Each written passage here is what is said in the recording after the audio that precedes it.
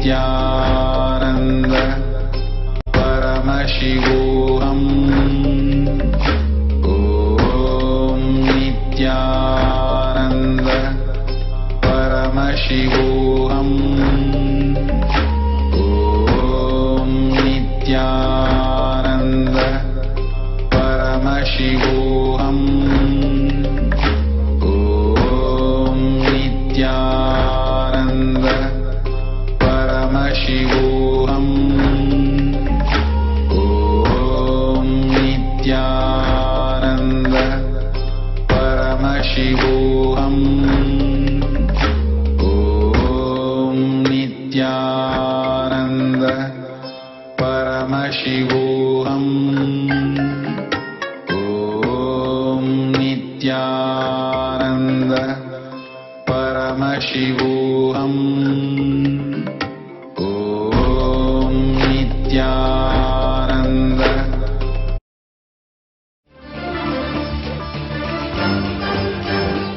On Wednesday, the Uttarakhand government moved to justify government takeover of 51 of the state's biggest Hindu temples, including Kedarnath, Badrinath, Yamunotri, and Gangotri. Preposterously, cleaning has been cited as one of the main reasons why Hindus should not be allowed to run their own temples in the state. Notably, there have been 0 legislated suggestions publicized, not even one, over the past 25 years, enforcing churches and mosques to be government-run in India. Why? This week's last-minute reply affidavit by the Uttarakhand government did not answer on the points raised by Dr. Subramaniam Swamy's petition to protect the temples, nor did it address the landmark Supreme Court's 2014 judgment against the Tamil Nadu government's takeover of Nataraja Temple in Chidambaram district, where the Supreme Court clearly said the temple should be managed by devotees and not the government. Dr. Subramaniam Swamy, via advocate Ishkaran Bhandari, had filed a petition to protect Uttarakhand's temples from being administered by leaders of other religions, to which the Uttarakhand government is currently opposing. 2 weeks ago, retired District and Sessions Judge Sri Pawan Kumar from Haryana released a report and commented on atrocities being committed against Hindu minorities in the Mewat region of Haryana. He said, "The area, which comprises a 20% Hindu population, is notorious for criminal activities. Abductions, rape, and gang attacks leave many Hindu victims too afraid to even report many crimes. Nonetheless, attacks on Hindus from the area are sometimes still revealed on a daily basis." The retired judge himself was quoted as saying, "Aurangzeb-like brutal atrocities are being committed against Dalits in Mewat." As all living Hindus know, life is really quite simple, if we keep it simple. Little food, little sleep, and spiritual strength. This is why many are now turning towards traditional Hindu and Vedic practices for the future. Simple ways to live healthy and in tune with the people and environment around us. The most tried and true methods come not only from the Vedic scriptures, but also have proven their worth in being implemented for more than 10,000 years. An 84-year-old Nanjamal from Coimbatore, Tamil Nadu, has enriched more than 100 families to start their own organic kitchen gardens, a practice that is essential to surviving in the post-COVID world. Food prices will skyrocket in the future, while Nanjamal gifts saplings to neighbors to save thousands of dollars monthly and lead the sustainable way forward. Tamil Nadu and Kerala have been using Siddha medicine, a system with roots predating every medical system on earth, to heal coronavirus victims. A special medical team has found 23 of 25 patients given Kabasura Kurinir, a Siddha formulation officially allowed by the Tamil Nadu government, along with herbal tea and sunbath for a week, were healed from the virus. More than 500,000 artisans work all over Odisha in various sectors. Many of them live in villages and are not partnered with any business. They are completely dependent on the towns and cities and indirectly on tourism. Due to coronavirus pressures, they are struggling for their very survival in a way they have not seen for many generations, as they are not in a situation to even buy the raw materials required for their handicrafts.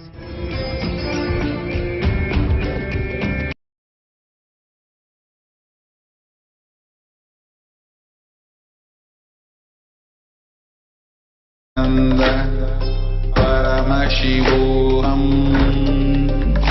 Om Nithyananda Paramashivoham.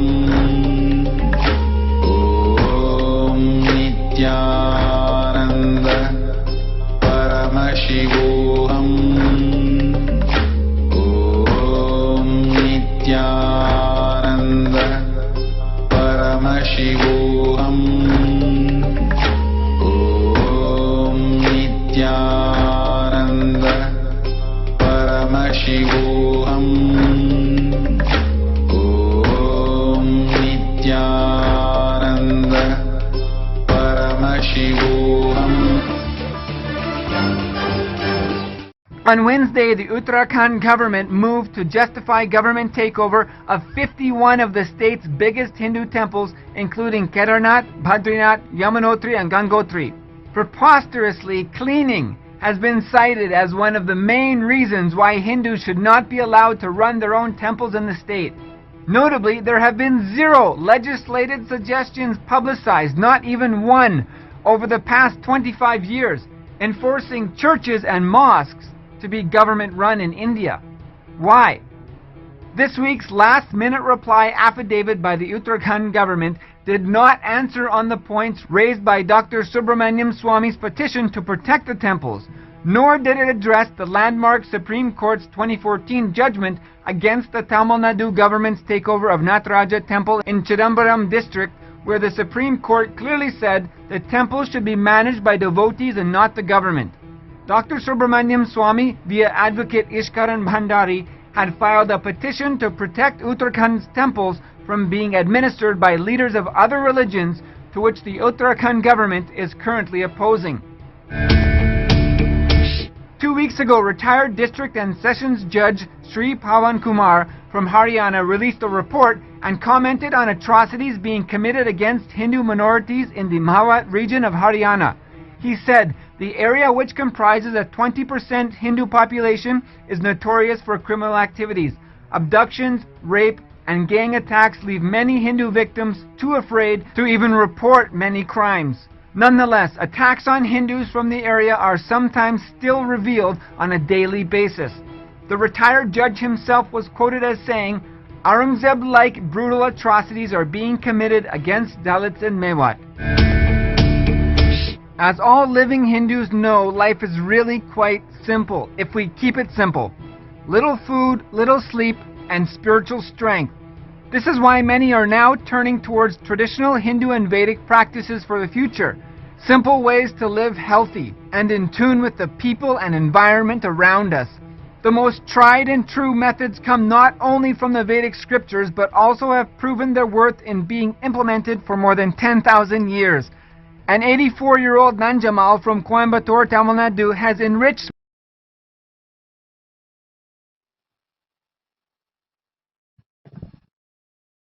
Nithyanandam Paramasukhadam Kevalam Jnanamurtim Dvandvatitam Gagana Sadrisham Tattvamasya Laksham Ekam Nityam Vimalam Achalam Sarvadi Sakshi Bhutam Bhavatitam Trigunarahitam Sadgurum Tam Namam.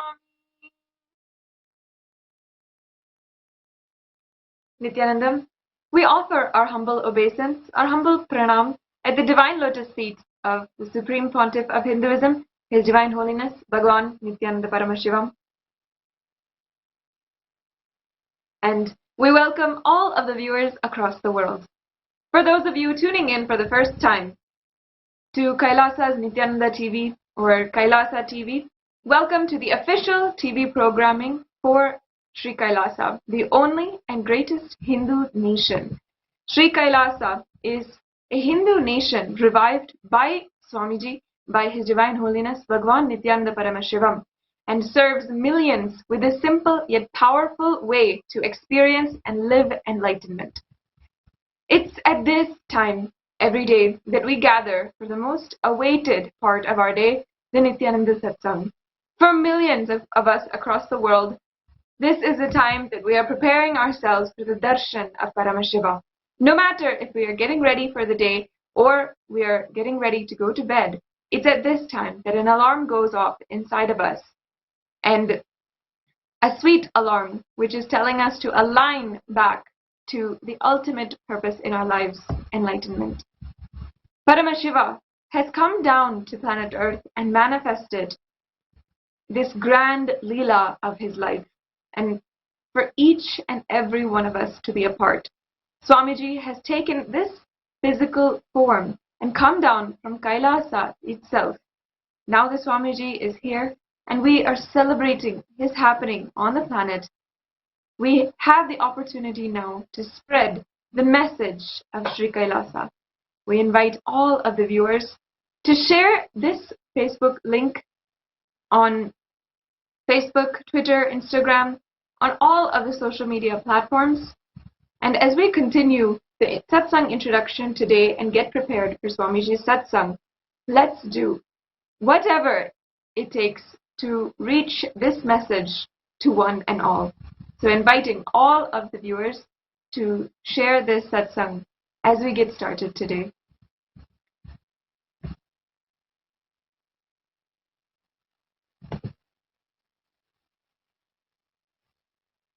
Kailasa is a nation dedicated to reviving every principle of Hinduism, the most advanced civilization on planet Earth at one time. So much in terms of architecture, science, technology, and much after the loss of the genocide, the creator of the universe has come back to revive the constitution with which he created this whole universe. So we can take this opportunity, whatever we are doing, it has no match to the amount of work, tyaga, that Swamiji has done. We can do our very small part in just pressing the share button and spreading the message of Sri Kailasa, spreading the news and the happening of the avatar. The global circumstance across many countries has shown an extreme drop in mental health of individuals and society at large. In the United States, each and every resident is truly experiencing the mental health effects of the coronavirus pandemic. In early May, the Washington Post published this article on the effects of the virus.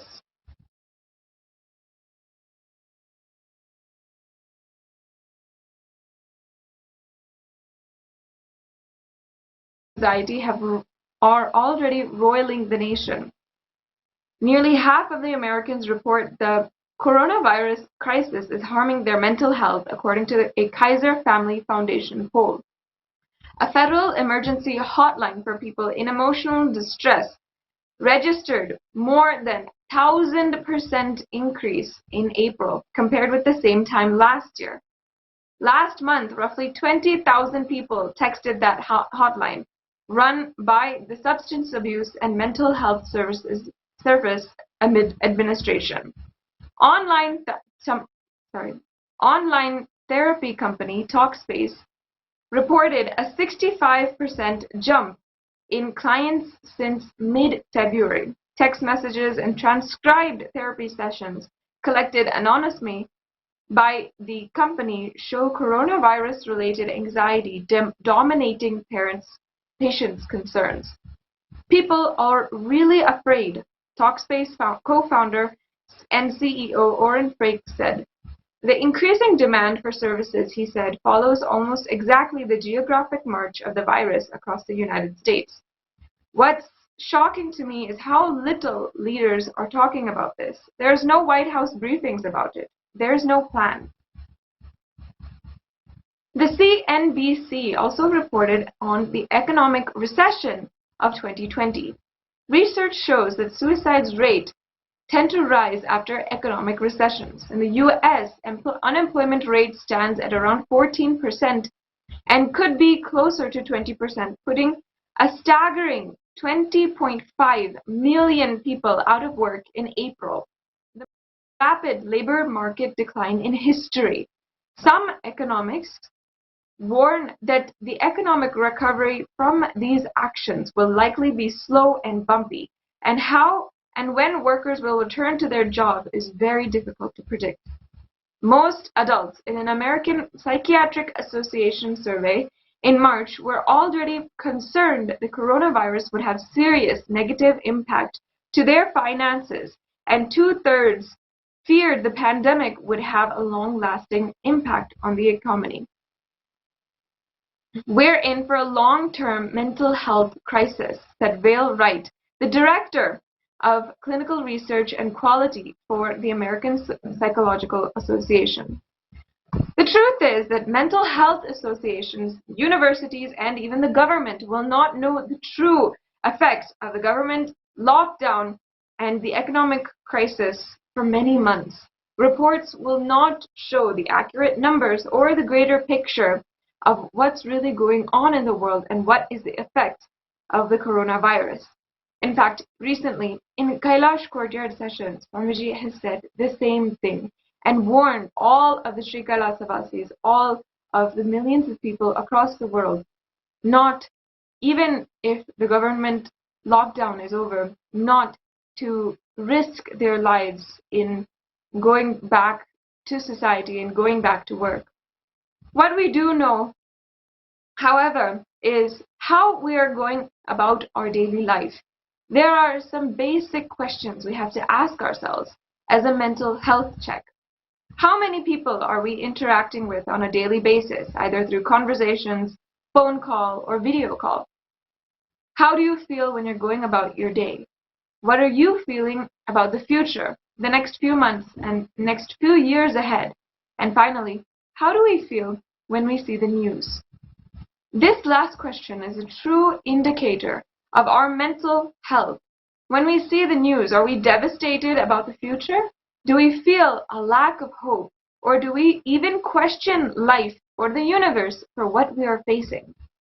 In Sri Kailasa, all of the devotees, all of us disciples of Swamiji, for no other reason but having Swamiji in our lives, we may be undergoing the same crisis, lockdown, and we are from all over the world, but the same news does not touch us in the right way. In the same way, when we see all of these tragedies happen all over the world and the utter devastation for the whole of humanity, our first reaction is feeling utterly grateful that Swamiji is there in our lives, talking and taking care of us and giving us the powerful cognitions we need to help us in our daily lives. The next thing we feel is the urge to contribute. Sanatana Hindu Dharma has gifted us with so many solutions and revived ways to empower ourselves. Swamiji has revived these solutions and mapped them for the modern day user.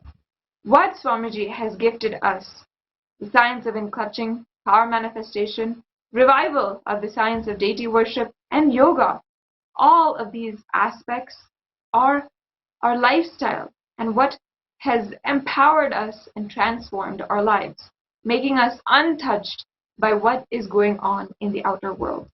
We Hindus feel the need to spread and share the gifts from Swamiji and reach out Swamiji to every single being on planet Earth. This is the way that even in the most severe global recession and pandemic that we are seeing in centuries, Sri Kailasa is continuing to evolve, grow, and continuing to contribute to people's lives.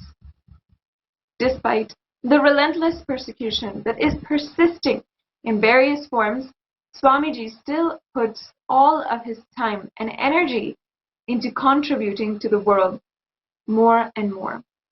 Since the beginning of the global lockdown, the amount of contribution and activism of Sri Kailasa, guided by the Supreme Pontiff of Hinduism, Swamiji, has increased multifold. Some of the ways that Swamiji has contributed in the last 5 months is 24/7 spiritual healing, helping humanity cope with insecurity, fear, disease by empowering themselves to heal themselves and learning to cope with emotions like depression and tough situations in relationships. Providing alternative solutions to worldly problems through power manifestation is another way that Swamiji has continued to contribute to each and every one of our lives. By initiating thousands every day into manifesting innate superhuman capabilities in the Kailash courtyard sessions. Providing healthy solutions like a technique to clear the stomach from the Ayurveda, which ultimately brings clarity out and helps us understand the spiritual truths. Through the Paramashivoham Level 2 program, bringing superconscious breakthrough to the world, Swamiji is continuing literally every day to contribute to humanity. Another way is by starting the Akhanda Nirvikalpa Samadhi Jnana Yajna and contributing since March almost 3 million minutes. In the long term, Swamiji is establishing self-sufficient communities. He is continuing and intensifying the service of Annadhan, free food, in Nithyananda Annalaya around the world and including in Tiruvannamalai and Los Angeles, spanning across the world. He is offering the Annadhan to one and all. And finally, of course, Swamiji is paving the way for the new world order to be established, starting with the agriculture-based communities in Adi Kailash and several other locations. Whatever you think as your strength, like how much cash you have, how much gold you have, how much money you have in the bank, what all properties you have, your secret passwords, passcodes, your strength secrets, you will tell only to your son or your daughter to whom you are going to give your inheritance. Same way, most important powerful secrets Paramashiva has given to his son Muruga, Subramanya, in Agama called Sarvajnanottaragama. All the powerful secrets the father will tell only to his son. It is too secret. I am going to open that Agama and give all the essence of all those secrets. Secrets of Charyapada lifestyle, secrets of Kriyapada, secrets of Yogapada, and secrets of Jnanapada. I am not only going to teach you, I am going to give you exactly what Paramashiva gave it to Subramanya. Because Paramashiva himself is manifesting through this being now, giving you all exactly what was given to Subramanya. Nothing is required from your side. Just sit like innocent Subramanya. Muruga at the feet of Paramashiva. I assure you, whatever was given to Subramanya, the whole life will be given to you now. Not just words, teachings, not even just experience, life itself. I am talking to each one of you sitting in your room. I will make you all Subramanya.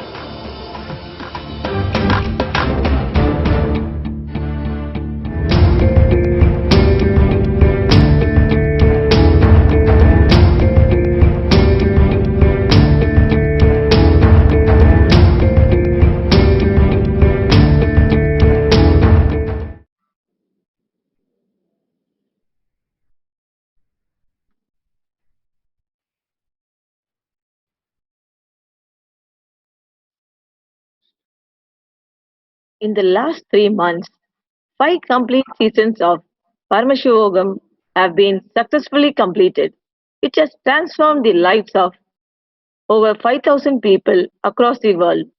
Previously on the show, we have analyzed the need for tools to help us cope with depression.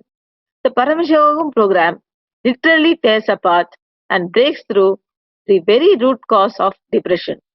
What many psychology researchers worldwide has missed the addressing is the root cause of depression. It is caused by limited and binding cognitions about our life and the universe.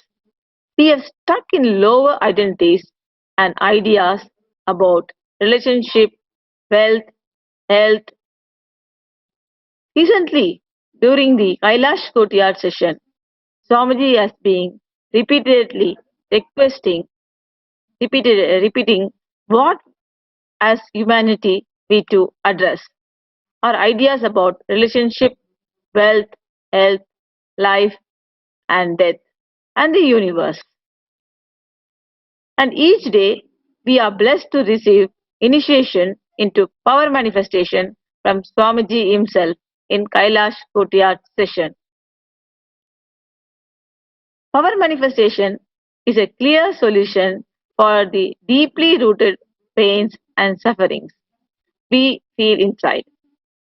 When we sit for power manifestation, we are forced to face all our insecurities all at once, our self-doubt, self-hatred and self-denial patterns which stop us from experiencing ourselves as Paramashiva in oneness with Supreme Consciousness. When we drop these patterns and tap into our consciousness, that is called superconscious breakthrough. Through quantum entanglement, participants simply begin to manifest innate superhuman capabilities. Just one glimpse is enough. One successful power manifestation, the whole life can be transformed.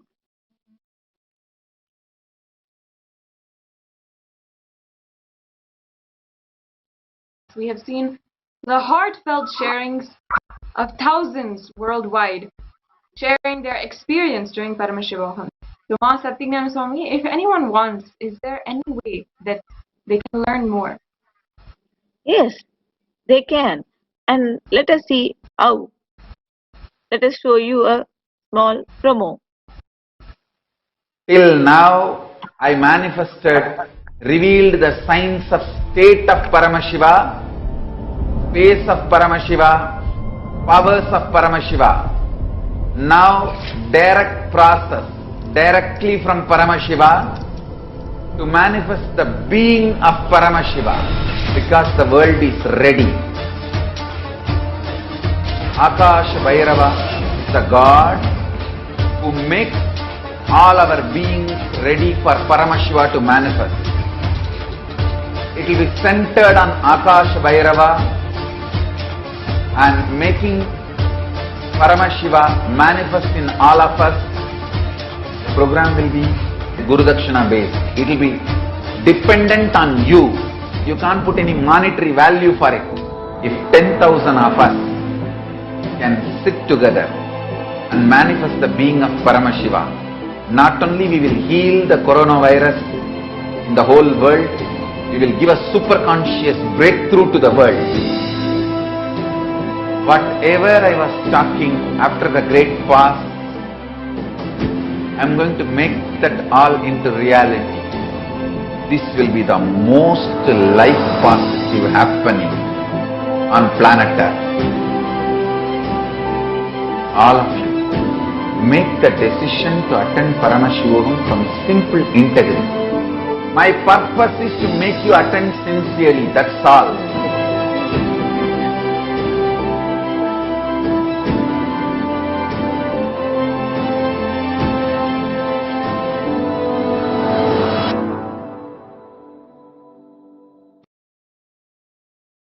Exactly 1 month back, the Akhanda Nirvikalpa Samadhi Jnana Yajna was inaugurated by Swamiji, and just yesterday we completed 31 days of 24-hour unclutching meditation. Across the world, 929 people from 13 zones and 50 countries are dedicatedly meditating for healing the world from coronavirus and its effects. The initiative for Minutes for Peace was started in 2012 with over 1 billion minutes recorded for world peace. The initiation set by the participants of this initiative is to meditate and bring inner peace in order to shift the gears for superconscious breakthrough. If you would like to sign up and become part of this movement, you can go to kailasha.tv/minutes for peace.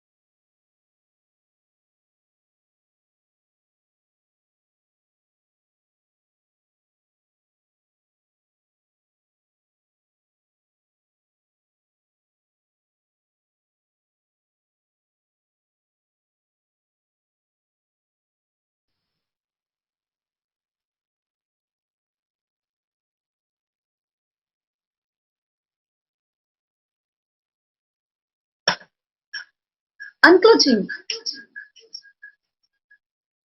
Unclutching is one of the Swamiji's greatest contributions to humanity, which Swamiji has brought down from Kailasa. The average person has brought 12,000 to 60,000 thoughts per day. Of those, 80% negative and 95% are exactly the same repetitive thoughts as the day before. Repetitive negative thoughts create feeling of hopelessness and chronic stress, stress-related disorders, anxiety, oppresses the body hormone and hormone-related issues. Swamiji says, every single moment which passes in your life without your presence is suffering. Collecting only all the suffering related incidents and creating a shaft is pain shaft. Similarly, collecting all the joy related incidents and creating a shaft is joy shaft. Very rarely you create a joy shaft. Neither you can break the pain shaft or nor you can add to the joy shaft because both shafts do not exist. It is just your memory. All you need to do is stop clutching and make a shaft. Make a shaft. That's all. So rest in that unclutched awareness, nirvikalpa sthiti. Unclutching is when you are not transferring the stress and load created by one thought to another thought and carrying that load constantly. When we clutch, the first thing that will happen to us will be an inner healing effect, a deep silence and peace in us. Swamiji guides us with the technique. Don't create a thought. Don't sustain a thought. Do not try to destroy or fight with a thought. Just don't bother about what is going on inside you, whether the thought, emotion, pain, or peace. Do not respond to anything. Just decide, let me be unclutched. Sit with that unclutched nirvikalpa samadhi. Starting at my third, staring at my third eye intensely. Only you and me exist, nothing else.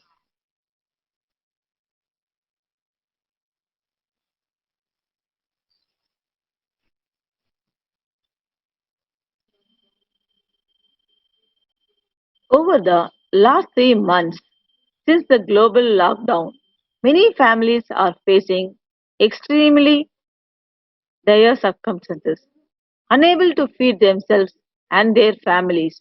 due to the coronavirus lockdown. Many facilities and jobs have been suspended, and it's become more difficult to find healthy, nutritious food. In Nithyananda Analaya centers all over the world, they have extended services in order to serve those who are affected.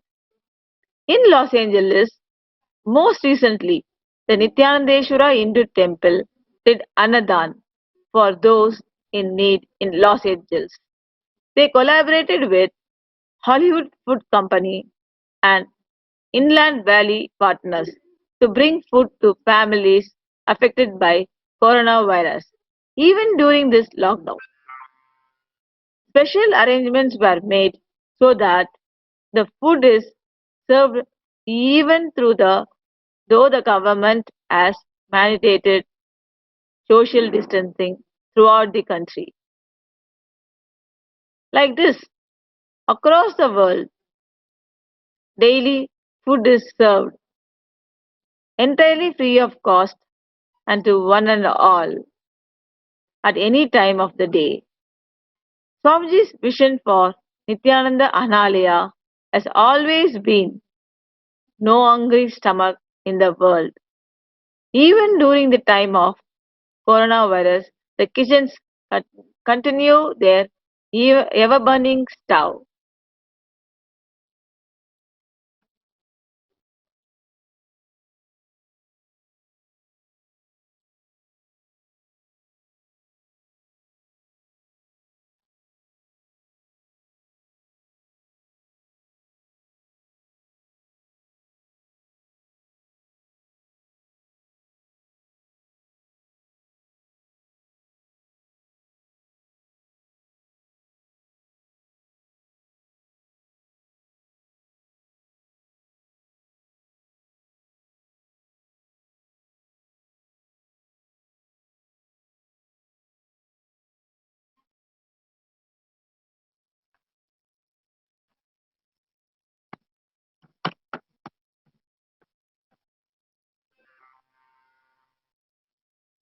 In Adi Kailash, Sarvajñapitham, and several other locations, the lifestyle has started to revolve around agriculture. Land of Adi Kailash is being cultivated and tiled for being its most productive by growing and offering food to Paramashiva. Swamiji has guided the world that the new world order is going to be a grain-based economy. Leading the world are the sustainable communities and adinams that Swamiji is creating, such as Adi Kailash. Every day, Adinavasis spend time tending to the lands and harvesting what Mother Earth has gifted. The vegetables and grains which are grown from the land are first cooked and offered to Paramashiva in Nithyanandeshwara Paramashiva Devalayam and then fed for all Adinavasis to enjoy. Sri Kailasha has recorded a total of 1 billion minutes of unclutching, working for inner peace toward global peace. That is a collective total of 1902 years, which we have contributed to the world in order to bring superconsciousness breakthrough. As we had just gone through, unclutching is one of the greatest contributions to humanity by Swamiji. Unclutching is when you are not transferring the stress and load created by one thought to the other thought and carrying that load constantly. So if you have the power to bring a new thought, you have the power to drop the old thought. If a thought can be made to leave your system once, it can be done again and again. If you can replace a thought 10 times, 11th time, it will not come. Frequency will come down. So let us understand from Swamiji himself about the unclutching technique. Nothing can be compared to the unclutching. I'll just put the whole unclutching in one line. Listen.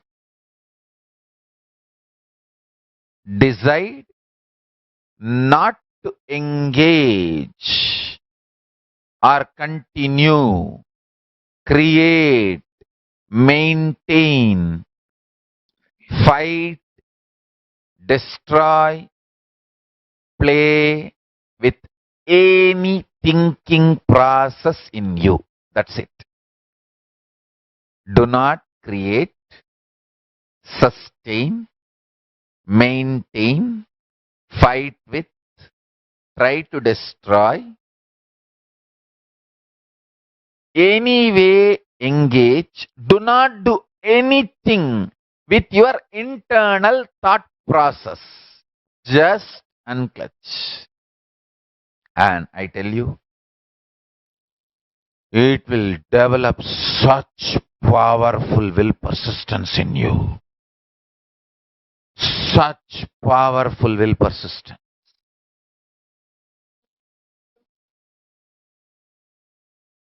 Extremely powerful will persistence in you. Nothing can be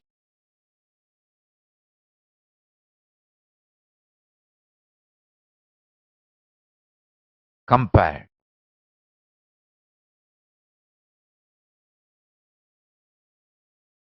to the unclutching process. In the initial level, you may be a little deluded here, there. In few seconds, you will see you are not thinking process. You are beyond your thinking process.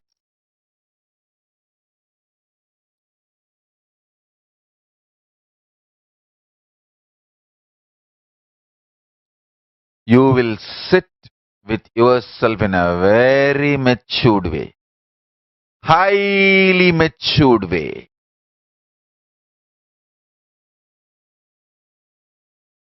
Sit with yourself with highest maturity.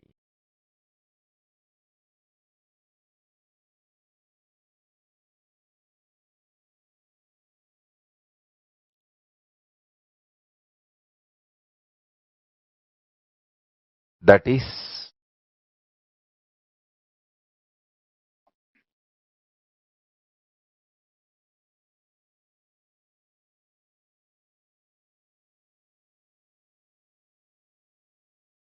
pure unclutching. Pure unclutching. Sit straight, close your eyes, unclutch.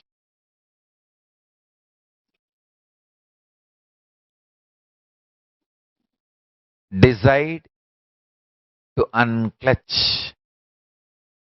Disengage, unclutch from all thought process.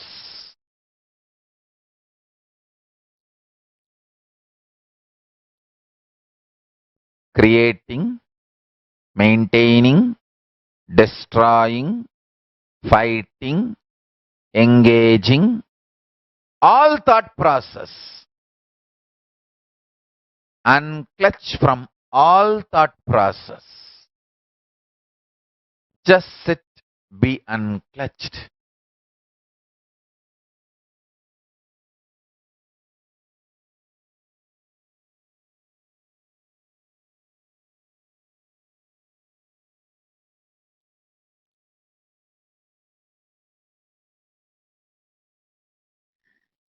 Swamiji makes the powerful statement that it is his power to unclutch, which is what made him survive the relentless relentless persecution which has been conspired by so many corrupt powers of society. If you can imagine, over 70 attempts to assassinate, 120 false cases filed against Swamiji, and all over the world, millions of devotees who are depending on him. No human being can undergo all this and come out entirely unscratched. It has only shown the power of unclutching and the ultimate divinity of Swamiji himself. Once, when a devotee asked Swamiji, Swamiji, if we keep unclutching from everything, then what is the purpose of being alive? Swamiji answered, you have the wrong understanding of being alive. Only when you unclutch, you will understand the purpose of being alive. You are nothing but the totality of your actions. I can say you are the totality of the side effects of your actions. Every action you do leaves its imprint on you. Ramakrishna says very beautifully, if your inside a charcoal go down, how much ever you protect yourself, the charcoal will settle on you. Life leaves a lot of dirt and dust in you, around you. Life itself for you is nothing but throwing dust, others throwing dust on you, and you throwing dust on others. So by continuously unclutching, you keep yourself pure. Not just keeping yourself pure, even the dust put on you from the past gets healed. So be established in unclutching. Unclutching is like a plant. It can keep on growing on you. It needs to grow, you need to make it happen. Understand, initiation is like a small seed. So no seed fails which is touched by me. Swamiji continues to say, no initiation fails which is done by me. I do my job very perfectly.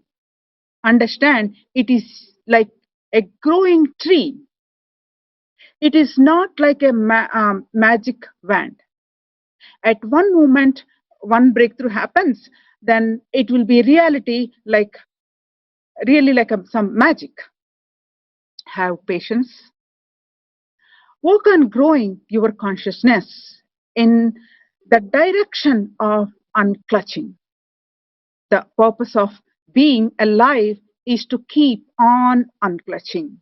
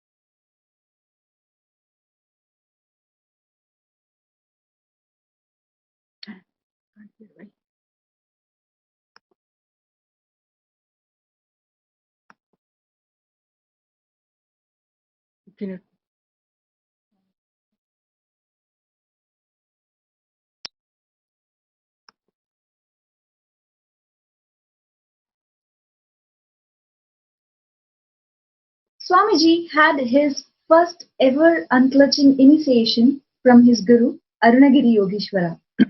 Arunagiri Yogeshwara is the embodiment of Paramashiva himself, who assumed the humanity human form thousands of years ago and who assumed the form of a sannyasi and befriended the as young avatar as his guru on our times. What unfolded is the gift of humanity of the ideal guru-disciple relationship, where the guru, Arunagiri Yogeshwara, is the embodiment of Paramashiva and the disciple, the avatar, is the current incarnation of Paramashiva. Through the happening of his beloved guru, the avatar recreates the magical experience of the guru-disciple relationship for millions of his own disciples, kindling in them the yearning to discover the same sweet space of disciplehood and the bliss of Advaita oneness. The darshan of Arunagiri Yogeshwara and the 9.5-month period during the 9.5-month period during the life of the avatar is the pivotal period during the avatar's childhood years. Towards the end of this Leela, suddenly Swamiji realized that Arunagiri Yogeshwara, whom he spent time around for 9 months, would not come again. The avatar went on to explain how he was torn between intense bliss and pain, like the Gopika who was blissed out by Krishna's flute music one night, but fell into the deep pain simultaneously when she couldn't reach him, thanks to her mother-in-law and sister-in-law who were at the doorway. Because of that pain, she burnt away all her incompletions, and because of that joy, she exhausted all her good karmas.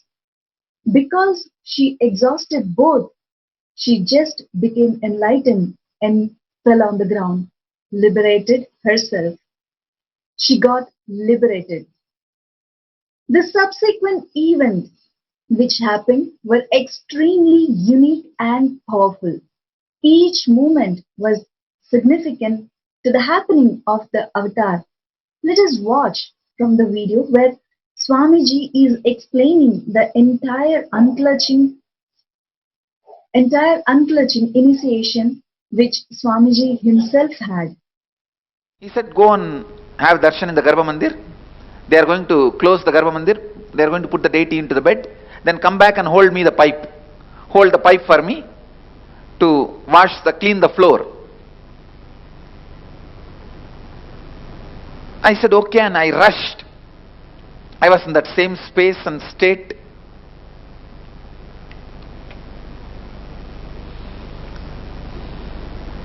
I ran to the Garbha Mandir. I saw no priest was there, but Garbha Mandir was open. Those days, very few priests were in the temple. Many times, Garbha Mandir will be open and no priest will be there.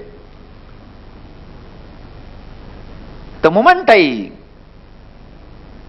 entered the Ardhamandapa, the hall of the Garbha Mandir, to have darshan of the deity, the moment I looked up, I saw Arunagiri Yogeshwara sitting on the Shivalinga.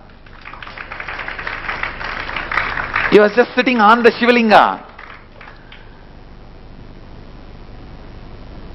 I could not control myself.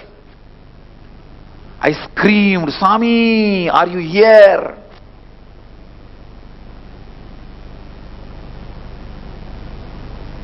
Why you did not come when I called? I was talking all this and I was rushing near to touch him. Even though we were not supposed to enter the Garbha Mandir. I don't think I have entered the Garbha Mandir, but I rushed towards him. I don't remember whether I entered or not entered. I was not in that mood at all to follow the rule that I should not enter the Garbha Mandir and all that. I just want to touch him. I ran, stretched my hand to touch him.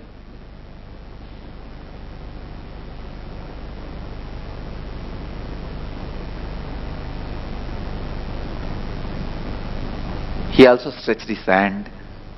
The moment my hand touched his hand, exactly that moment, I experienced, I saw clearly, he is me, I am him. It was just pure oneness.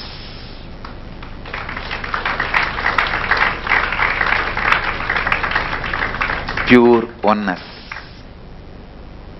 That unclutching has happened exactly at that moment.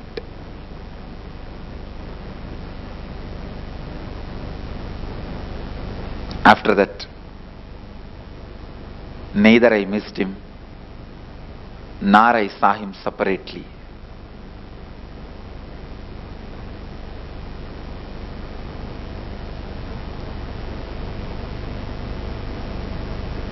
That's the exact moment, experientially, the unclutching.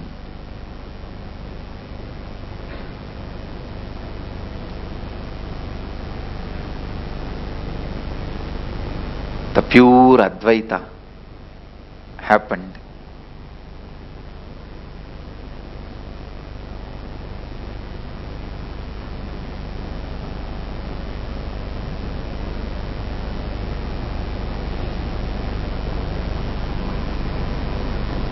Whatever words you may use, Advaita, Aham Brahmasmi,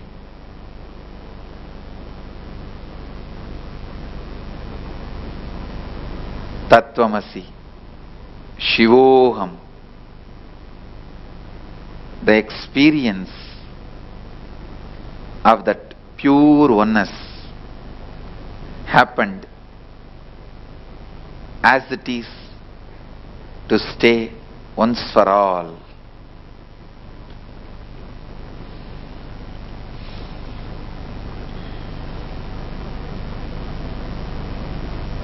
I bless you all with all my integrity, authenticity, responsibility and enriching.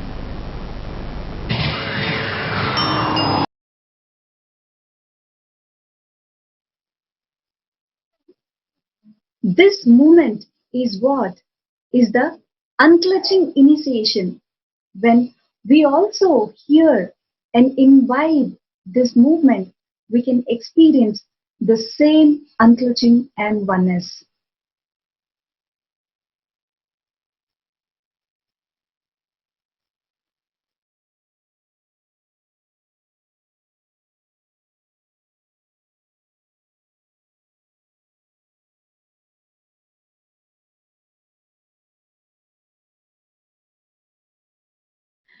Swamiji had his avataric realization on 31st December 1999. Along with this realization, the intense avataric energy landed onto Swamiji's body. Swamiji explains that when this intense energy landed onto him, it was like a huge elephant entered into a small hut. His body was not able to withstand that intense energy.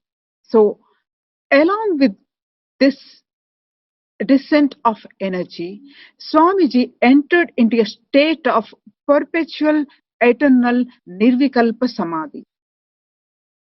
As a result of it, Swamiji's body could move little, speak little, and eat very little.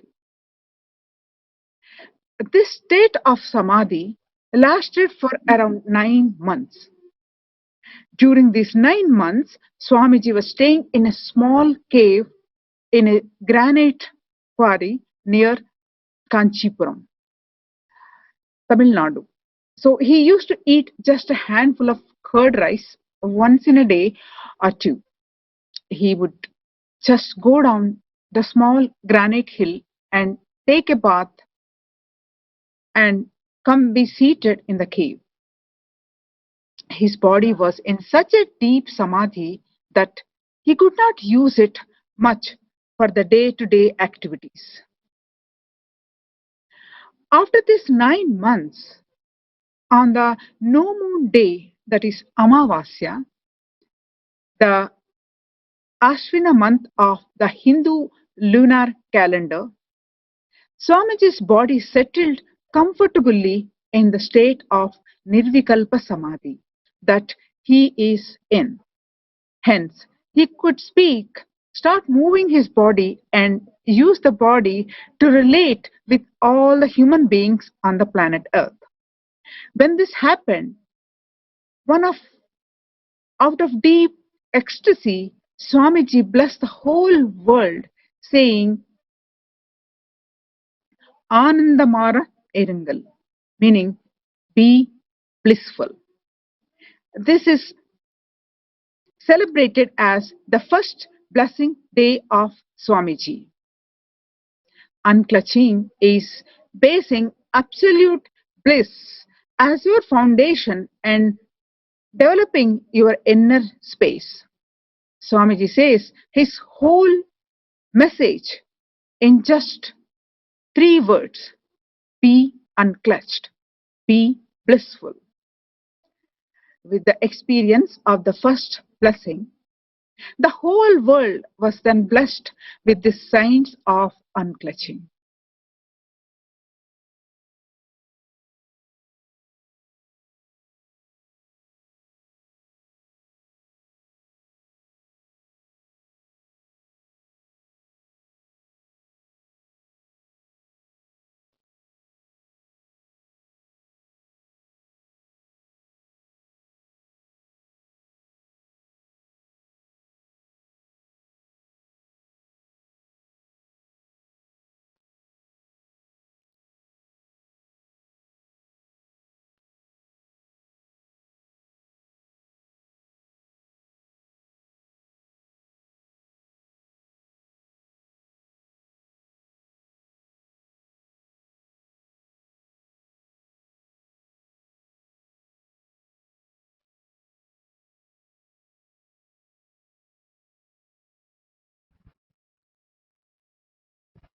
Since the beginning of Swamiji's mission, millions have been initiated into the science of unclutching.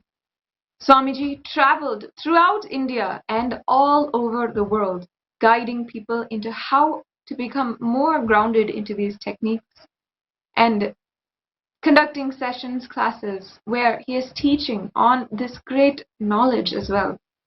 Now, we can even see some of photographs, the recorded moments of the initiations and sessions that Swamiji did for the masses.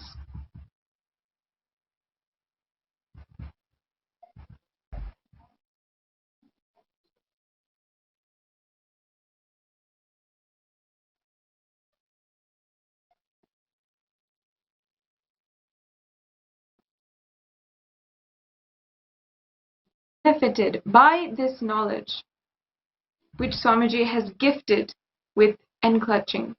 If you are watching this for the first time, you must know that this initiation is what is delivering to millions today the superconscious breakthrough.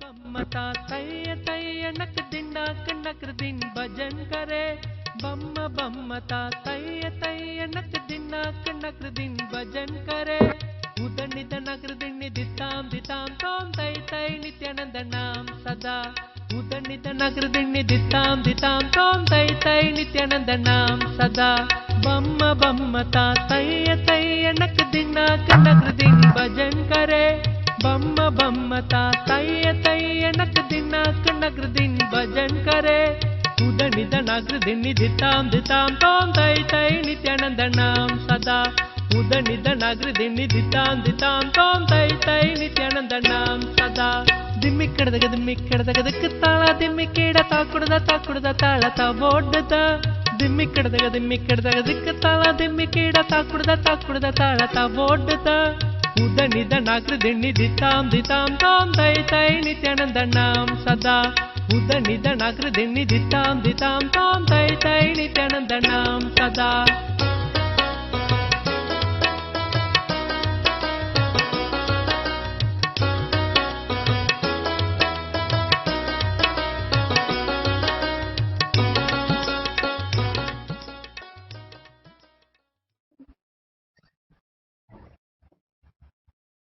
If you are watching this for the first time and you are inspired to be initiated into unclutching for yourself, then you can register for the Paramashivoham program at www.paramashivoham.org.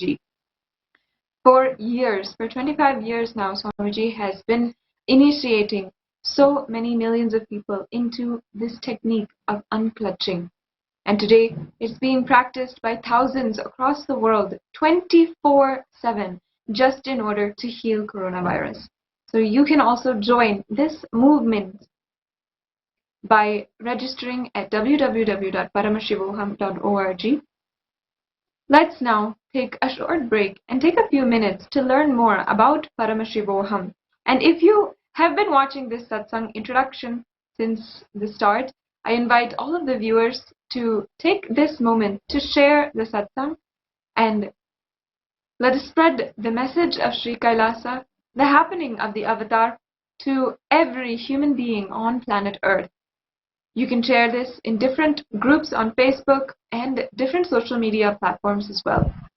Let's now take a short break and learn more about Paramashivoham. Whatever you think as your strength, like how much cash you have, how much gold you have, how much money you have in the bank, what all properties you have, your secret passwords, passcodes, your strength secrets, you will tell only to your son or your daughter to whom you are going to give your inheritance.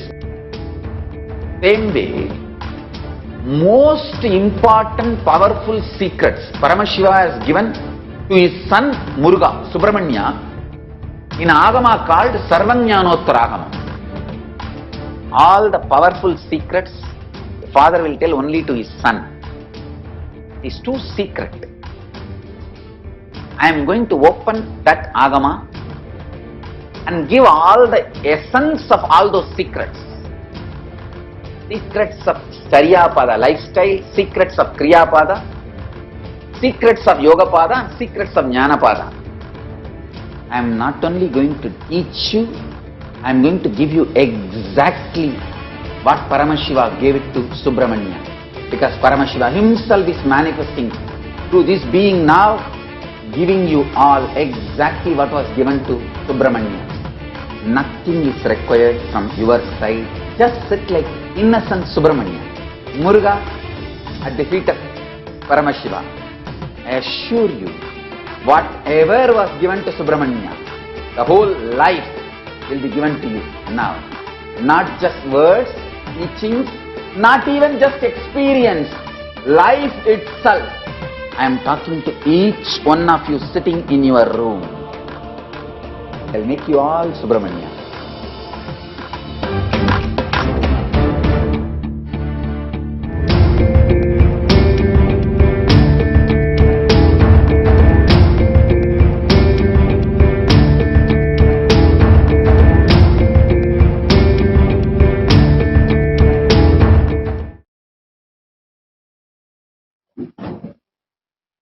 As we all gather for the Nithyananda Satsang today, let's take a few minutes to remember and align ourselves to the ultimate purpose in our lives which Swamiji has come down for. There are innumerable reasons why His Divine Holiness Bhagavan Nithyananda Paramashivam, Swamiji, has happened on planet Earth. He happened to cause the next evolutionary breakthrough. He happened to cause the Satya Yuga once again. He happened for the fulfillment of consciousness itself. And he happened for the entire humanity. And he happened exclusively for you at the same time. Ultimately, the true reason behind the happening of the avatar is nothing but pure compassion. This realization will happen in you after understanding the full life story of the avatar, all of his gifts for humanity and his sacrifices. The avatar of Paramashiva happened on planet Earth for you, exclusively for you, to realize that you are Paramashiva. In this global circumstance, when and if the panic and fear is trying to reach and touch all of us, the easiest solution which was available for us is a simple feeling connection and devotion for our Guru. The autobiography of the avatar is the best way to nurture that feeling connection with Swamiji and begin holding it, nurturing it within our inner space. Today, we will be continuing our journey into the autobiography of the avatar. We have been introduced so far to so many different aspects of Swamiji's life, Swamiji's family, his background, the place where Swamiji was born, and we started being introduced to one of the most fundamental aspects of the whole autobiography of the avatar, Swamiji himself, his gurus. We were introduced to Yogi Yogananda Puri, the yogi that made Swamiji yogi. His name is also Raghupati Yogi, known to all of the people of Tiruvannamalai and Swamiji's family locally. One can go on and on remembering the Leelas of Swamiji with his yoga guru, Yogananda Puri. There are countless stories, incidences, and remembrances with Yogananda Puri which we can go into, and still so much is being revealed, still so much we are finding out today. It was with Yogananda Puri who taught Swamiji the Patanjali Yoga Sutras for the first time. After teaching, Yogananda Puri organized the first ever public discourse that Swamiji took at the age of 10 and 11 years old.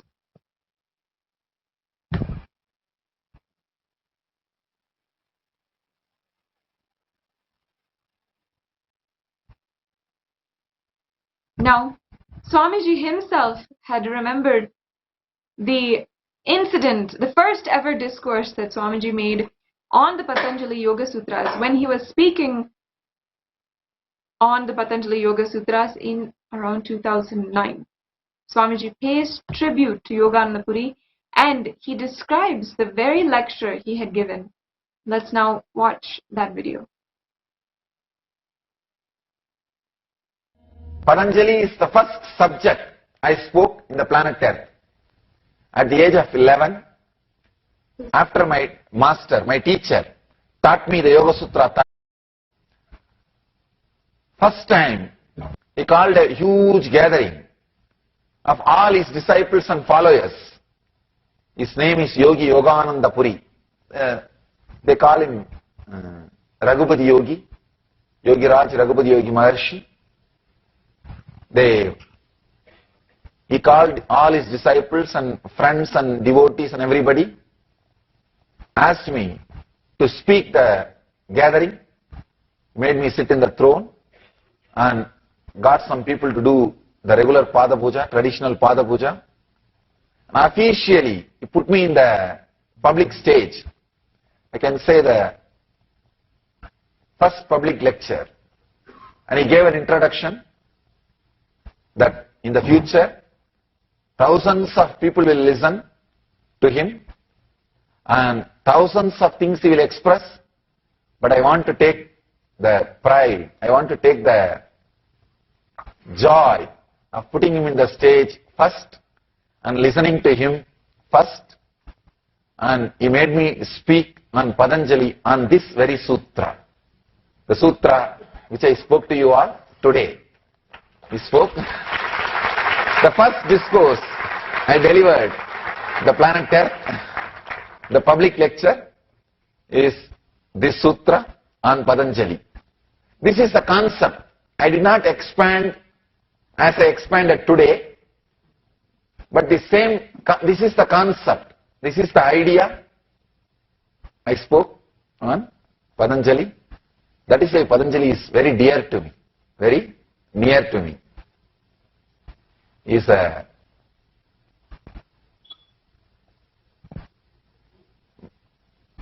Patanjali is the knowledge, sutras. First I learned, experimented, experienced and expressed. So,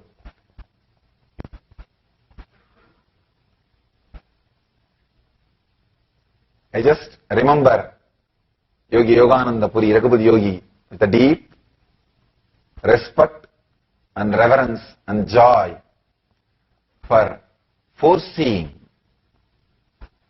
and bringing this knowledge to the whole world by sharing his knowledge with me.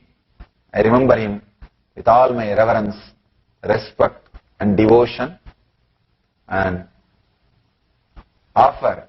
dedicate this whole Yoga Sutra series and especially this today's discourse and the whole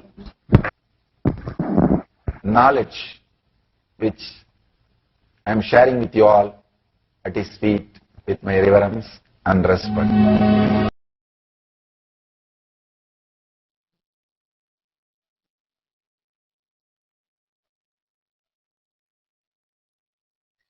Among Swamiji's gurus, the blessed group of great enlightened beings was Isakki Swamigal. From 1960 to 1980, hospitals began to lose business in and around Tiruvannamalai. When asked why, they pointed to a great Siddha living in Tiruvannamalai named Isakki Swamigal. He would prescribe the simplest things such as a rock from Arunachala, the mud from the great hill, and 1 or 2 days of walking around Arunachala. By the time they were done, the ailment they had was completely eradicated from their body. Like this, he sent hundreds upon hundreds of people around Arunachala to the point where they formed a human garland around the sacred hill. After all of this, Isakki Swamigal was pivotal during the childhood of Swamiji. Isakki Swamigal was a Siddha who lived without food. He was an Avaduta. Avadutas means no food, no water, no clothes. He stayed in Samadhi all the time. He was a Mahan, a great being. He was a great Tapasvi and a great enlightened being who is still worshipped and revered in Tiruvannamalai. Isakki Swamigal had only one initiated disciple, who is Mata Vibhudananda Puri, also we call as Kupammal. Just as he was the only initiated disciple of his own guru, this lineage is called the Arunachala Sampradaya, starting with the Adi Guru, the first ever guru, Arunachala himself, and it is unique for passing down the sacred teachings from one guru to one chosen disciple. Mataji Vibhudananda Puri would later initiate Swamiji himself as the next inheritor of this great lineage. Swamiji lived around Isakki Swamigal for 6 years. He says, I have never seen him eating or drinking or even sleeping. No regular activities. I have never seen him having regular sleep. He never used even clothes. He was continuously overflowing, bubbling with joy. He doesn't need anything from the outer world. He is just a completely fulfilled. Isakki Swamigal's Samadhi is located in a place called Panchamukha, where the 5 hillocks of Arunachala are all seen at once. It was in this place where Swamiji recalls so many sweet incidents with Isaki Swamigal and Kuppamal. Now we can watch Swamiji narrate a sweet incident from his life which has remembered about Isaki Swamigal.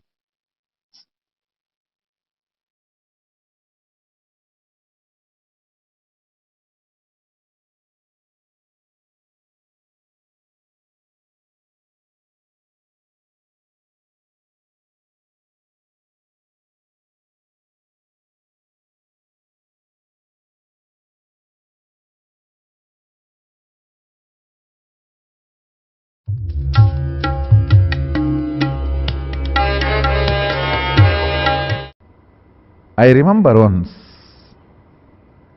certain Nevedyam, temple Nevedyam was brought in Tiruvannamalai, that always this wandering monks will come. One sadhu from Puri Jagannath brought the Mahaprasadam, that rice. And Kuppammal and Isaki Swami, Yogananda Puri, all three were sitting. And the devotee brought, and they were sitting in a place called Panchamukham. In Tiruvannamalai, the hill appears as Mahasadashiva with a 5 face. The place is called Panchamukham. You will see 5 hillocks beautifully. Sadashiva's 5 faces. So all the three were sitting. I was collecting the small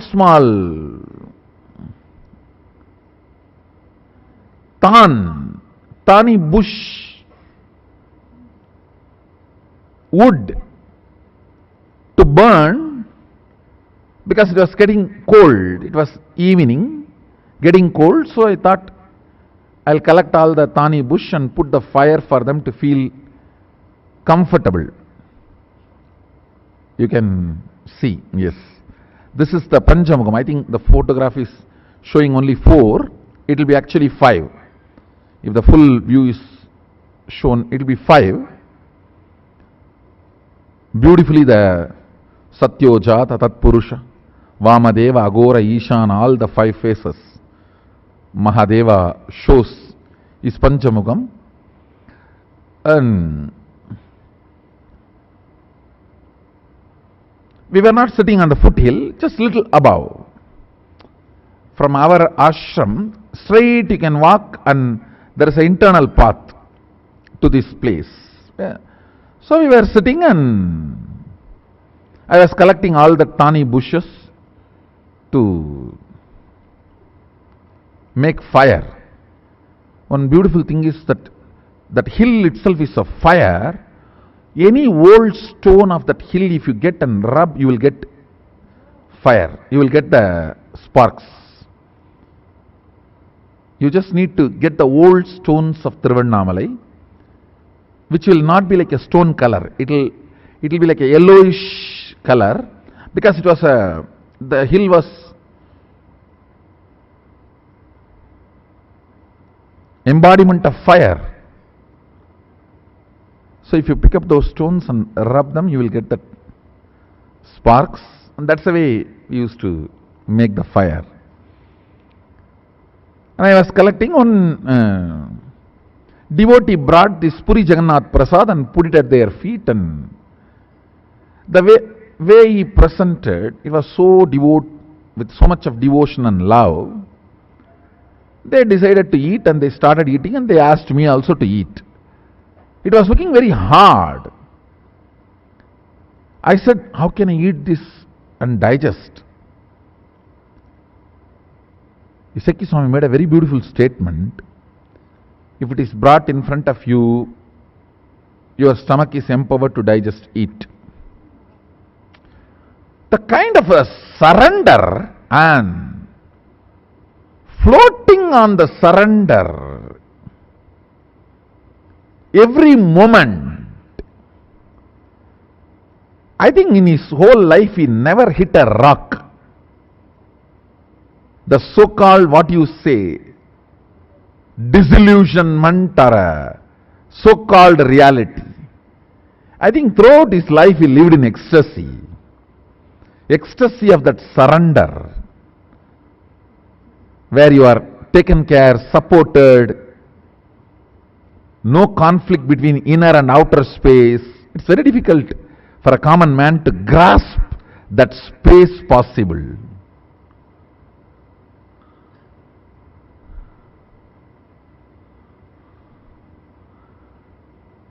It was very powerful word. The moment he uttered, it just clicked with me.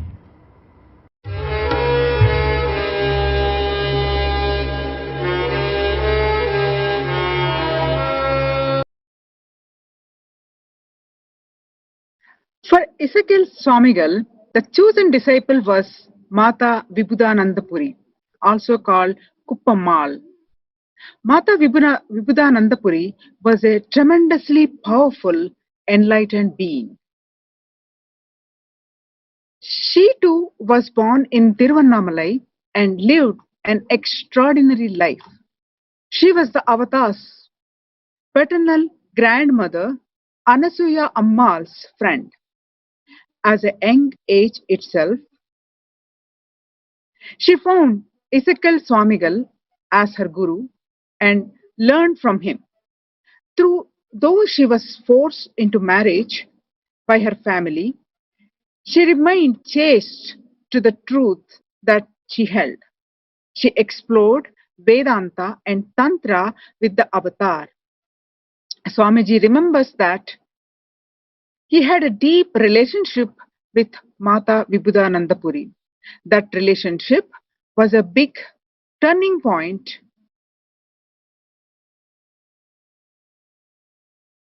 in his life. She is the one who caused a huge impact on his life.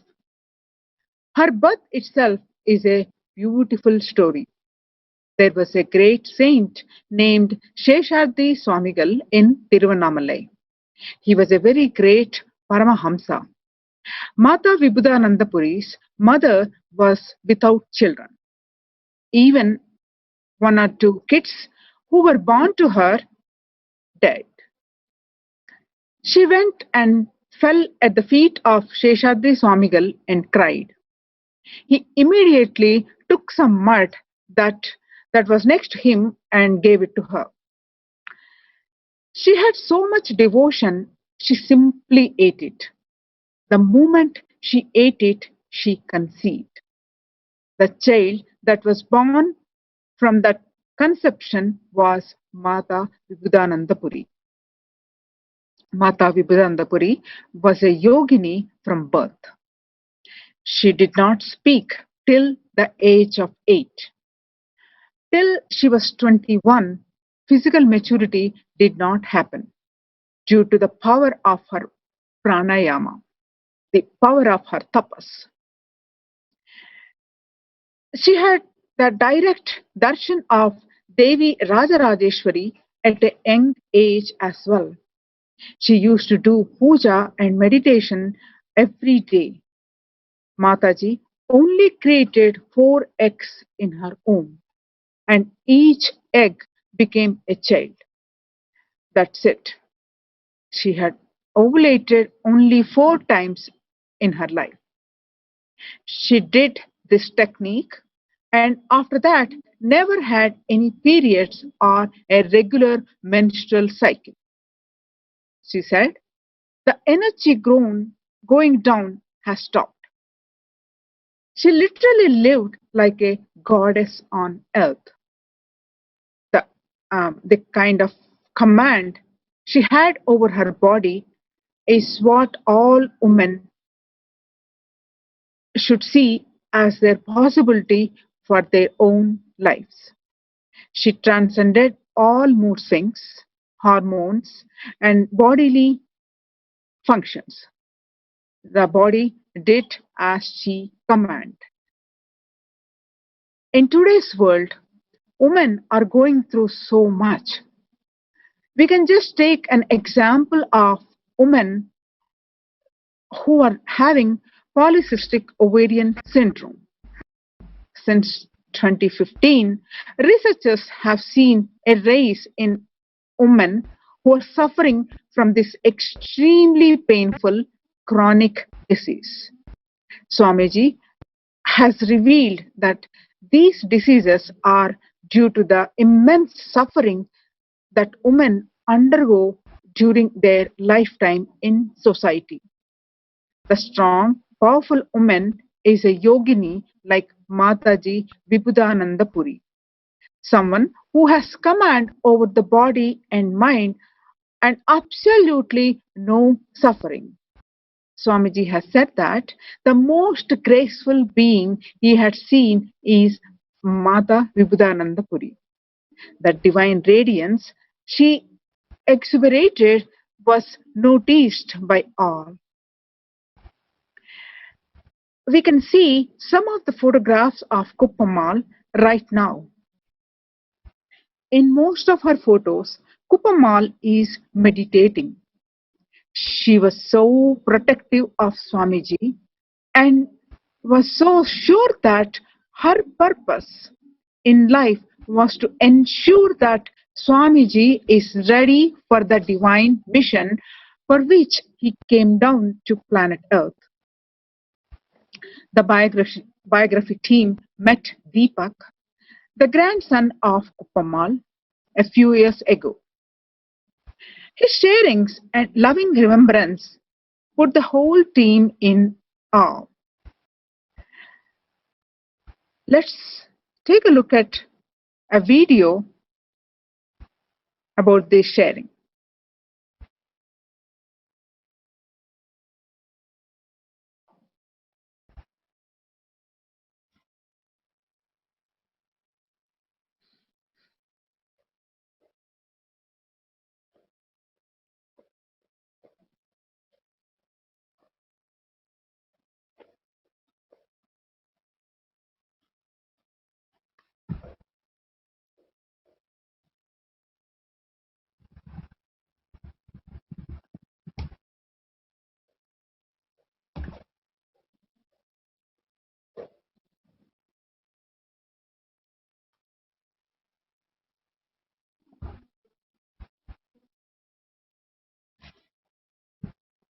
We have some coffee.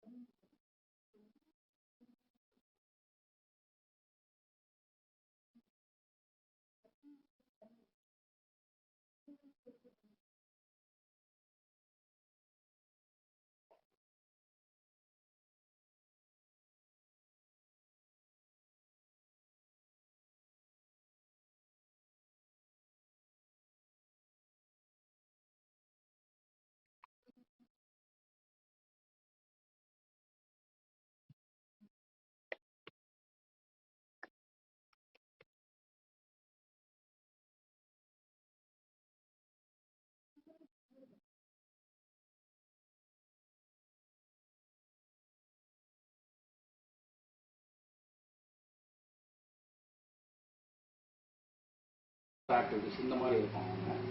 இந்த சாமியும் பாட்டியம்மாவும் பார்த்தீங்கன்னா அவங்களோட speech, அவங்க நடந்துக்கிற அது actually என்னால் எக்ஸாக்டாக சொல்ல முடியல. ஏன்னா அந்த வயசு அதை ரிமைண்ட் பண்ணால் எனக்கு என்ன தெரியுது அப்படின்னா சம்திங் டிஃப்ரெண்ட் இருக்கும். இவங்களோட இதுவெல்லாம் இவங்க எக்ஸ்ட்ராவாக நிறைய முயற்சி பண்ணிட்டு இருப்பாங்க. அவங்க சம்திங் நான் எனக்கு திருப்பி ஞாபகம் இருந்ததுன்னா ஒரு முறை இந்த மாதிரி அந்த ஆசிரமத்தில் மேலே நான் உட்காந்துட்டு இருப்பேன். நாங்கள் மேலே ஆமாம் அந்த பழங்குன்ற மாதிரி ஆசிரமத்தில் ஒரு ரிமைண்டர் எனக்கு கொஞ்சம் கொஞ்சம் ஃப்ளாஷ் ஆகுது. என்னன்னா அப்போ வந்து வீடு இந்த இடம் ஃபுல்லாக விபூதிகள் நிறைய விபூதி கீழே நிறைய போட்டுட்டோம். கொஞ்சம் வில்வம் இந்த மாதிரிலாம் பண்ணிட்டு பார்த்தீங்கன்னா ஒரு சைடு உட்காந்துருக்காங்க. இவர் சுவாமிகள் வந்து அவங்க பக்கத்தில் இருக்கிற உட்காந்துருக்காங்க. அவங்க ஆக்சுவலி நான் வருன்றதை எதிர்பார்த்தாங்களா என்னன்னு தெரியல. நானும் அதை அமைதியாக அங்கேயே இருந்தேன். அப்போ என்ன நடந்ததுன்னா சம்திங் அவங்க ஒரு ஏதோ சம் மெடிடேஷன் நமக்கு டெக்னிக்கலாக என்ன சொல்கிறது இல்லை. அப்படியே ஒரு கொண்டு வந்து மெர்க்குரி பால் வந்து ஆக்சுவலி எடுத்துகிட்டு வந்து நிறுத்தினாங்க கீழே இருக்கிற செதறி இருக்கிற விஷயத்த. இதுதான் வந்து நான் பார்த்த ஃபர்ஸ்ட் மிராக்கல்.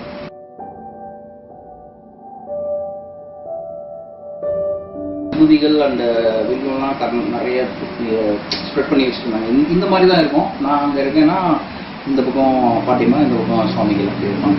ஸோ இப்படி இருக்குது. நான் உட்காந்துட்டு அந்த சைடில் இருந்து கார்னரில் அப்படியே ஒரு சின்ன பையன் தானே, நம்ம ரொம்ப பயந்து இந்த மாதிரி வெளியே உட்காந்து பார்த்துட்டு இருக்கும்போது மெர்க்குரி பாதரசம் செதறி இருப்பாங்க இல்லைங்களா, அதை அவங்க அப்படியே கொண்டு வந்து இப்படி நிறுத்தினாங்க இந்த இடத்துல. இது வந்து எனக்கு இருக்குது மைண்டில். ஆக்சுவலி அப்போ வந்து அது எனக்கு தெரியல அது என்னென்ன நம்ம அதை. ஆனால் இப்போ யோசிச்சு பார்க்கும்போது அது எவ்வளோ பெரிய விஷயம். அதெல்லாம் வந்து ஒரு சாதாரண மனுஷங்களால் வந்து அது செய்ய முடியாது. அதுக்கான ப்ராக்டிஸ் நம்ம கடவுள் அப்படிங்கிறத தாண்டி அது எவ்வளோ ஒரு விஷயமா இருக்குது. மேக்ஸிமம் அதுதான் நான் அந்த மாதர் சபைக்கும் இவங்களுக்கும் உண்டான வித்தியாசத்துக்காக நான் சொல்கிறேன். நான் அவங்க எப்பயுமே இவங்க 2 பேருமே சம்திங் வேற என்ன எதையோ பேசுவாங்க. அப்புறம் சித்தர்களோட கனெக்ட் பண்ணுறதுக்கு வந்து முயற்சி பண்ணுறதுக்கு என்ன செய்யணும் அப்படிங்கிறது நிறைய அவரோட டிஸ்கஷனில் போயிட்டு இருக்கோம். நிறைய சுவாமிகள் எழுதுவார், அந்த அவங்க சொல்கிற வேர்ட்ஸ் அந்த மாதிரி யூஸ் பண்ணிட்டாங்க. 2 பேரும் அது மாதிரி ப்ராக்டிஸ் பண்ணுவாங்க. இதெல்லாம் நடந்திருக்கு. இது வந்து ஒரு பார்த்ததுல ஒரு உச்சம் நான் அவங்க 2 பேர் தான். எனக்கு அதனால தான் வந்து எப்பயுமே நான் அப்படியே சொல்கிறேன்னே, நிறைய பேர் வந்து சாமியை வந்து கான்ட்ரவர்ஸாக பேசுறது, மற்ற விஷயங்கள் பண்ணுறது, அதெல்லாம் எது நம்ம சொன்னாலும் நம்ம ஆழ் மனசில் அந்த பசுமரத்து ஆணி அப்படின்னு சொல்லுவாங்க. அந்த மாதிரி எனக்கு வந்து அடிச்சிடுச்சு. அதுவும் என்னோட பாட்டிமா அவங்க கூட இருந்து அதை வந்து அவரை செஞ்சு. ஸோ அதனால நான் இருக்கேன், நானும் பேரன் தான். அவங்களுக்கு 4 பசங்க இருந்தாங்க. அவங்களுக்கு எவ்வளோ பேர பசங்க எல்லாரும் இருந்தாங்க.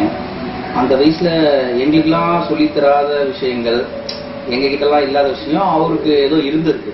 அதனால தான் அவருக்கு வந்து அதை பாட்டிமா கன்வே பண்ணிடுறாங்க. அவரும் வந்து அது இருந்ததுனால தான் அவங்களால கனெக்ட் பண்ண முடிஞ்சது. ஸோ எல்லாமே காட் தான் கண்டிப்பாக. அதான் அதனால தான் எனக்கு எப்பயுமே வந்து யாரை இது பண்ணா இது சொன்னாலும் நீங்கள் கூப்பிட்ட உடனே நான் உடனே வந்து.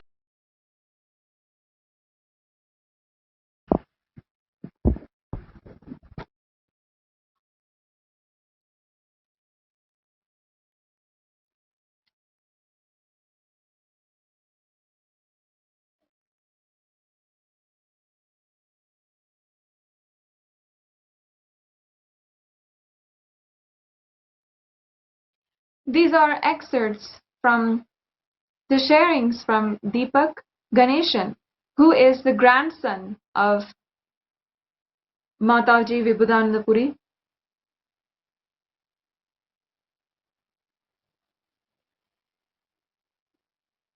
This is Mataji Vibhudananda Puri and Anusuya Ammal and many of her family and followers. And this is Mataji Vibhudananda and Swamiji.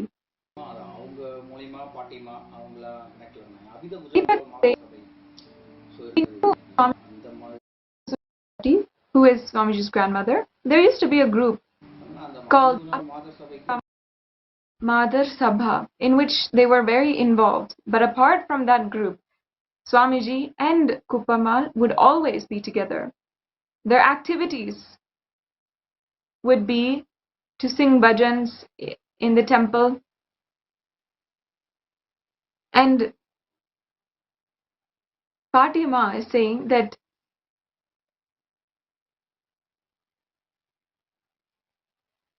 Fatima and Swamiji would always be different in a sense. What they discuss would be very different. Since I was young, I am not able to verbalize it. they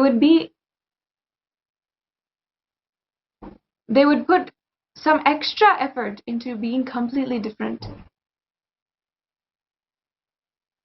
speech அவங்க நடந்துக்கிற அது actually என்னால் எக்ஸாக்டாக சொல்ல முடியல. ஏன்னா அந்த வயசு அதை ரிமைண்ட் பண்ணால் எனக்கு என்ன தெரியுது அப்படின்னா சம்திங் டிஃப்ரெண்ட் இருக்கும். இவங்களோட இதுவெல்லாம் இவங்க எக்ஸ்ட்ராவாக நிறைய முயற்சி பண்ணிட்டு இருப்பாங்க. அவங்க சம்திங் நான் எனக்கு திருப்பி ஞாபகம் இருந்ததுன்னா ஒரு முறை Deepak continues to say, I remember one incident that is flashing to me now. We were sitting up in Pavlikundru ashram. At that time, there was some sacred ash, bilva leaves spread on the floor, and Swamiji was sitting next to Party, or Kuppamal.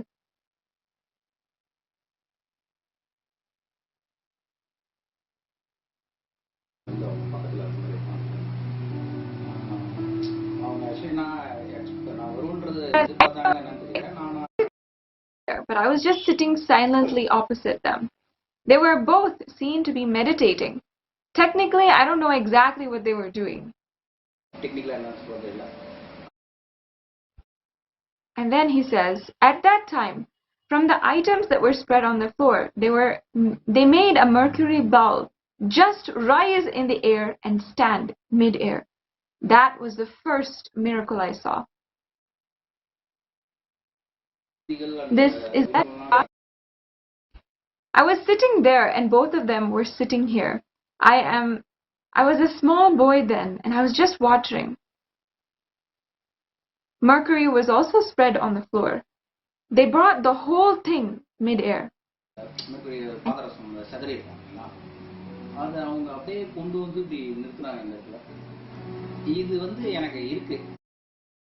This is in my memory. At that time, I did not know what it was. Now when I think about it, I realize what a big thing it was. Ordinary people will not be able to do it. It is beyond something that we know as the regular God.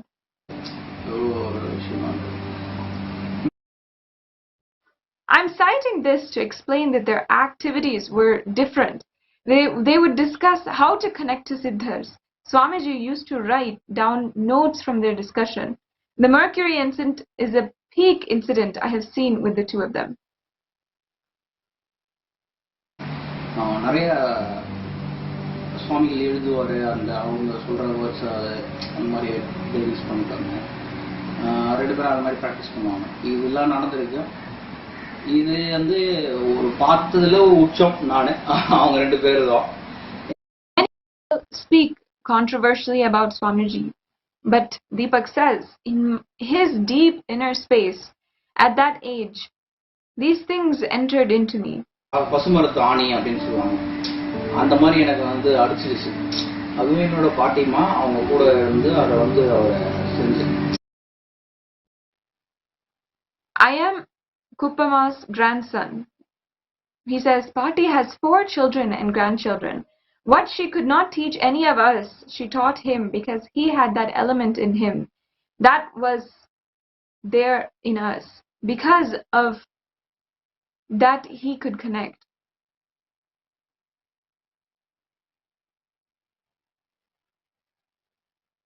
That is why whatever others might talk, I am clear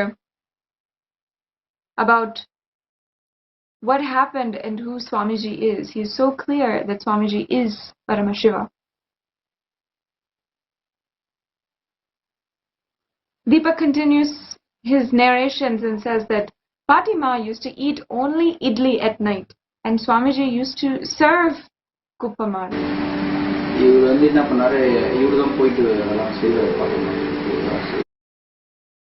He went to buy idli and he dropped it on the way. He brought it with mud and showed and asked what to do. I told him, it's okay, we will get fresh food. Then I went and brought fresh food and came. I remember this incident.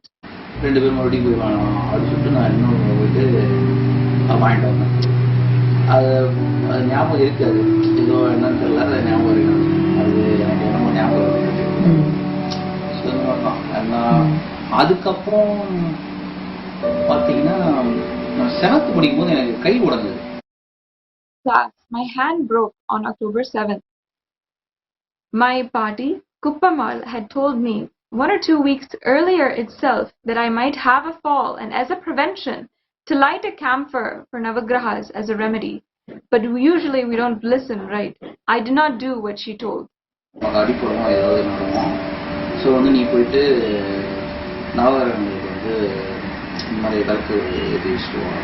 நம்ம அப்போல்லாம் அதை செய்ய மாட்டோம் இல்லையா? அதை நான் செய்யலை, நம்ம அந்த விளையாட்டு செய்யலை. நான் சொல்லி வச்ச மாதிரி கரெக்டாக Rightly, as she said, I fell and broke my hand. She healed me. Medical treatment also happened. Swamiji was also there. She would be holding my hand and meditating, and he would be there. இது பண்ணி after மெடிக்கலும் நடந்தது, சரியாச்சு. அது எனக்குள்ள வந்து சரியாச்சு. அந்த நேரத்திலலாம் சுவாமியும் கூட இருந்தார். அது அதெல்லாம் ஞாபகம் இருக்கு. அப்போல்லாம் அவங்க 2 பேரும் சேர்ந்து கை பிடிச்சிட்டு இது பண்ணாங்க. பாட்டிமா வந்து சரியாகிறதுக்காக பண்ணுவாங்க, இவரும் கூட இருப்பார். இது நல்ல Pati Amma's vibhuti used to be thread-like and mixed with some blackish substance. It was a special sacred ash.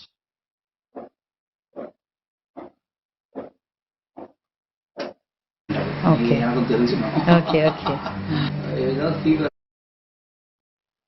Deepak remembers that if I ever had a fever, she used to meditate, press my Agnya chakra for a minute or 2, and make me eat a little of that sacred ash.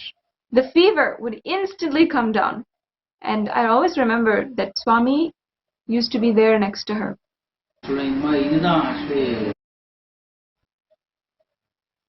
She was a specialist in such things, and I think Isakki Swamigal also you do these things.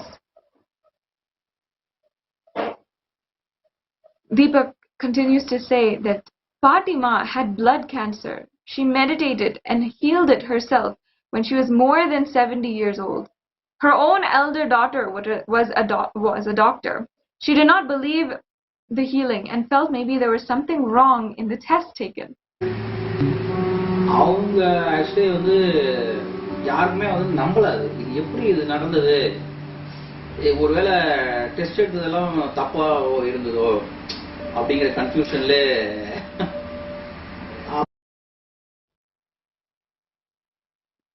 Then Deepak goes on, says, when you are with such a person like Pati, you will not realize the depth or beauty. Only now I realize what a big thing all this is. She did not teach it to any of us, but all of this she taught to Swamiji and left. I don't know when exactly I saw him first. Swamiji used to sing with the Matar Sangam group. எனக்கு நினைவு தெரிஞ்ச நாள்ல பஜனை பாடுறதெல்லாம் நடந்தது. வீட்டில் இருந்திருக்காரு, கூட பஜனை பாடும்போது இருந்திருக்காரு, இவரும் இருந்திருக்காரு, பாடுவாங்க. பஜனை பாடுவாங்க, இவரும் கூட இருக்காரு. அதான் அப்ப வந்து எனக்கு நல்லா தெரிஞ்சுன்னா I studied in the Ramakrishna school. I remember my first grade. I remember because the group's instruments used to be in my house in 1980s. இது ஞாபகம் இருக்குன்னா நம்ம வீட்டில் இன்ஸ்ட்ருமெண்ட்ஸ்லாம் இருந்ததுன்னா அந்த டைமில் 80s அந்த டைமில் இன்ஸ்ட்ருமெண்ட்ஸ் இருக்கு. There would be a harmonium box, a tabla. I've seen them handling it. I would be waiting for the performance. ஒரு இது அதெல்லாம் ஹேண்டில் பண்ணுவாங்க, எல்லாரும் வருவாங்க போவாங்க. அது எப்படா நடக்கும்னு நம்ம வெயிட் பண்ணி பார்ப்போம். அப்போ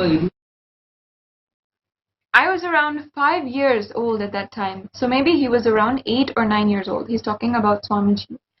He would come, and Anusuya Ammal would also come. They used to perform on August 15 near the Kambalita Yayanar shrine near the Rajagopuram in the Arunachaleshwara temple. It happens even today. The Apita Kuchambal Matar Sabha would perform. They would rehearse at home. As soon as you enter the temple, the Muruga shrine would be there on the left. I used to go and sit, and Swamiji would sing with them. Rehearsal பண்ணுவாங்க. நானுமே பக்கத்துலலாம் உட்காந்துருக்கேன், அதெல்லாம் தெரியாது. அது இவரெல்லாம் உள்ள கூட உட்காந்து பாட்டு பாடுறது அதெல்லாம் செஞ்சுருக்காங்க சுவாமி. அதெல்லாம் ஞாபகம் இருக்கு. அப்புறம் அந்த அந்த காலத்துல They would serve food also. For serving that food, Pati Amma, Anusya Amma and Swamiji would all go beg for rice, house to house. He used to go along with Pati because the bag used to be heavy and she would not be able to carry it. Many people would criticize, saying, "What are they doing?" பாட்டிமா, சாமியோட பாட்டிமா இவங்கெல்லாம் வீடு வீடு போய் அரிசி வாங்குவாங்க. ஏன்னா காசா கேட்கறது ஒன்று, அரிசி வாங்குவாங்க. அது வந்து பார்த்தீங்கன்னா கிட்டத்தட்ட பிச்சை மாதிரி தான். பாட்டிமா கூட தான் போவாங்க. ஏன்னா அது தூக்கணும் இல்லை, இப்போ வயசானவங்க அவங்களாம் தூக்கணும். இவரும் கேட்டு வாங்குவாங்க. கேட்டு வாங்கி அது வந்து நிறைய பேர் விமர்சனமே பண்ணாங்க. எங்கள் வீட்டில் சொந்தக்காரங்களாம் வந்து திட்டுவாங்க எல்லாரும். அவங்கள எல்லாம் எங்கள் அம்மாலாம் இல்லைன்ற நிமிஷம் அடுத்தது எல்லாருக்கும் ஒரு மாதிரி இருக்கலாம். அது ஒரு தனியாக அதை எடுத்துட்டு வந்துட்டு They used to bring the rice. And there used to be some money also. People used to give whatever money they could, 5 rupees or 2 rupees. காசும் வாங்குவாங்க. அவங்க வந்து முடிஞ்ச காசும் கொடுப்பாங்க. 5 ரூபாய் 2 ரூபாய் இதெல்லாம் அப்பெல்லாம் கொடுப்பாங்க. And they used to bring it at the temple backside, if I remember right, and cook it there itself and serve the people there. சாமி சர்வ் பண்ணுவாங்களா? எல்லாருமே பண்ணுவாங்க. Pati Amma and he used to sit in Pavalakundru. When I went there once, he showed the rock, shared that he had his first experience there, and he felt a lot of energy.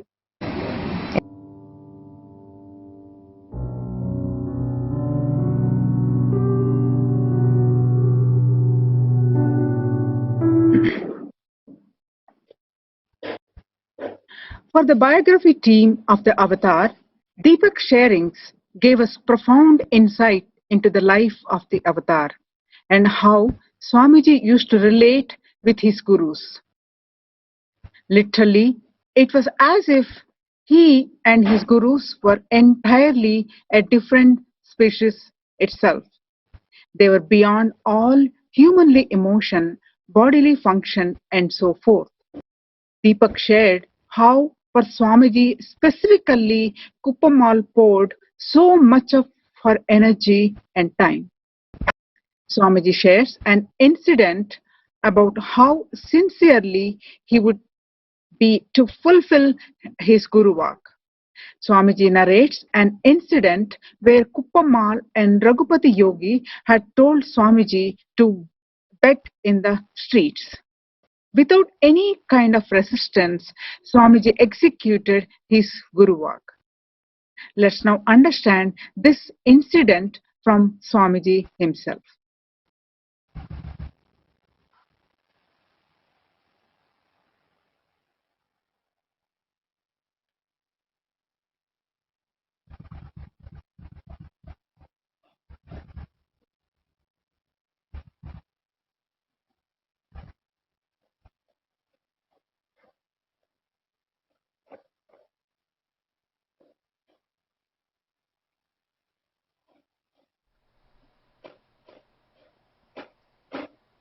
For the right strategy to happen in you, you need to be informed of these basic truths. Sarvam Brahmopanishatam. Everything exists is consciousness.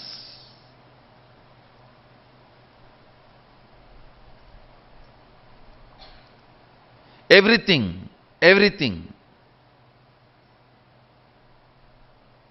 exists is consciousness.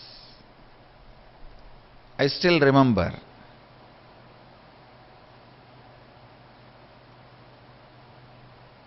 I was 8 or 9-year-old boy sitting with two of my gurus. I had the fortune of having 4 or 5 gurus continuously making all their time and energy available to me. So two of my gurus, I was sitting with two of my gurus, and the temple bell rang. The lifestyle in Arunachala is so beautiful. You know it is morning only when you hear the temple bell. You know it is breakfast time by listening the crackers in the temple. Every puja, there will be temple crackers. All the 6 pujas, there will be temple crackers. Only listening to that sound we know the time. So the temple bell rang, means Nevedyam. The food is being offered to Sadashiva. Both my gurus immediately looked at me and said, go and bring the prasadam. After the Nevedyam is done, it will be given to all the devotees. It will be shared with all the devotees. They both were sitting in one corner and asked me, go and bring. I went to the place where they distribute the prasadam and waited. Puja was over. The rituals got completed and they started serving. And I stretched my hand and the priest gave one share. It's like one share itself will be almost like half a kg rice. In one big leaf they'll give. And then the pujari was telling, the pujari saw before going to the puja that I was sitting with both my gurus, and the pujari is very greatly devoted, highly devoted to both the gurus. So the pujari saw and told me, hey, take 2 more for them also, they are sitting. Take 1 for you, take 2 more for them. I was a little reluctant because one of the boy and girl who were my classmates are standing in the queue next to me, beginning that we are from big family and you have to behave yourself like that in the public. So I told the pujari, no need, this is enough, and I brought the Nevedyam to both my gurus. They asked, hey, where is our share? Did the pujari not give? As if they both eat. Actually, both the fellows doesn't eat anything. Very rarely they will touch and put 2-3 grains in the mouth and give it to other people who are sitting with them. And I said, no, you don't eat. You eat rarely. This is more than enough for all 3 of us. They asked, no, did that pujari give or not? I said, yes, he gave. He wanted to give. He asked me, take 2 more to both the swamis. Then they asked, why did you refuse? No, behind me, my classmates are standing. They will make fun of me that I am taking so much. Am I going to eat so much? And for this food only I am in the temple. They will tease me. I don't want to get teased by them. So I brought only my portion. Till this moment they were very casual, laughing, smiling. Immediately I saw Kuppamal staring at my eyes and saying, go to their shop street and beg and bring the food. That's the word she uttered. They both own a shop. This means their father owns a shop. The same street where my father also owns shop, and the whole street is literally ruled by my grandfather. He is the head of that whole association. So I always walk in that street with the pride. I'm a grandson of this guy, And all the shop owners are either family or friends. So any shop we enter and eat anything. Whether it is jaggery or dal or anything in any of the shops is free, and we'll directly go and sit. And in village actually we know literally everyone's name. and it's a different lifestyle. But in that same street I have to beg now. All will make fun. What happened to your grandfather and his wealth? They will ask all questions and they will tell my grandfather. That is the next problem. That your grandson is begging in the street. Why you are not giving food for him? Of course, one good thing I had. I think this is the greatest boon Sadashiva gave. Just obeying the Guru Vak. I think that's the greatest wealth I brought with me, I tell you. The future may think, future may describe various things as my main contribution. Some may say my Gurukul is my contribution, and some may say the science of manifesting powers is my great contribution. Some may say science of enlightenment is my great contribution. But I tell you, the greatest thing I brought, which was useful for me, is surrender to the Guru Vak.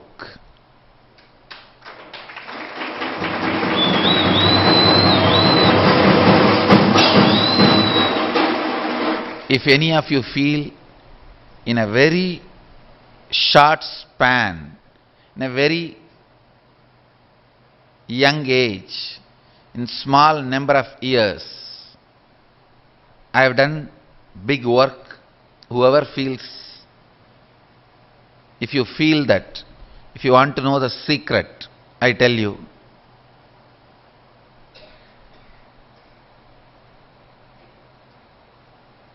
complete surrender to the Guru Vak, to the letter and spirit, that reduced lot of time wastage.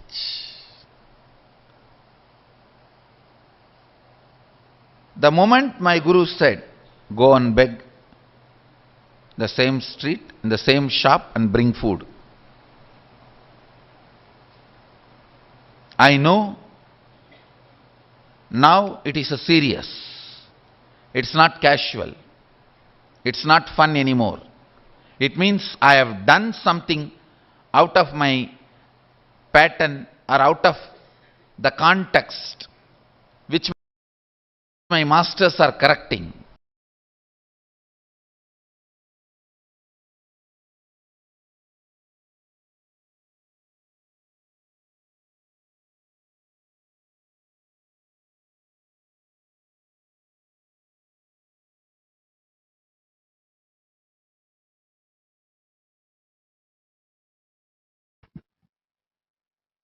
In this story, Swamiji had detailed one of the incidents where Kupamal and Raghupati Yogi had told Swamiji to go begging, and just with his simple respect, obedience to the Gurus, he had the deep cognition shift which he was describing. Kupamal was a guru in Swamiji's life who also had given so many different sciences, revived so many different sciences, and explored with Swamiji the different sciences in Vedanta, Tantra, in all of the Upanishad, in all of the sacred scriptures of Sanatana Hindu Dharma. In fact, the alchemy science that is revived by Swamiji today was initially revealed to Swamiji during a 6-day vrata that Kupamal had Swamiji do at a very young age, at around 6 years old. First of all, what is this alchemy science? The alchemy science The very systemic science of infusing the higher energy and preparing your body and keeping it ready, capable of holding the higher energies. The science and the system is based on Kamika Agama. Kamika Agama and some of the great siddhas like Agastya and Satamuni, Vamadeva, Kapila explain this science in the detailed scripture called Vale Pusai Vidhi. Vale means Bala, Devi, Adi Shakti. Adi Shakti Puja Vidhi means the methodology of worshipping and invoking Adi Shakti, the universal cosmic mother in the body and mind. And of course, this alchemy science is not any kind of black magic. A lot of wrong understanding is spread about Hindus using this term black magic. All that is a lie. It has nothing to do with black magic or witchcraft. The spiritual alchemy science is originally from the Agamas and Vedas and from the original Agamic Vedic traditions. Without the spiritual alchemy process, no spiritual or religious techniques or even tradition is successful. Understand, the religions which have tried to achieve the higher planes of consciousness just use the mind and mind-related techniques. All of these religions miserably fail. They will try to use the repetition of God or the remembrance of God and use God's quality and even the remembrance of all of His qualities and all of His leelas. They will try contemplating and meditating on the glories. They will try to achieve Bhava Samadhi, trying to achieve the higher states of consciousness. But when they do not adopt the spiritual alchemy science, they really fail at what they were trying to do. Some of the religious traditions which saw the higher operating and higher opening and were not able to fall in the same way in their system fell into heavy depression. Many people, when they are not able to achieve that science, when they're not able to achieve that ultimate space, that higher consciousness, even though they have tried to do so for so many years, they fall into depression, they start using drugs, and they start to become addicted to these substances when they're not able to achieve what they truly wanted. Many New Age groups, New Age spirituality, all of them are based in these psychedelic drugs and psychedelic experiences because of this very reason. They're trying to experience some higher consciousness, something which is beyond mind, logic, and everything that we know of. But because they're not initiated having this spiritual alchemy science, they fail miserably at what they're doing and they fall into depression. Keeping the higher experience in your system needs systemic preparation through spiritual alchemy processes. When Swamiji is giving energy darshan, he uses the honey and tulasi and bay leaf so that the energy which he gives in to you and to anyone stays inside of the body permanently, forever. Even if you miss 20 minutes, the whole thing will be drained. All of that energy will just move out, will just leave your system, and you are back again to your daily life. Simple things, just like honey and bay leaf, can open the nervous capacity of your brain. There are certain signals in your brain which hold the memory of the energy darshan and experience it as living biomemory. And the bilva leaf and tulasi and honey that Swamiji gives during the energy darshan, that literally has the capacity for you to retain that higher consciousness and open that capability of our brain. All the spiritual alchemy processes are nothing but helping you retain your higher plane, the consciousness happening in your system. And do not ever think that without the spiritual alchemy process, you will be able to retain the spiritual experiences which are happening inside of you. You can retain only when the spiritual alchemy process is done and you are prepared properly. Swamiji had first done a vrata called the Skanda Shashti Vrata when he was very small, just a 5 or 6 year old. It was Mataji Vibhudananda Puri or Kuppamal who had initiated Swamiji into this vrata, this 6-day austere religious practice, in order to help us achieve and gain the blessings of Subramanya. Skanda Shashti Brahmotsavam is when Subramanya was born.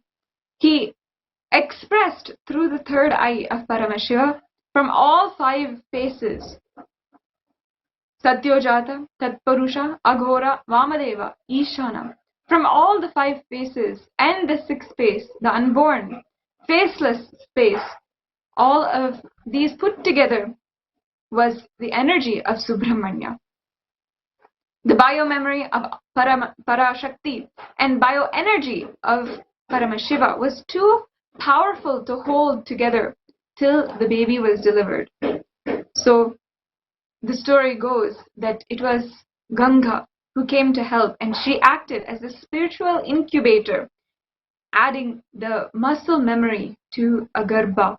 So Subramanya is made up of the biomemory of Paramashiva, the bioenergy of Paramashiva, the biomemory of Parashakti, and muscle memory of Ganga.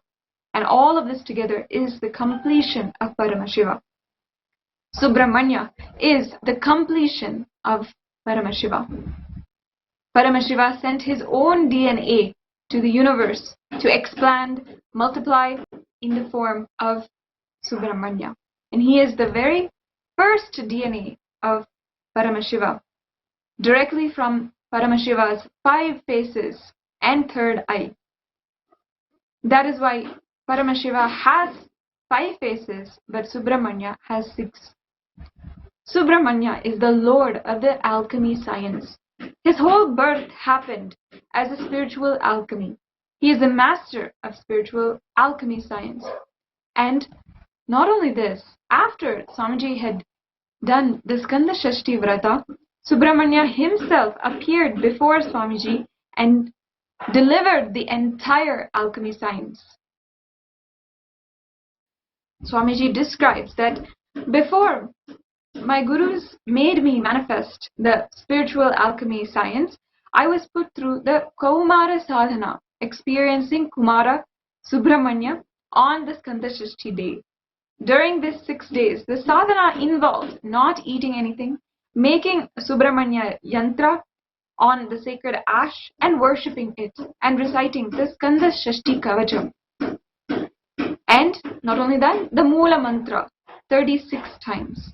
It was a spiritual practice that Swamiji was initiated into by Mataji Vibhudananda Puri.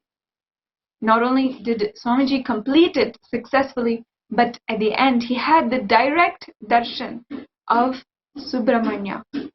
And the whole spiritual alchemy science was given to him as a gift.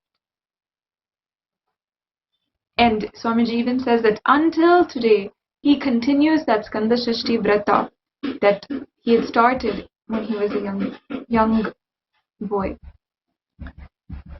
Today, Swamiji has revealed the great science of alchemy to the whole world. Alchemy, Aushadha. It is a breakthrough process that has literally helped so many millions of people manifest superconsciousness and manifest the innate superhuman capabilities. And Swamiji's elder brother remembers this austere practice that not only Swamiji, but he also participated in, and he remembers the initiation which Mataji Vibhudananda Puri had given, and how his entire family and Swamiji had practiced this Skanda Shashti Vrata, which ultimately gifted to Swamiji the science of the alchemy science, which today we are all able to enjoy because of how Swamiji is reviving that science. Now, we can watch that interview when the biography team sat down with Swamiji's pre-monastic elder brother, Sendil, and he described to us about the Skanda Shashti Vrata.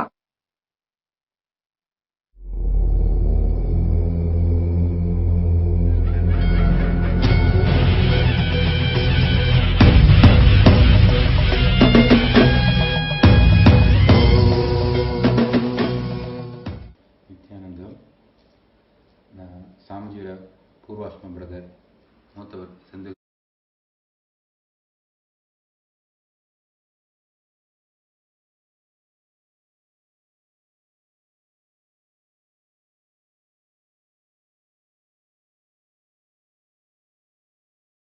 முடிக்குதுன்னு எனக்கு தெரியல. At ஏ டைமில் எல்லா வார்த்தையும் தொண்டையில் வந்து நிற்குது. Okay, step by ஸ்டெப்பாக டே 1 தீபாவளி முடிஞ்சு அடுத்த நாள் வந்து ஆரம்பிக்கும் அந்த கந்த சஷ்டி விரதம். அன்றைக்கி ஆரம்பிச்சுன்னா அதுக்கு அடுத்த நாளே என்ன பண்ணுவோம், எனக்கு நல்லா ஞாபகம் இருக்குது, ஒரு தடவை பகவான் வந்து மாலை போட்டு அதுக்கு வந்து விரதம் இருந்திருக்காரு. ஏன்னா அந்த மாலை வாங்கிறதுக்கு கூட ஒரு தடவை நான் போயிருக்கேன் நான்.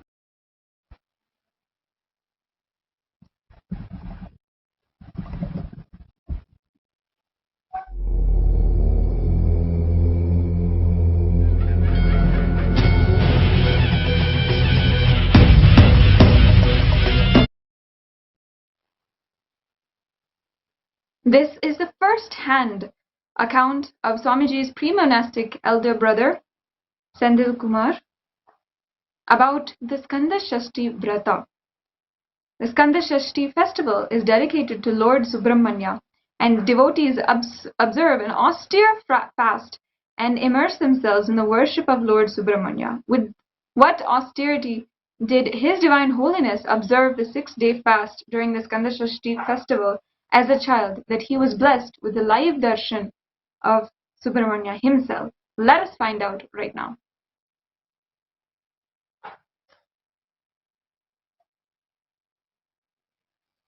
Swamiji's elder brother introduces himself as Sendil Kumar. He starts by saying, Skanda Shashti Vrata. I don't know where to start and where to end. All the words are just choking in my throat at the same time. Swamiji's Purvashma brother, Mothavar Sendil Kumar, Kanda Shashti Vrata. எங்கே ஆரம்பிக்கிறது எப்படி முடிக்கிறதுன்னு எனக்கு தெரியல. At ஏ டைமில் எல்லா வார்த்தையும் தொண்டையில் வந்து நிற்குது. ஓகே, ஸ்டெப் பை ஸ்டெப்பாக. He describes Skanda Shashti Vrata will mostly start the day after the Deepavali festival. I remember once that Bhagwan wore a mala and observed that fasting. போட்டு அதுக்கு வந்து விரதம் இருந்திருக்காரு. I remember having gone with him to buy that mala. He would wear that mala and observe the fast. At home, we would wake up during the Brahma Muhurti time. அந்த பிரம்ம முகூர்த்தத்துல இருந்து எழுந்திருக்கணும். பிரம்ம முகூர்த்தத்துல எழுந்து He would first offer puja to Vinayagar, Ganesha, and then he would sing the Skanda Shashti Kavacham along with mother, Swamiji's mother. They would both sing the... At home, for the vrata, they would have a simple routine, taking milk and banana in the morning and night. They would follow this routine in the house. மாலையிலும் விரதம் இருக்குன்னா ரொம்ப எளிமையான பாலும் பசும் பாலும் பழமும் வாழைப்பழமும் இதுதான் சாப்பிடுவாங்க காலையிலையும் இரவும். ஸோ வீட்டுக்குள்ளே பார்த்தீங்கன்னா இந்த 6 நாளும் இதுதான் வந்து ரொட்டீனாக வந்து ஃபாலோ பண்ணுவாங்க. காலையில் எழுந்திருப்பாங்க, பிரம்ம முகூர்த்தம். They would wake up during the Brahma Muhurti time, have a bath, offer Ganesha Puja, and sing the Skanda Shashti Kavacham and the Kandar Anubhuti. குளிப்பாங்க, விநாயகர் பூஜை பண்ணிட்டு கந்த சஷ்டி கவசமும் கந்தர் அனுபூதியும் பாடுவாங்க. பாடினதுக்கு அப்புறம்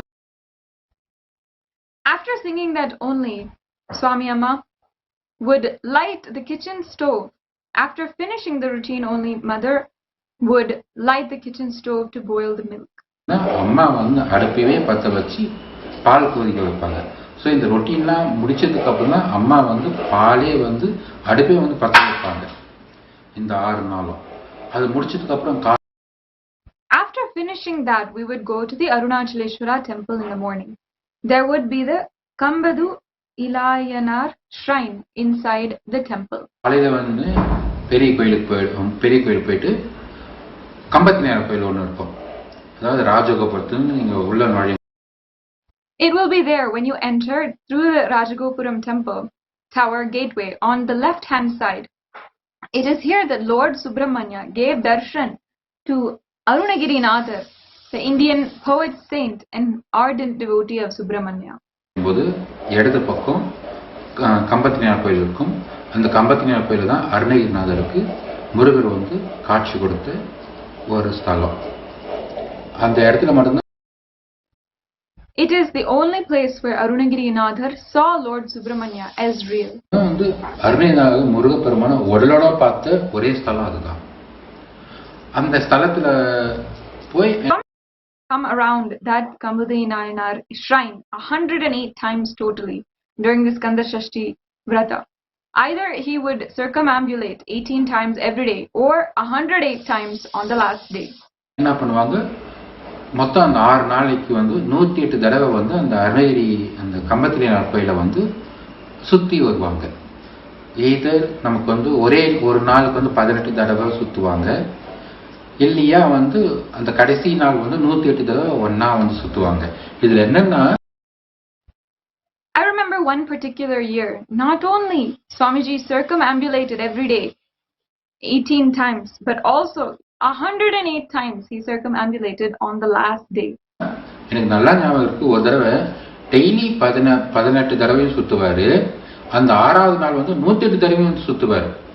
அந்த கம்பத்தினார் கோயில To come around that Kambudinayanar temple 108 times, it would take 3 to 4 hours in order to not miss the count. Swamiji's mother would either give the arali flower or some leaf.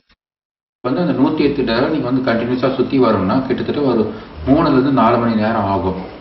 அந்த 3 ல இருந்து 4 மணி நேரம் ஆகிறதுக்கு என்ன பண்ணுவாங்க, உங்களுக்கு கவுண்டிங் வந்து miss ஆகிடக்கூடாதுக்காக அம்மா என்ன பண்ணுவாங்க, அரளிப்பூவோ இல்லைன்னா வந்து ஏதாவது ஒரு இலையோ வந்து கொடுப்பாங்க. அந்த இலையை என்ன பண்ணுவோம், ஒரு பையில போட்டு ஒரு தடவை சுற்றி வரும்போது ஒரு இலையை வைத்து நம்ம வந்து அந்த கம்பத்தினாருக்கு அந்த கோபுரத்துக்கு முன்னாடி நாங்கள் வந்து அர்ச்சனை பண்ணுவோம்.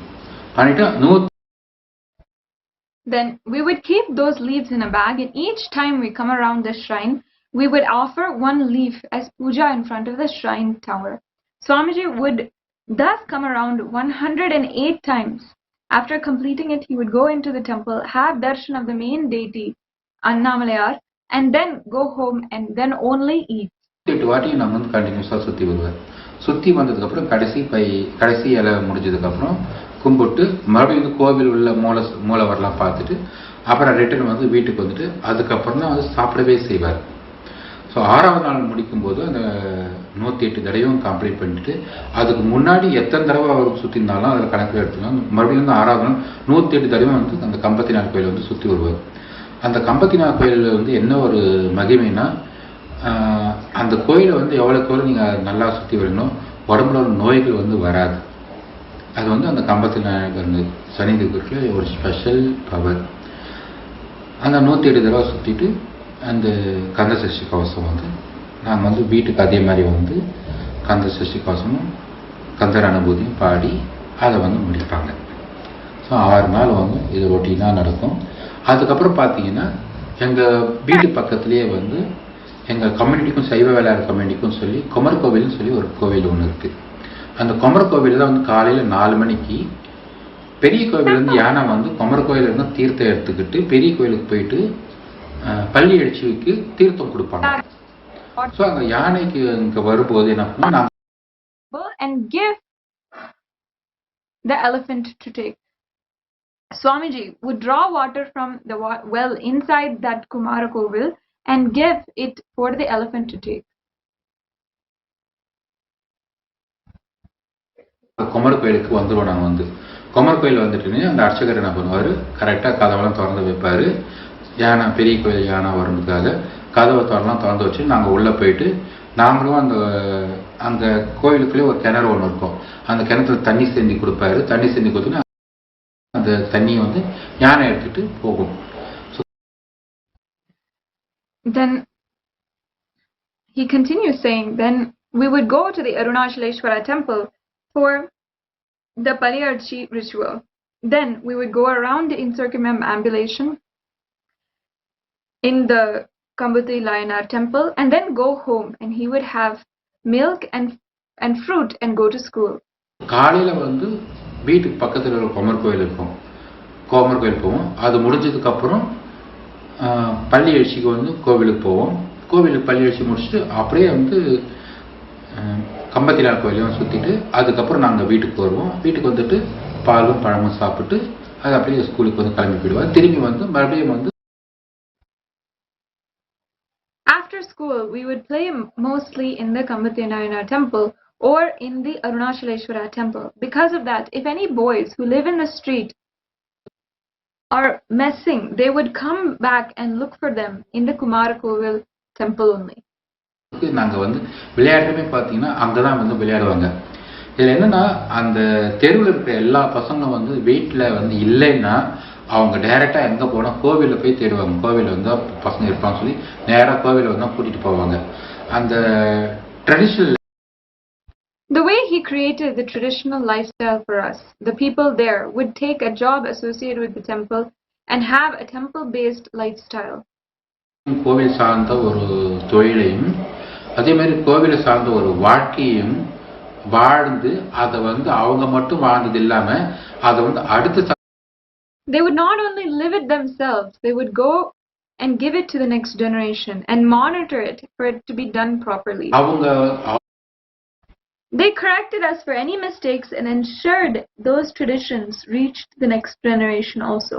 They would sit with us, teach us with every small detail how to beat the Odai drums and how to ring the temple bell.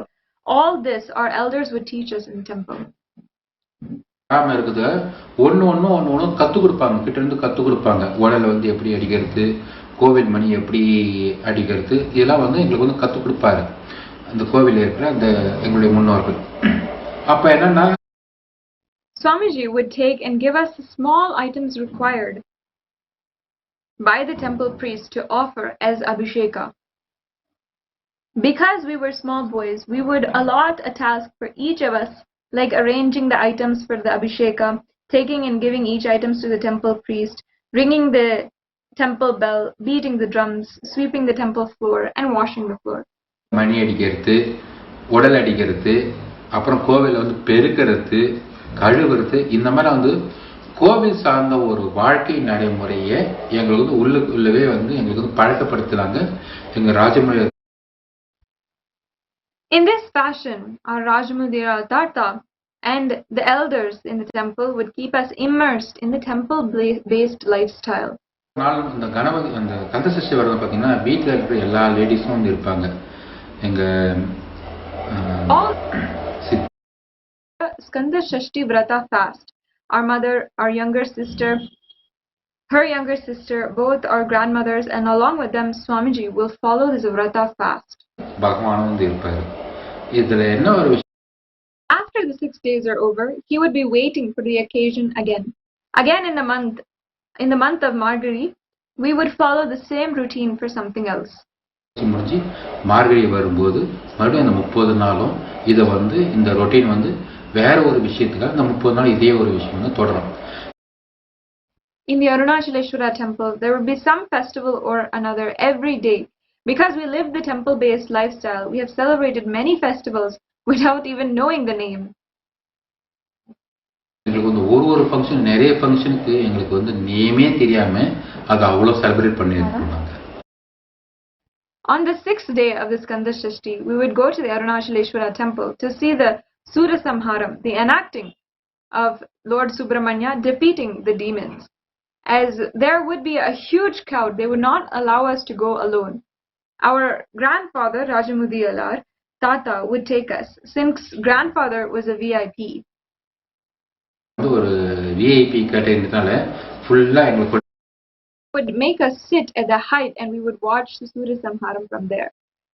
There would be Surya Samharam at the Kumarakovil temple also. சம்ஹாரம் பார்க்கணும்னு சொல்லி அதுக்கப்புறம் பார்த்தீங்கன்னா நம்ம குமரகோவிலையும் வந்து சூரசம்ஹாரம் பண்ணுவாங்க. அது வந்து எங்க community டெம்பிள்ன்றதுனால our own temple, he would stand nearby and do everything like adorning the deities with the robes, giving the Abhisheka items and one after the other, and he would really enjoy it. அப்புறம் அபிஷேக சாமான் எடுத்து கொடுக்குறது இதெல்லாம் வந்து பண்ணி அவரும் வந்து என்ஜாய் பண்ணுவார்.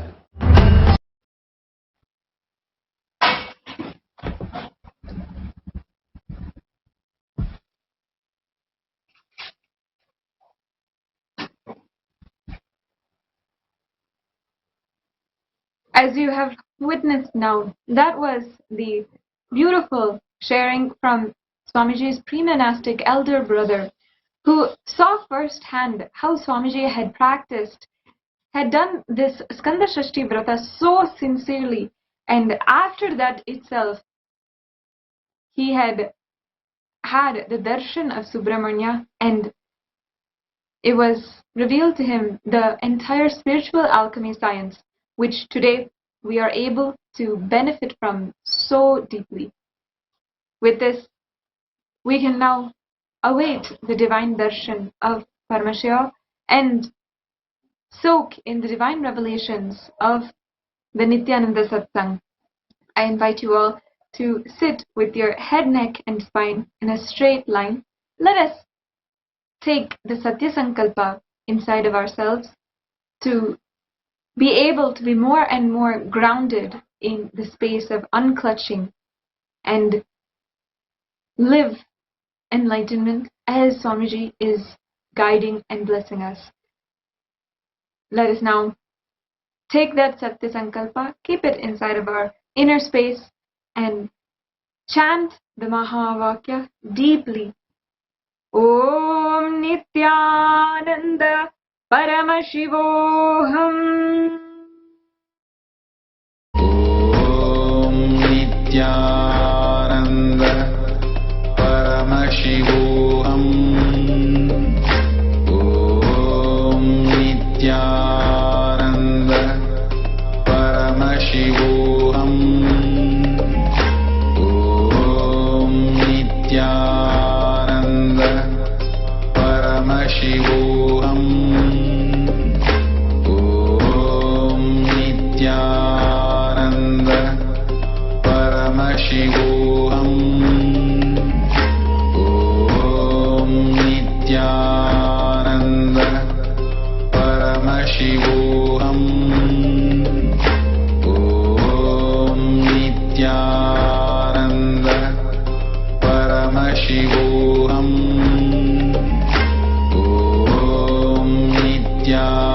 Om Nithyananda Paramashivoham. Om Nithyananda Paramashivoham. Om Nithyananda Paramashivoham. Om Nithyananda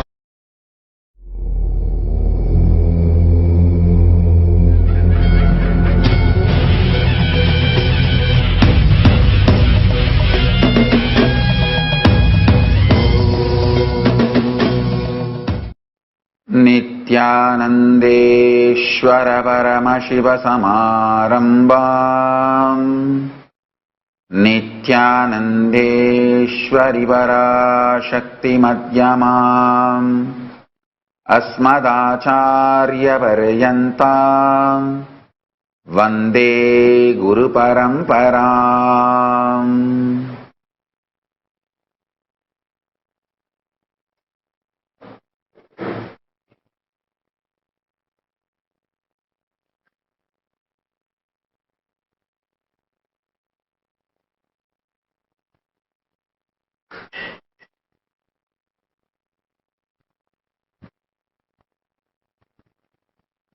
I welcome you all.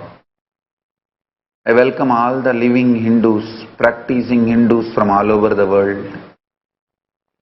I welcome all the Sarvanyapita Kartas, Yajamans, Manifestors, Sarvavarityagis, Shri Mahants, Mahants, Kotari, Tanedar, visitors, viewers, Kayakalpa Yoga participants, Kailasas, E-Gurukul students, NHU students, and all the Paramashivoham Season 4 participants, everyone sitting with us on Kailasa TV, Kailasas Nithyananda TV, Kailasas HN TV, Kailasas Enlighten app, and other social media platforms. I welcome all of you with my love and respect.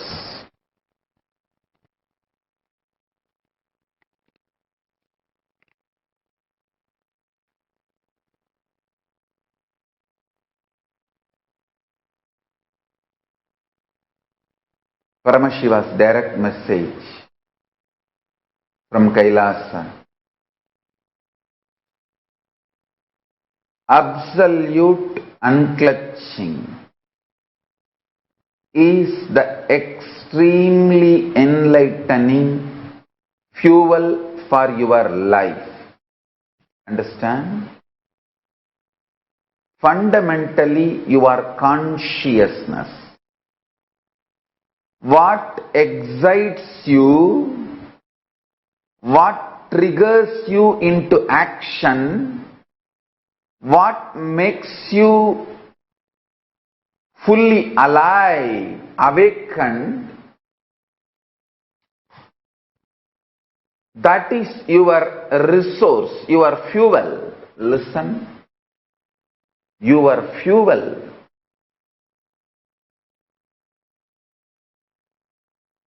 Need to be right and pure. Please listen.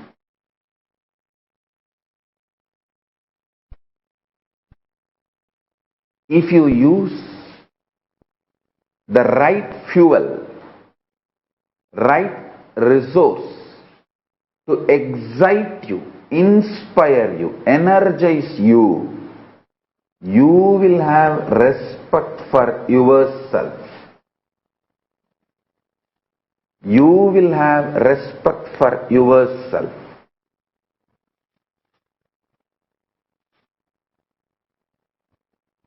I tell you.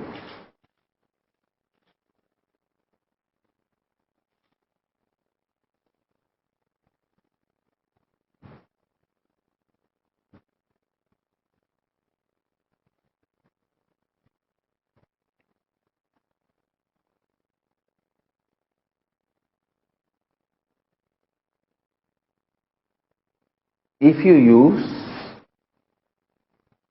meat as fuel for your body, slowly but very definitely, even you will lose respect for yourself. If you use alcohol to pass your time, to pass your life, even you will not have respect for your life. Hey, to be deluded in alcohol, why should you assume even one body? You asked Paramashiva and Paramashiva gave you this body. If you are deluding yourself in alcohol and keeping you dull, passing your life, it is absolute abusal of your body. And Paramashiva who gave you this body. Come to basic understandings and integrity. Listen. If you come to basic understanding and integrity, your life will be beyond your body. I am telling you.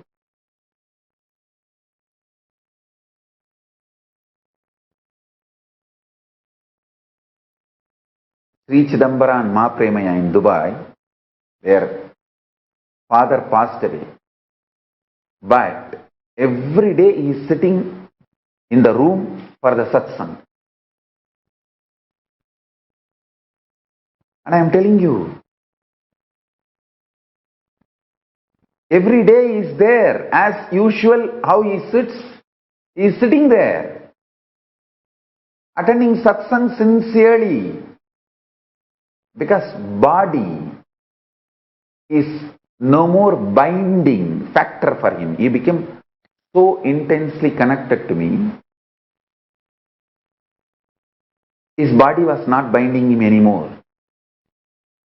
I tell you. Reach a space where your body never binds you.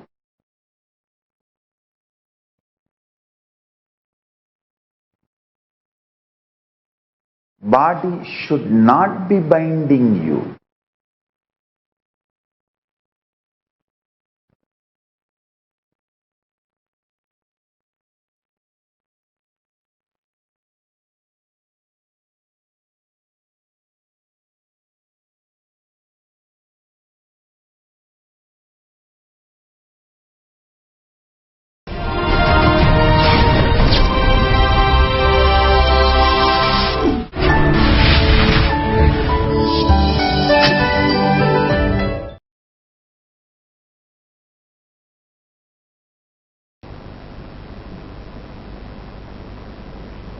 You all have reached enough level of completion to mirror exact the neuron activity happening in my brain. So understand, please listen, all of you have reached enough level of completion to mirror whatever is happening in my brain, the neuron activity. Now, when I am narrating this experience, I wanted to tell you with integrity, authenticity, responsibility, enriching and causing.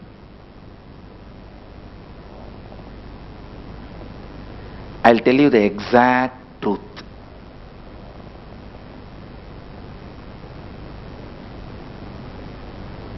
As it happened, authentically.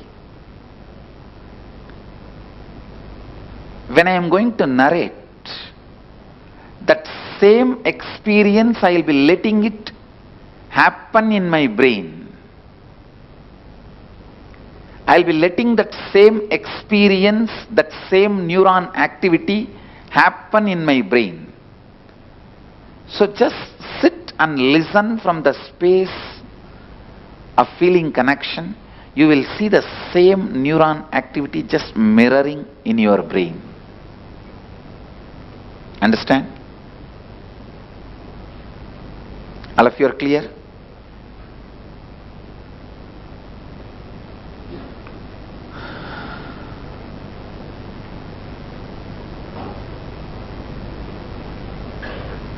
Please listen. It was around the age of 11 and a half, before my enlightenment experience. Maybe 11.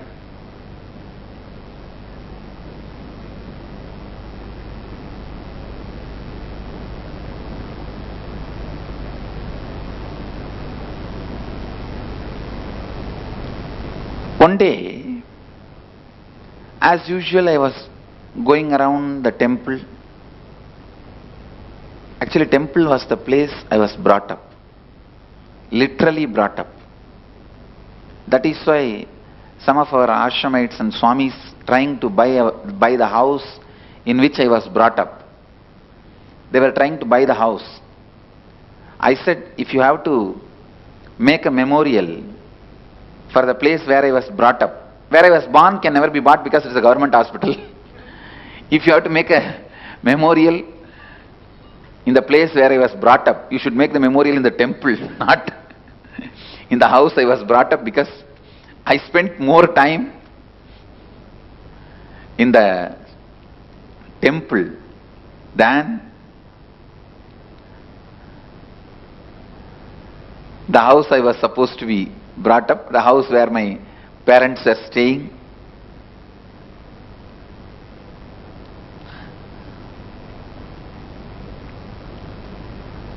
The moment I remember the temple, the joy experience,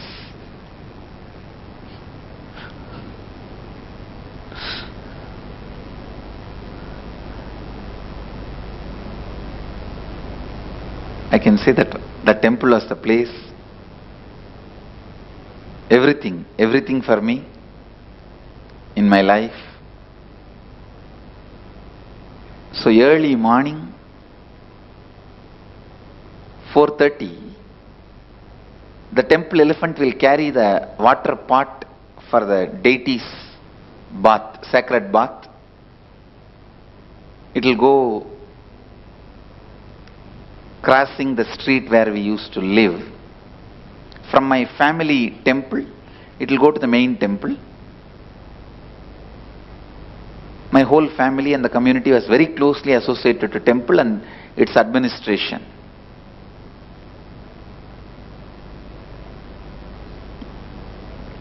So from my family temple, that water pot will go every morning on the elephant. They will be beating the drums and all that. The moment I hear that sound, actually I would have woken up much earlier, but the moment I hear that sound, I'll be joining the team and going and opening the temple. And the night, when the deity is put to bed, only then I'll come, and then after that I have 2-3 other appointments, going and seeing Ram Surat Kumar, spending little time with him in the cremation ground. He used to live in the cremation ground for quite a long time. Then he moved near the temple on small house. Wherever he is, I'll go and sit with him and spend time with him.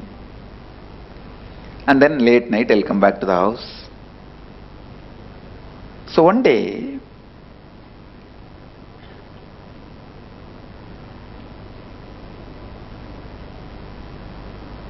when I was going around the temple, behind the main shrine, there is a small 4-pillared hall structure.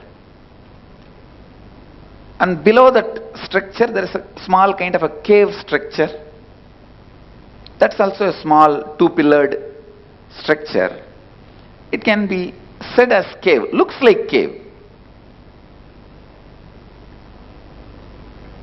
Suddenly I saw one young sadhu walking out of that cave place. This is the small cave out of which that young sadhu walking out. See this 4-pillared structure and the small 2-pillared structure.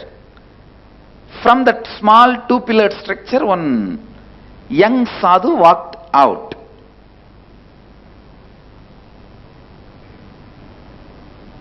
I used to think it was a cave because of the darkness inside. Young sadhu walked out. If I have to describe his beauty and grace, young, well built, long hair with the sacred ash on the face and kumkum and rudraksha,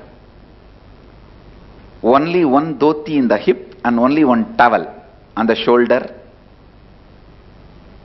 bare chest, whole body was literally shining.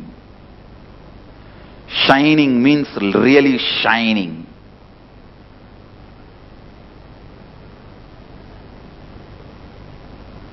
Glowing in the golden color.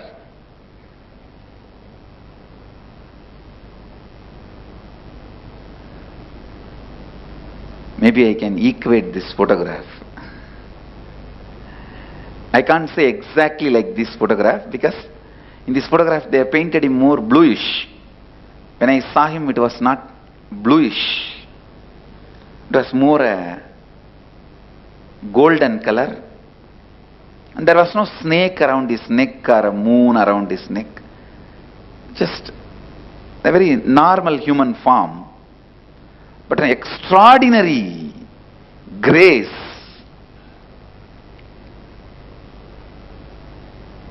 The towel was only up to the lower knee level, not the whole dhoti, lower knee level, and one towel on the, you can't call that as a full dhoti.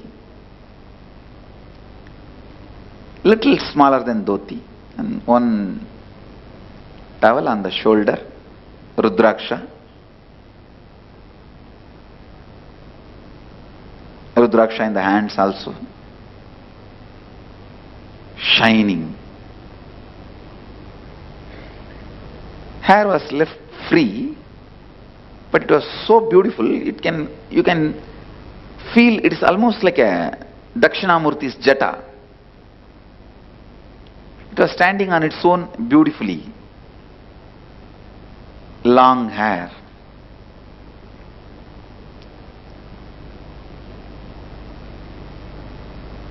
And the main thing I have to tell, wide smile. The moment I saw him, I went and touched his feet. Any sadhu I see, I'll go and touch the feet, and now such a graceful sadhu. I ran and touched his feet. He smiled at me and very loving way just put his hand on my head.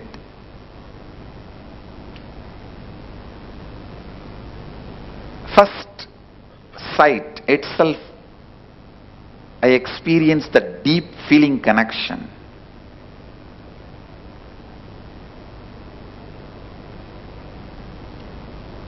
Such a strong, deep feeling connection.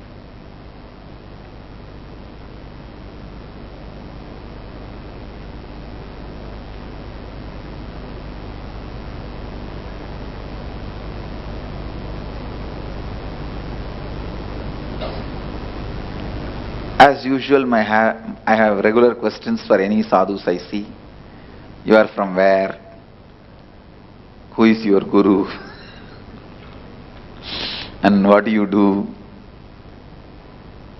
Have you achieved enlightenment? In Tamil I used to ask, Atma Sakshatkar Ayiricha ungalukku? Means have you achieved the enlightenment experience? And can you teach me? My usual questions. I started asking some my same usual questions. He smiled and he started answering. Other than the question, who is your guru? He answered everything. And then some ordinary topics. Those days the ordinary topics means what? When is the next Utsavam in the temple? Why are they not putting enough flowers on the deity nowadays? Which Utsavam, when they are celebrating, why they are celebrating, why they are not celebrating. These are our gossips. The whole city will have gossip only about temple. Whether you talk good things or bad things, it will all be about temple. Good things will be, oh, nowadays lot of crowd is coming for the temple. Bad thing will be, why they are not maintaining the temple properly. That's all will be the maximum rumor, gossip we know. And all these small talks I was having. He was also sitting and having all these small talks with me. And who is who in the town? Who is doing what? Tell her to wake up. Please sit straight, don't miss initiation, such an amazing moment, don't miss, please sit straight.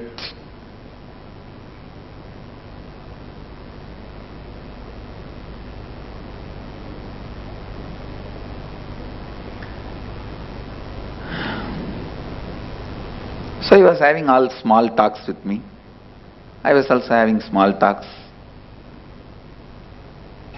I still remember, I even spoke about one temple priest having an affair with a temple dancer girl.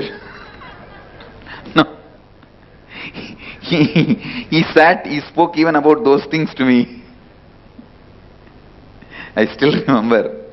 He was telling, do you see this big street Brahmin continuously going to that 4th street? Why is he all the time going there to her house? I said, yes, yes. And he goes there and directly comes to temple also. Doesn't even go to house and takes bath. We were having all these small talks. I still remember in Tamil he was telling, Patya, அந்த பெரியதர் குருக்கள் ஒத்த வாரத்திற்கு வாரம் போயிட்டு வரார் பத்தியா. So all these small talks are also we were having. I don't know how, the day one itself we became so intimate, so close. It's not that he spoke only about Vedanta, enlightenment, the techniques to achieve enlightenment and science of enlightenment, Advaita. He even spoke who is going with whom, who is doing what.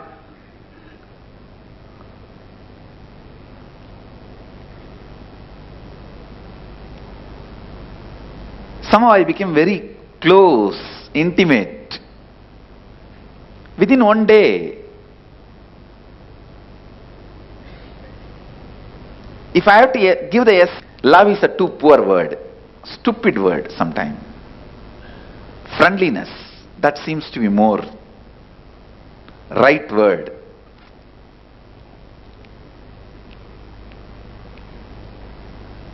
Friendliness to the extreme, to the extent, even when I am sitting next to him, I'll feel like I'll put one of my finger on him, on his body, on his leg, or on his hand. I'll just put one of my finger on him. Just want to be touching him.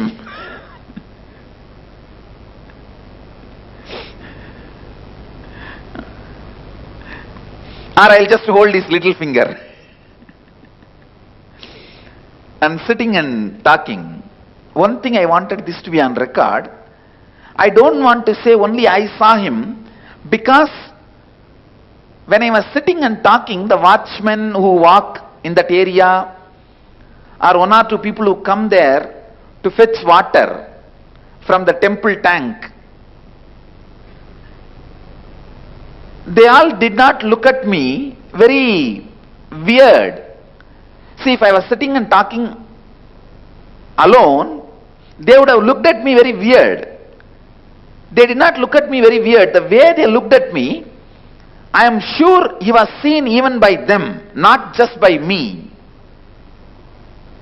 This sadhu whom I am talking about, he was not just seen by me, even they have seen him. I don't know how they saw him, but they were not looking at me weird. See, if you are sitting alone and talking, people who walk around, they will naturally look at you weird. You will know by how they see you,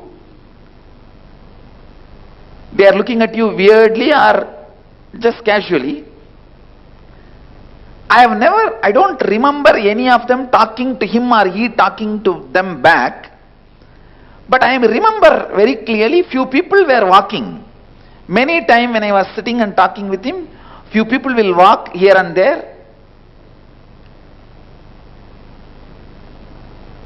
They won't look at me like I am sitting alone and talking. They will just see as if two people are sitting and talking, and they will walk. They will go. And I have also not seen anybody coming near me or near him out of curiosity and trying to touch his feet and all that. Usually when the people see the sadhus, they will try to come and touch the feet. That I have not seen.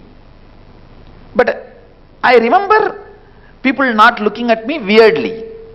The exact spot where he was sitting and I was sitting with him and speaking, you can see. That's the exact spot where he used to sit. I used to sit and speak. He will sit on the step where I am sitting now, and I will sit one step below. Sometimes he will sit the upper step, one step above. I will sit where I am sitting now. But in these few steps only we will usually sit.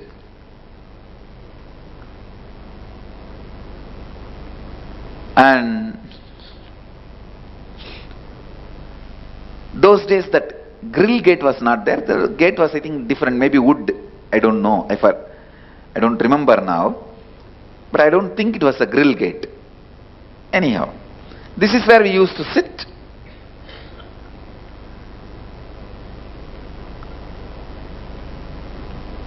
So the day one, the essence from my memory I can collect. The essence of day one's meeting was extraordinary friendliness. It was not all about Advaita, all about spirituality, all about enlightenment. Even though my questions were all about enlightenment, he was not speaking only about enlightenment.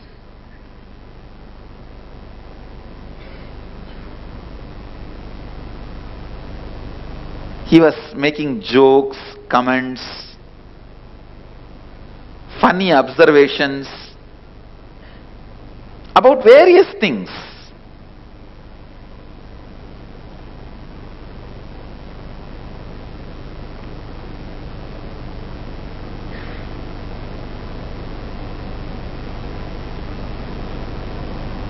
I'm not able to remember that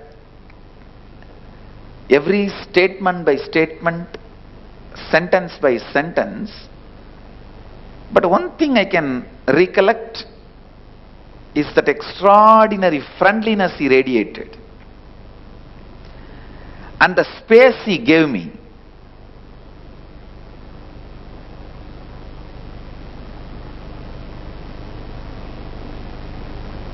I did not even feel like asking him when I started holding his toe or his little finger.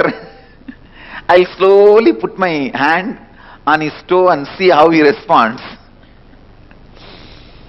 And I've never seen him resisting, so I'll just hold his toe.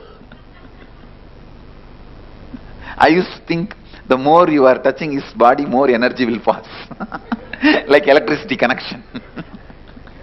That's a belief I had, and he was so friendly. Not only he did not resist, he entertained. That's the exact word I should say. He entertained.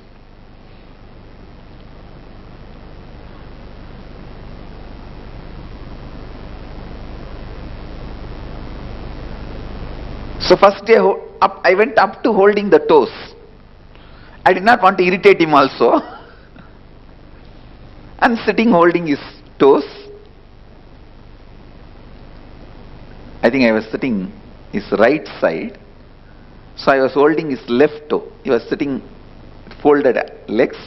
I was holding his left toe.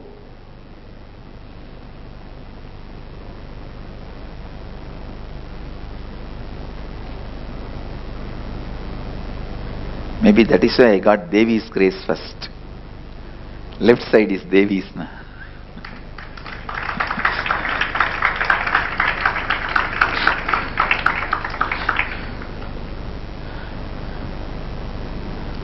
But the amount of hair he had, still I am wondering. It used to be up to the thighs, his thighs. That long, thick.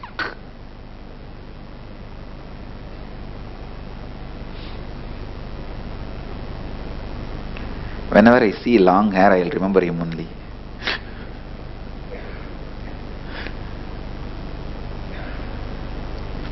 Anyhow, it became late night. Usually the temple watchmen, they will just go around to lock the temple, to see whether anybody is there inside the temple before locking.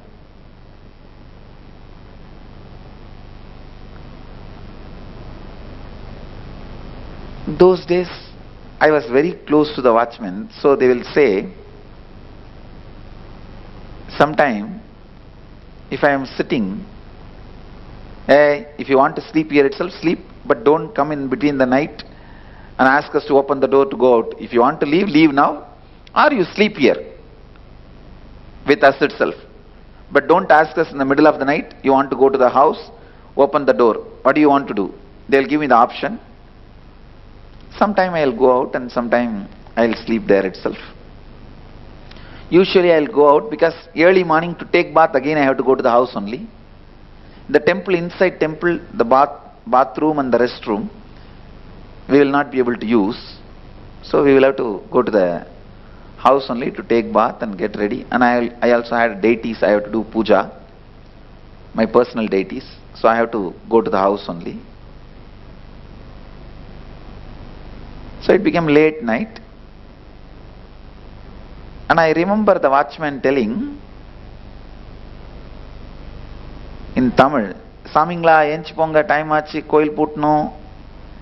So with this word, I can be sure that he was seen even by the watchman, because the watchman addressed in plural. He said, "O Swamis, go out, we will have to lock the temple. Go to your home, we have to lock the temple." So he did not address as a Swami, he addressed as Swamis. "O Swamingla," means it is he was also seeing him. That is why he addressed as both Swamis. Go out, we will have to lock the temple. Then I looked at him and told him, "Where are you staying?" He said, "I am staying in the temple only." But actually some of the sadhus were staying in the temple at that time. They were all having their own small caves. I thought he's also staying here in one cave. I said, "Okay, then I'm going to the..." He said, "All right, go to the house and take bath and sleep and do your puja and come back tomorrow." I told him, "If I come back tomorrow, can I see you?" He said, yes, anytime come here and call my name, I will come out. I am here only.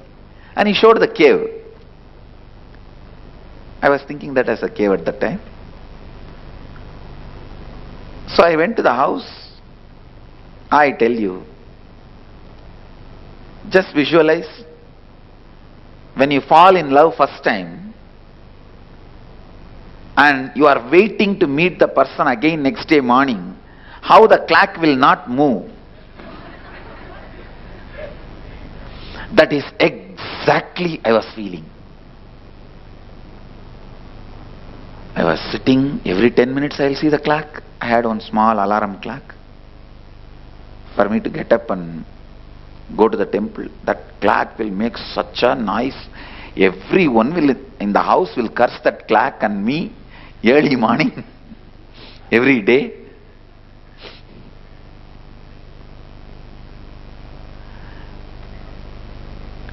So I'll wake up and see the clock. It's only 12 o'clock. I'll lie down, sleep. Again when I wake up and see the clock, it's only 12:10.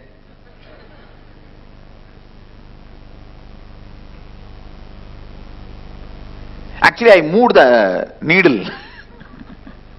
I wanted to make it as 4 o'clock. Because 4 o'clock they'll open the temple door. Then I thought, if I move only my clock, how can I make them open the temple? I waited. Around 2:30, 3 o'clock, I could not handle anymore. I ran and took bath, did all my puja.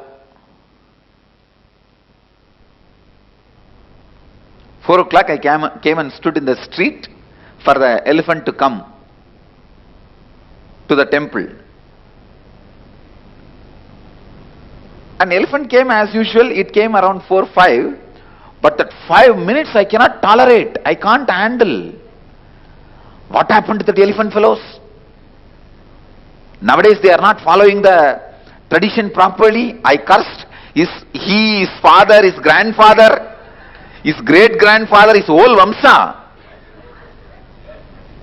These fellows don't do anything properly nowadays. Finally, that elephant and all the team came. Only that day I was feeling this elephant is walking very slow.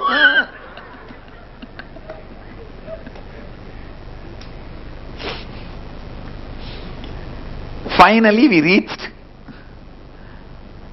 the temple, and they opened the temple gate. I ran to this cave where I met him. Usually I will run to the main Garbha Mandir, main sanctuary, and have darshan, only then go anywhere. But today directly I ran.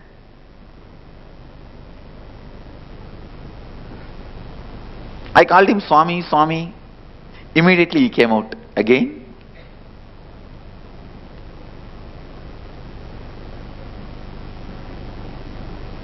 He sat. I was sitting and talking to him. I told him whole night I was thinking about you only. I saw his face expression. He was pleased, I think. He was smiling.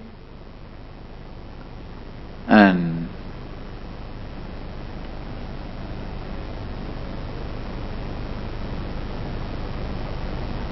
I saw him, that time itself he was dressed as usual, means one dhoti, saffron color, not the color exactly I am wearing, little light color, which we used to have earlier, that light color, and one towel on the shoulder. He was already ready with all his vibhuti and kumkum and rudraksha. I asked him, you finished your puja? That's the usual question. He smiled and he did not answer. Many of the questions you will just smile in a very mystical way or mischievous way. You can say both blunder of mystical and mischievous.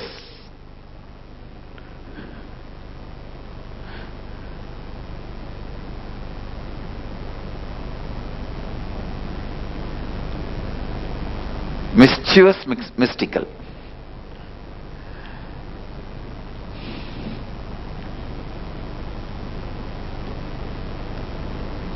So again, second day also I sat with him and we were speaking so many things. I remember whole day passed, and I also remember in a carrier,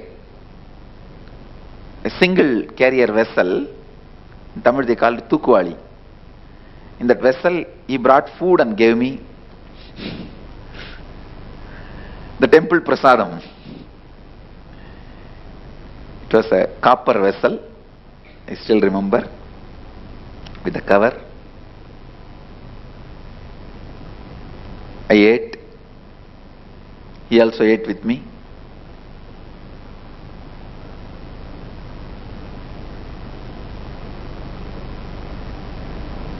He was clean shaven. Only hair in the head, long hair, but no moustache or beard. Clean shaven.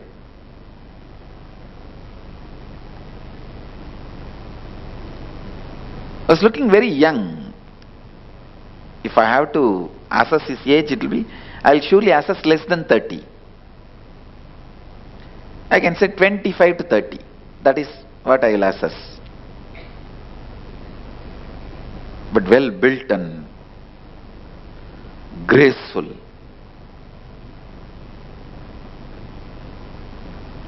A tall figure. Very graceful, must be 6 feet tall and very graceful, well built.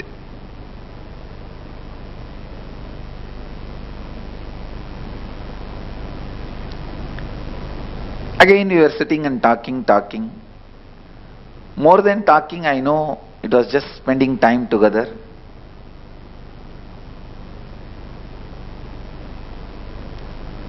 Today I got little courage, so I started holding his little finger. Only when he is talking, when he raises the hand to do some gesture, I'll shift my hand to his leg, his toe. Otherwise I'll be holding the hand.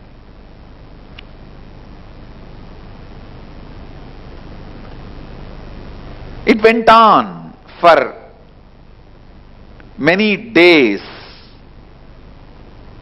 weeks. In 10-15 days, I can say, he became almost just breath of my life. My day is like whole day I'll be with him, whole night I'll be waiting for him, that's all. How many of you wait to come for the morning satsang to see me? Then all of you can understand what I am saying. You just wait for the next morning to happen, to rush and see him.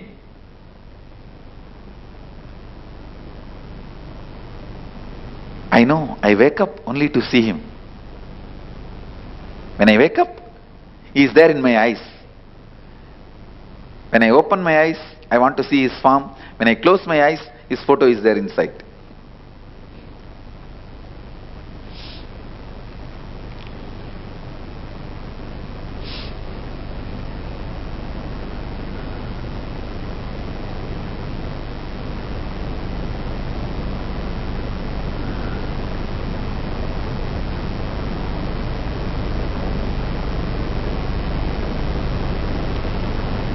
If I have to describe my relationship or what was happening at that time with him,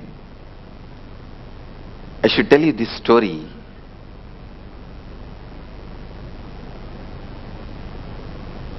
There is a beautiful example in Upanishad. Upanishad is the source book of Hinduism, just like Bible for Christianity, Quran for Islam.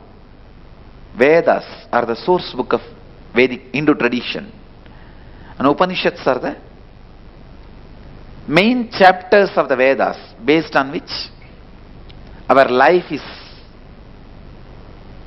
running. Upanishads are more like instructions and truths about life. So in one Upanishad there is a beautiful story. In a tree, huge tree, there was a small bird which used to jump from branch to branch. Sometime it will eat sweet fruit in the tree and jump. Some other branches will have a bitter fruit. When it eats the bitter fruit, understand it's a very beautiful simile or a example with an amazing truth.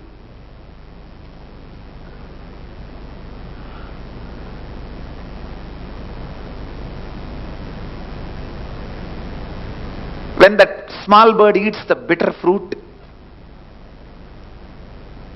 it will feel pain. On that same tree, on the top of the tree, there was a big bird sitting, golden color, shining. That big bird neither eats bitter fruit nor eats the sweet fruit. It just sits in the peace and silence, complete completion. It's radiating its glory. This small bird, which is running between these lower level branches, sometime when it eats the sweet fruit, it feels joyful, and bitter fruit, it feels bad.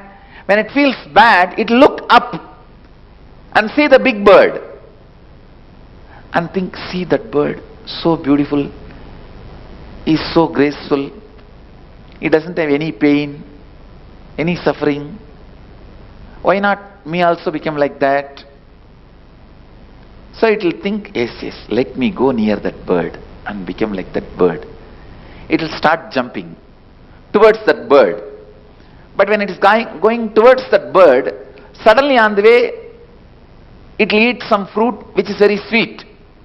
The moment it eats the sweet fruit, it will forget that big bird and it will start eating more fruit till it lands on the bitter fruit again. The moment it eats the bitter fruit again, it will look up and say, I should become like that bird. And then again it will start going towards that big bird. This small bird is spending all his life like this, jumping here, there, here, there, here, there, suddenly looking up when it eats the bitter fruit. But when it eats the sweet fruit, forgetting the big bird, forgetting everything, just eating the sweet fruits. Finally one day, by jumping like this small bird has somehow reached very near the big bird. And one fruit which that small bird ate was so bitter, it decided not to look this side and that side, it just locked its mouth and straight went near that big bird. When it went near that big bird, the more it went near, it felt he himself is the reflection of that big bird. And more and more and more when he went, he just merged and became one with that big bird.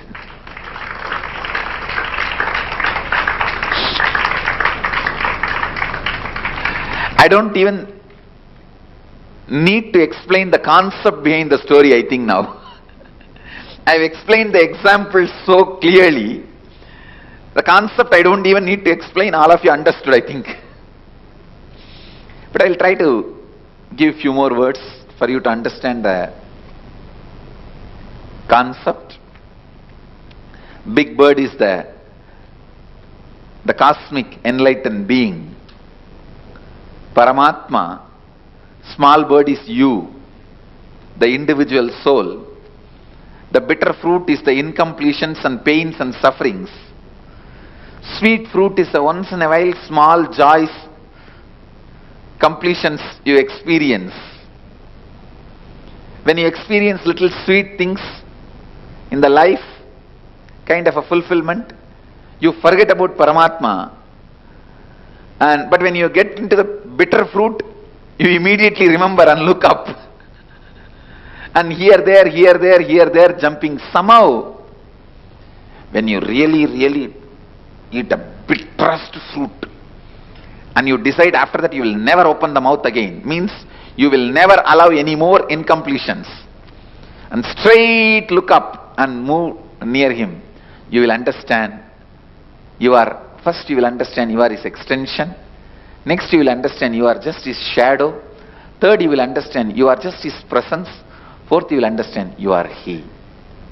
Exactly. This is the exact relationship I had with him. I can say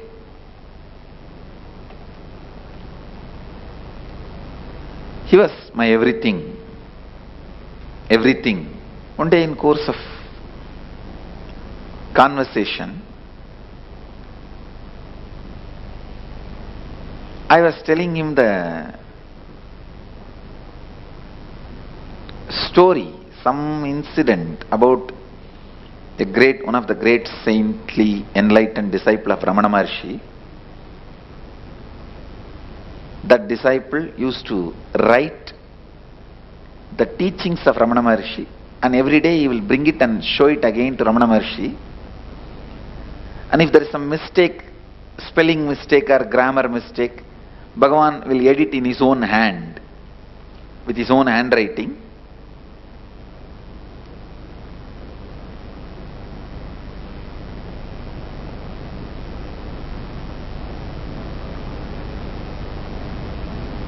So, that sadhu,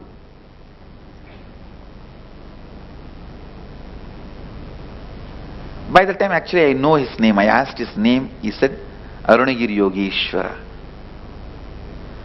I know his name by then.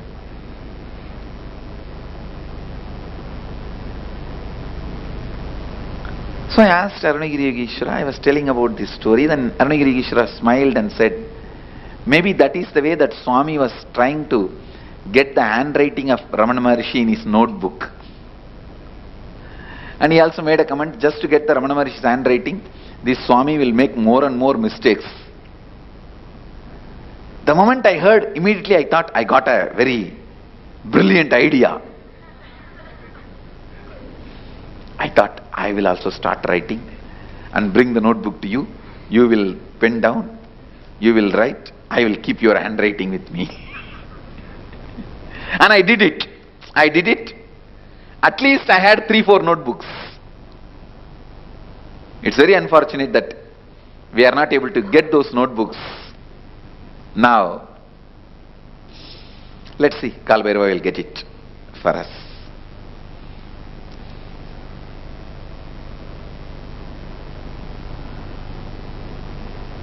Two, three notebooks and 1 or 2 diaries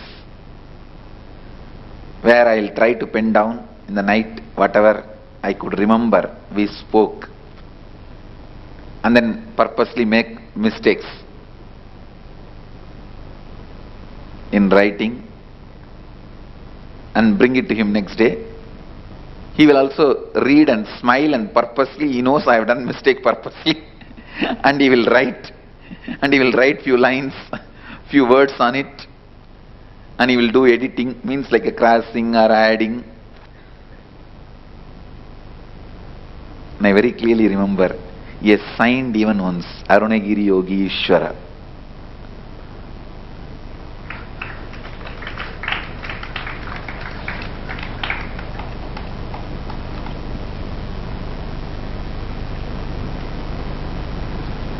So many things, so many things. We used to speak. Once I remember he told me that don't go around and tell everyone that you are every day meeting me and talking to me. I took that as an instruction. I never asked why. That was one good thing I had. If I accept somebody as my guru, that's all, I will simply surrender. No question of why, what and all that. Before accepting, I will ask all the questions. The moment I accept, after that no questions asked. That was my lifestyle.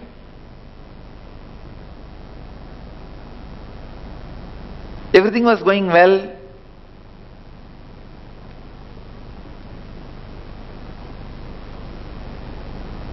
I remember him talking to me about various subjects. Patanjali Yoga Sutra, Vijnana Tantra, Upanishads. I even remember taking 4 Upanishad book to him, which was given to me by Isaki Swamigal. Tamil translation of the 4 Upanishads. And where he opened and read out some lines and explained some lines to me.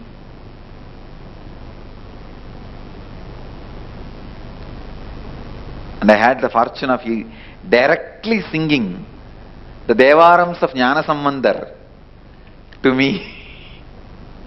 I have heard some of the great songs, Devarams, from his own mouth. I even asked him once, how do you know all this? He said in Tamil, இங்கே தானே இருக்கேன், இங்கே தானே பாடிட்டு இருக்காங்க, அதனால கேட்கறேன், அதனால தெரியுது. He said, I am here only all the time, na, and they are singing all the time here, na. So I am listening, so I know. These are all that mystical, mischievous answers. With more time passing, I got more comfortable with him. I ate with him. I have slept in his lap.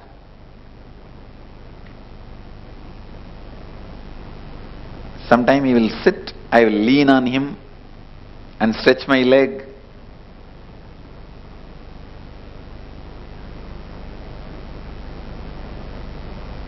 He was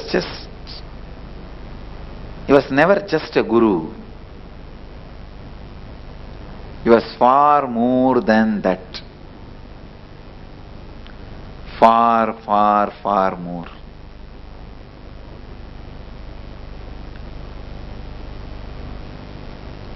He was much more than any fantasy you guys can have about Guru.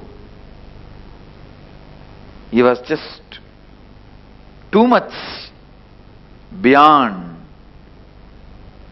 any fantasy you can have about Guru and how you should be living with Guru.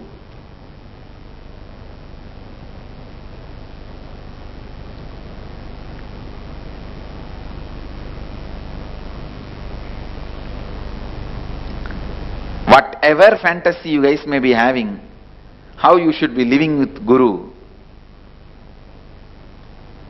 I have lived 1,000 times more and beyond with him.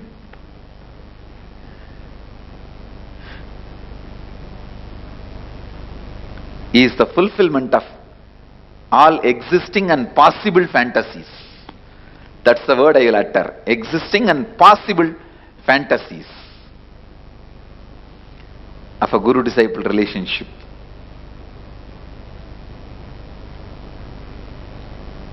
I have seen him materializing. I have seen him flying. I have seen him perform all types of miracles. I have seen him teaching me all these siddhis. While he teaches, he will perform and show. I have seen him bringing the moon directly in front of me.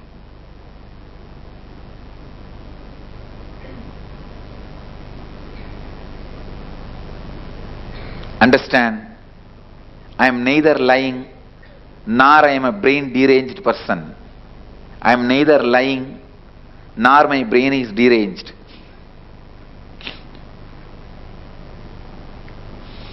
I am not telling you any stories. I am telling you the truth as it happened.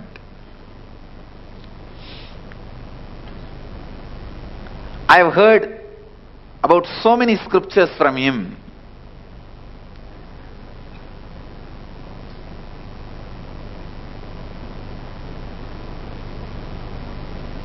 Never he will take more than few minutes to explain any scriptures to me.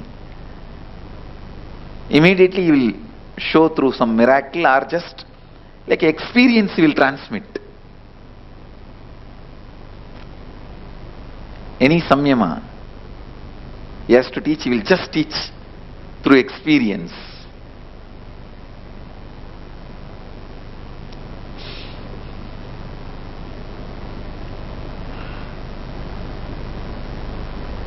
Whether the way he looks, sits, carries himself, or the words he utters, or the joy he radiates, or the friendliness he radiates,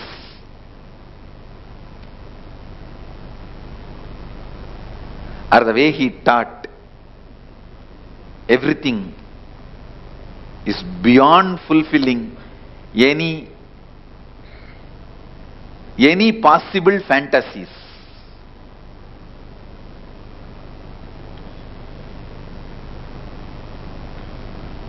I have seen him making disappear the whole world other than both of us, or showing everything inside him. I have seen him showing Vishwarupa, that everything is he. So much he has transmitted to me. I don't know whether I will be able to transmit all that to humanity, at least put it in record. The time of next 126 years, I am going to be using this body.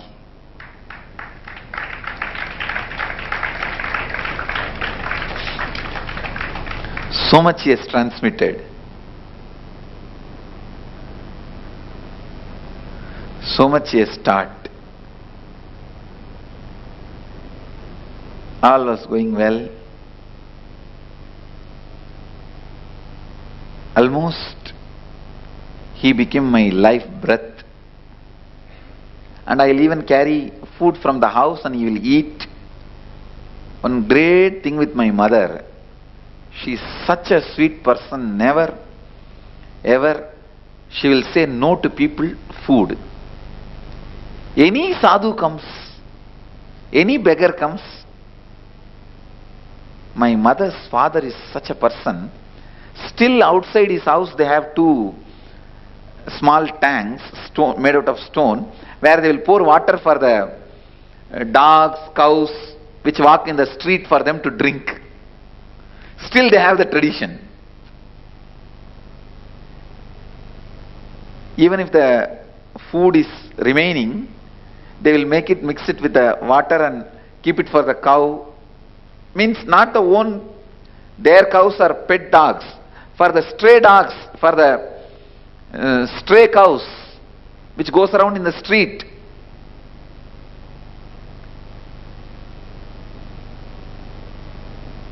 And I remember my father's side grandmother also, she will also feed any stray dog. She will get them. Somehow she will become friends with them and feed them. If they have some skin disease, she will take them to the hospital. Whether it is a sadhus or pets or beggars, my house was always open. My mother was a typical village lady waiting to feed people. So whenever I ask, I wanted to take food for some sadhus, she will immediately pack and give. She will never have a second word. She will never grumble, grudge, nothing. She will immediately pack and give. She will only ask, Swami, what do you want? You want idli or you want rice? Idli means breakfast, rice means lunch and dinner, both. That's all. That is the only two menu.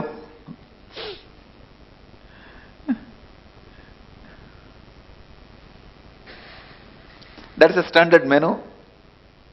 In any middle class house in the village, this will be the standard menu.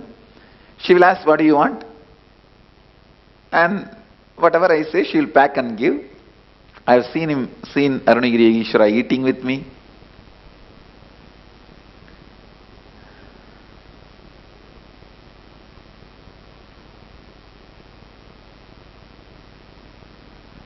One day I told him, please you come to the house, my house. And he laughed and said, you come to the house, place where I am staying. House where I am staying. The moment he said, I know, wow, it's such an opportunity. I said, come on, take me. You only never took me.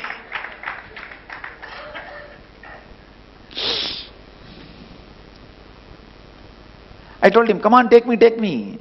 You never took me the house where you are staying. Take me to your room. I thought inside that cave only he is staying. I know in Tiruvannamalai temple there are so many caves, and I have seen the cave size of where 1,000 people can sit. Please understand, in Tiruvannamalai I have seen the caves, such huge, large size caves, 1,000 people can sit. That size caves I have seen, with water facility and lighting, the natural lighting and water. I have seen the caves. So I thought maybe this cave will lead to his cave where he is staying. And I also know in Tiruvannamalai temple there are many underground paths, subways. So I asked him, take me to the place where you are staying.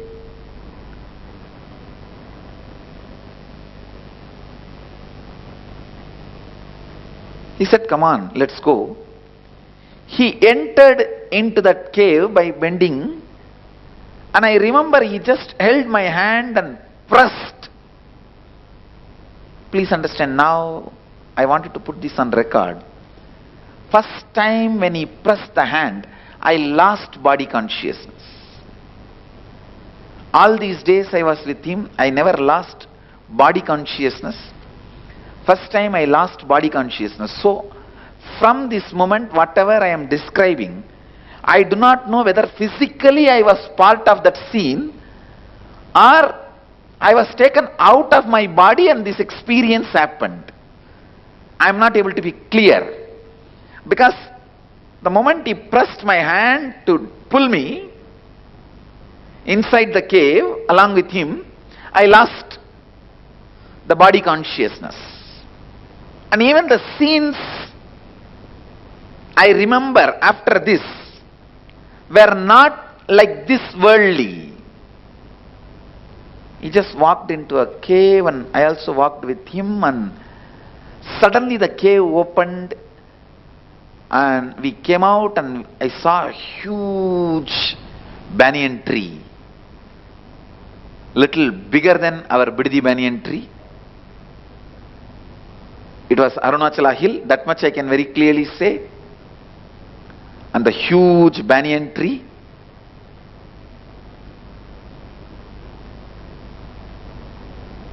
And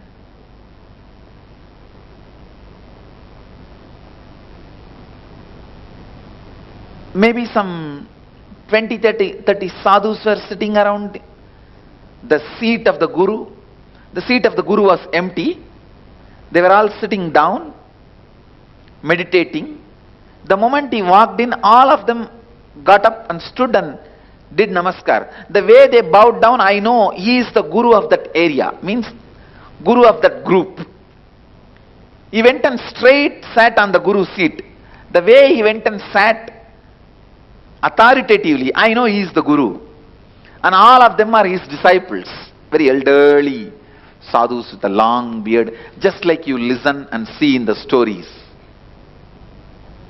How the Dakshinamurti used to be sitting under the banyan tree and all his old disciples used to sit. That's exactly the scene.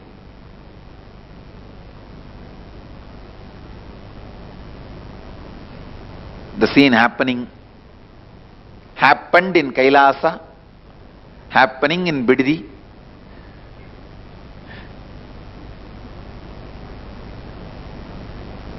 Was literally happening. I saw.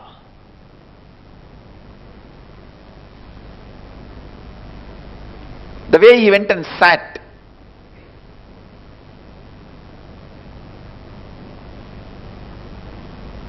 Literally he sat like Dakshinamurti only.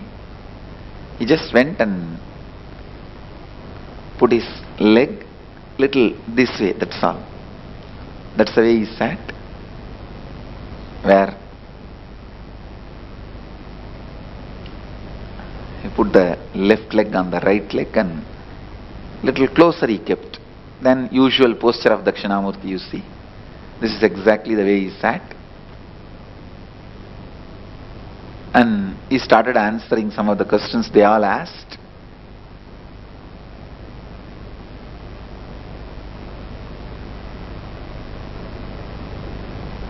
They were addressing him with so much of reverence, and they all fell flat when he sat in his seat and did namaskar and sat up.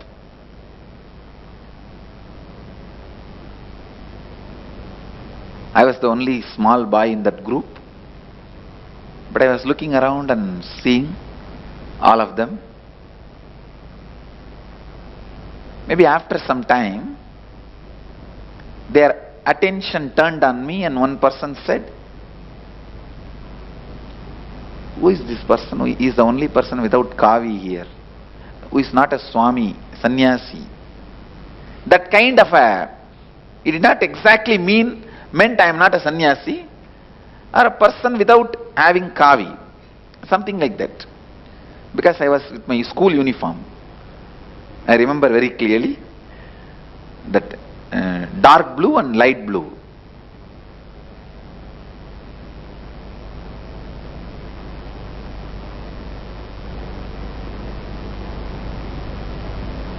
Must be, because 11 means by the time I've already started going to the high school, 6th grade. So dark blue and light blue. In Indian villages, kids will not change they will wear the uniform even in the holidays. They may not go to school, but they will be always wearing the uniform only, same dress only. I still remember the half trouser of dark blue and shirt of light blue. That was the school uniform. And immediately that solved my Kundalini. I said, I may not be wearing kavi, I am also sannyasi only. And I saw Aruණagiri Yogeshwara laughed. Then he said, then why you are not wearing kavi? I asked him, you give me kavi. He laughed and he looked. Immediately I saw one sadhu brought kavi cloth. And I did not even have a second thought to remove and throw my dress.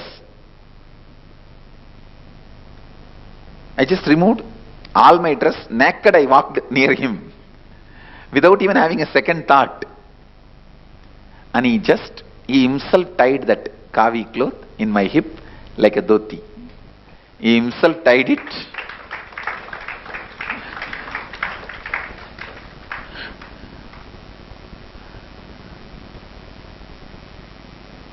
I still remember, just tied the cloth and hugged me.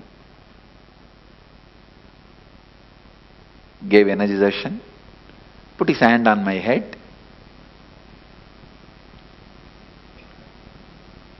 Naturally the experience was just out of the world.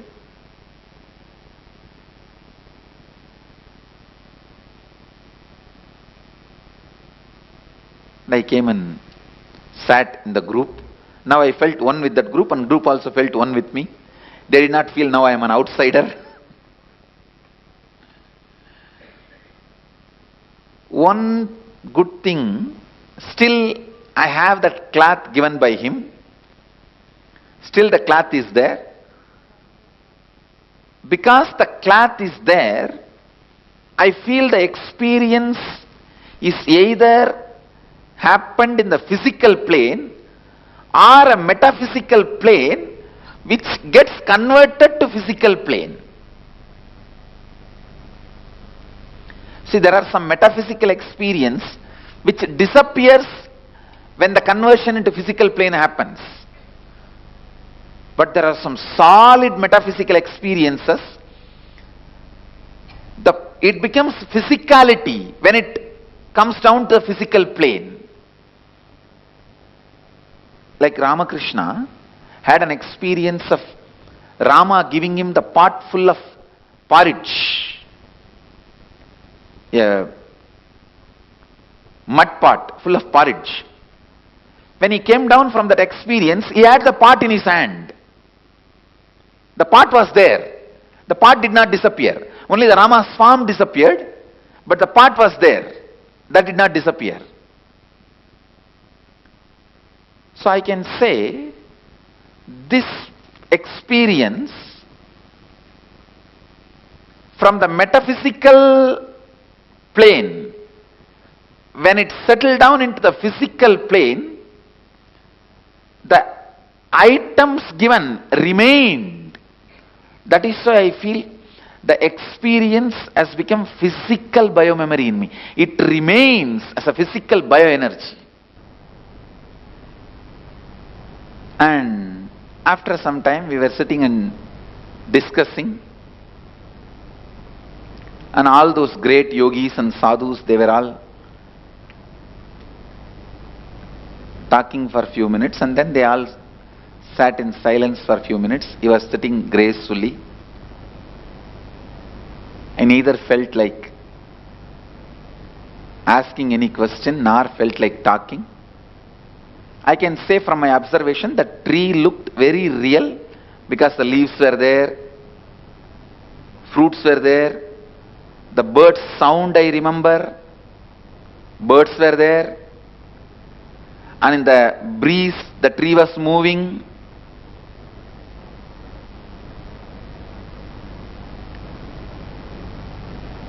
So once it became little dark, late evening, he said, come on, let's go back to the temple. I said, okay. Again, He brought me back. While we entered the cave, again he was holding my hand. When we came out of the cave, to the place exactly where we entered, there only he just left my hand. I saw when he left my hand only, I came to the physical awareness. So either he took my metaphysical body to his metaphysical space, or he took my physical body itself to that metaphysical space.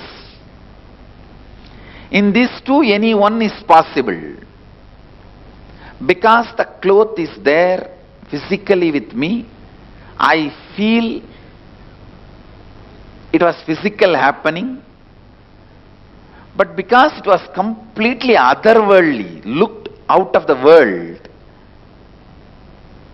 I am not able to say it is only physical.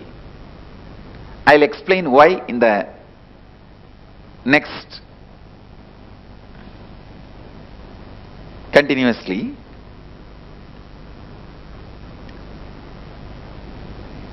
That's all. Now my ecstasy is too much.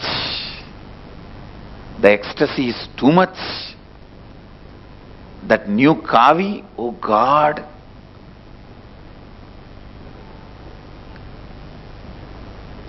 I was running around here and there, showing everyone I got the kavi, I got the kavi, I got the kavi.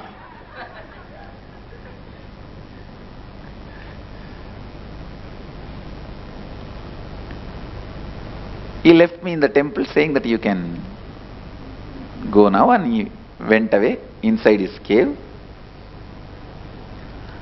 First person I ran was my guru, Mata Vibhudananda Devi, Vibhudananda Puri.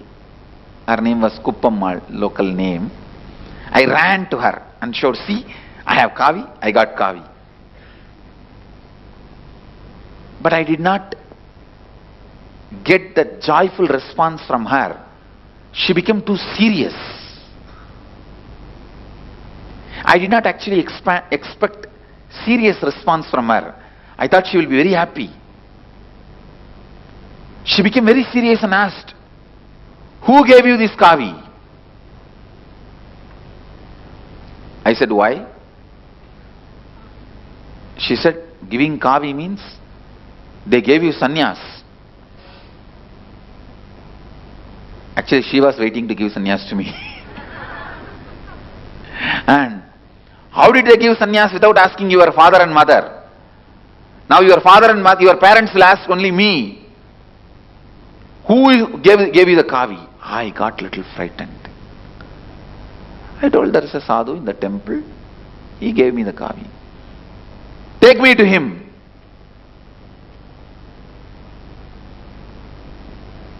She started telling, no one will give you kavi. You have stolen from some shop. Tell me that.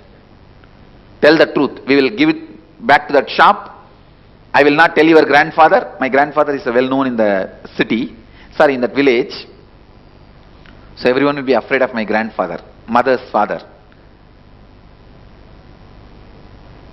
I won't tell your grandfather, otherwise I'll tell your grandfather you have stolen from some shop. I got more frightened. Oh God, what is this? She's going to tell now, my grandfather I have stolen. I have not stolen, I only got it. Then I said, all right, I'll take you to that Swami, come. He only gave me, I have not stolen in any shop. She held me in her hand. She really believed I was stolen in some shop. The kids, when they go here and there in the shop, they will steal little candy, they will steal little sugar. She thought I have stolen. I told her that no, I have not stolen. I never steal, don't you know? She has high regard for me, but I don't know why. She was also confused. She wants to verify directly. When I took her directly to that cave, and I started calling Swami, Swami, Swami, he did not come out. Almost 9 months.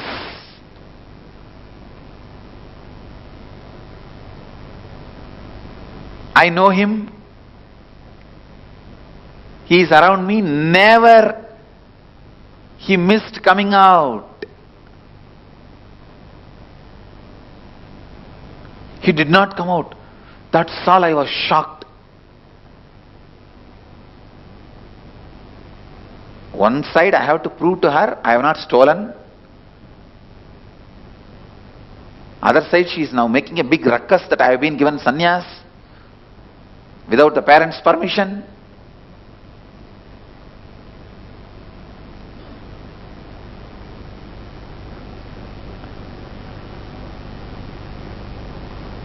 I did not bother even about any of those things, but he is not coming out. That was too much.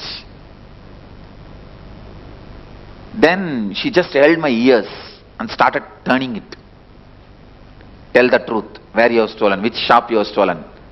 That's why they will treat in the Indian villages, the kids will be treated. Told me, only then I realized it was not a cave, it was a sealed, solid stone. Please understand. Only then first time I realized in that 9 months it was a solid stone construction. It was not a cave. That is why I doubt whether Arunagiri Yogeshwara taking me inside was a physical or metaphysical. Because I realized it is a stone construction, not a cave. Shock for me. She said, now I have no justification because I am not able to get Arunagiri Yogeshwara. I said it's a cave, it is not cave now anymore.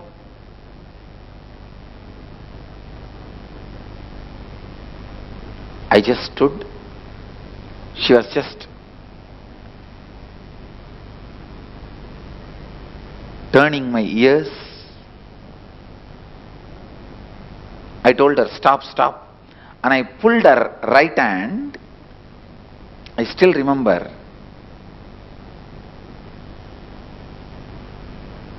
I told her, I promise in the name of Arunachaleshwara, on you, on me, I have not stolen this cloth. Only Arunagiri Yogeshwara gave me. With that, I slapped on her hand. See, that is the usual way the kids will tell that, I swear. The swearing, I swear. That is the way I did that to her. In Tamil I said, Annamaliyar மேலையும் ஓம் மேலையும் என் மேலையும் சத்தியம் பண்ணி சொல்றேன், அவர் தான் இந்த துணி கொடுத்தாரு, நான் எங்கேயும் திருடல. I told her, on Arunachala, on you, on me, I promise. I did not steal in any shop. Arunagiri Yogeshwara only gave. He used to come out of this cave only. When I put my hand and did that Satya, I can say maybe this is the first energy darshan I gave. Now the power of that experience was so alive. Maybe first time the mirror, the brain, my neuron activity mirrored in her brain. Suddenly all her doubt, everything disappeared. All her doubt, skepticism, everything disappeared. Suddenly she kneeled down. I saw in her ears, that in her eyes, the tears. Her ears, whole thing is completely listening to me. She said, "Unmaile solriyada? Are you telling the truth?" I said, "Yes." Now she has come to the space of listening to me. She is no more that doubting old lady. She asked, "Eppudra irundharu? How he was looking?" I described to her from where he came out. From this cave only he will come out whenever I call, and he will go in. She asked, did you ask his name? I said, yes, I asked. She asked, what is the name? He said. Now it's like my zone. Suddenly with all my confidence I said, he said, his name is Arunagiri Yogeshwara. That's all. She fell at my feet. She literally fell at my feet. I was shaken because she is my guru. She fell at my feet and she was weeping profusely with tears. She said, then she got up and again she was kneeling down, said, really da? Unmaileva da? I remember I put my hand on her head also and said, Satyama Pati. Un tala mela Satyama solren. Means, promise, I swear on your head. It is truth. That's it. Maybe I can say it's a second energization for her.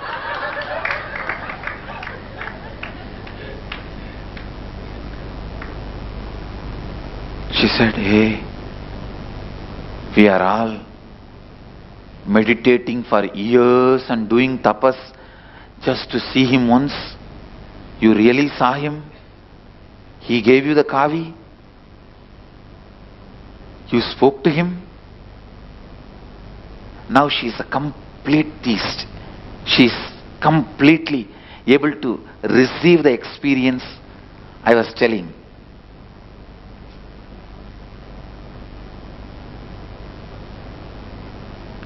Even now I use this technique. If some of the disciples are arguing, not listening, I will just touch them. That's all. After that they will listen. They will come to the space of listening.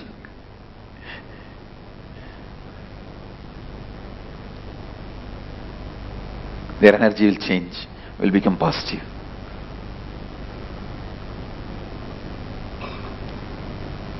That is why these guys who want to run away, they will never meet me. They know if they meet me, they will not be able to run away. They will disappear without meeting me.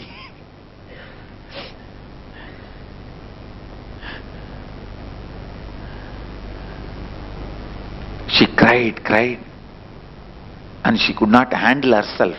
She just left me and went away to the place where she is staying, to her house, which was actually like ashram. She gave that away to Tiruvannamalai temple. She first wanted to give it to me.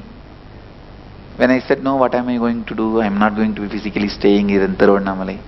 Then she gave it away to temple. Now temple owns that property.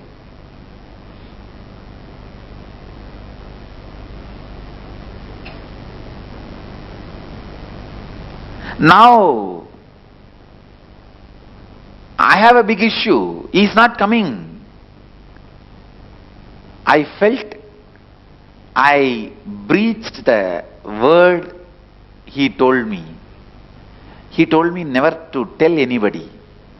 I feel because I told Kuppammal, he is not coming, he is angry. So I shouted, screamed, Swami, please come. Don't leave me like this. I will not do this mistake again. I will not tell anybody. Please don't be like this. But I could not see him coming out.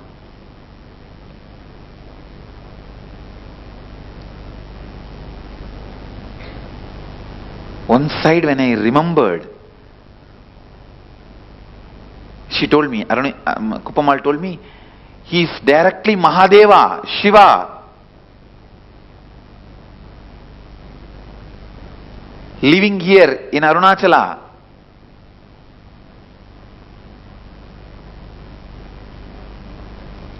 Ramana Maharshi talks about him. Great Siddhas have seen him.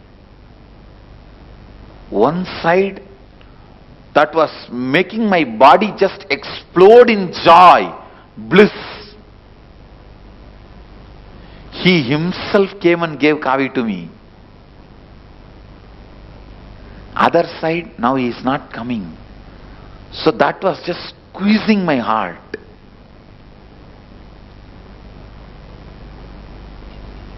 If I have to describe exactly what I was going through, in Bhagavatam there is a beautiful story.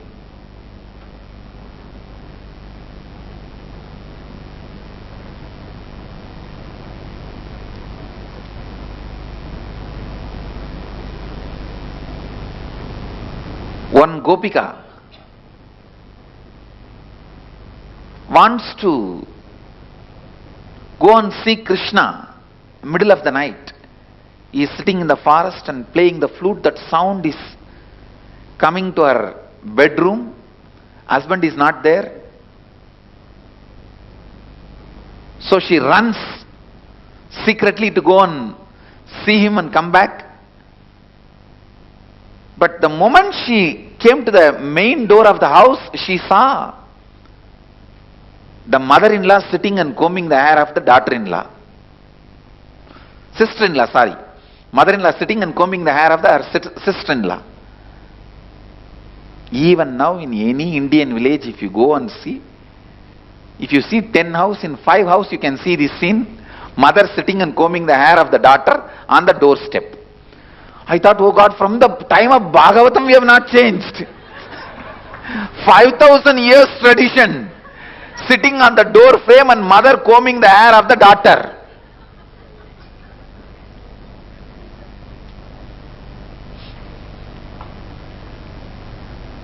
And removing that lice.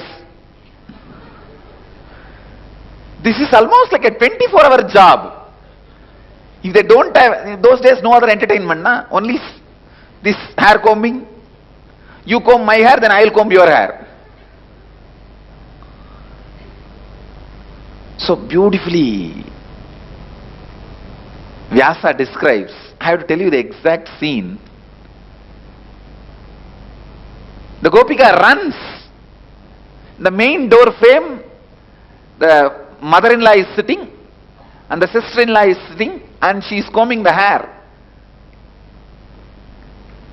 Seeing that scene, she just stands in this door frame itself. Her door frame itself, and holding the door frame with one hand. One side, when she listens the music of Krishna's flute, all the extraordinary, ecstatic memory of the time she had with Krishna and the memory of Krishna, she is in bliss. Next moment, this sister-in-law and mother-in-law are sitting like buffaloes. Because both of them are there, she cannot go out. They will ask, hey, where are you going in the middle of the night? When husband is also not there, alone. So if she steps out of the house, her character will be questioned. And they are also hearing the music of the flute. I don't know, from that time I think this mother-in-law and sister-in-law never get your devotion and understand what you live and what you go through. Anyhow, whatever it is.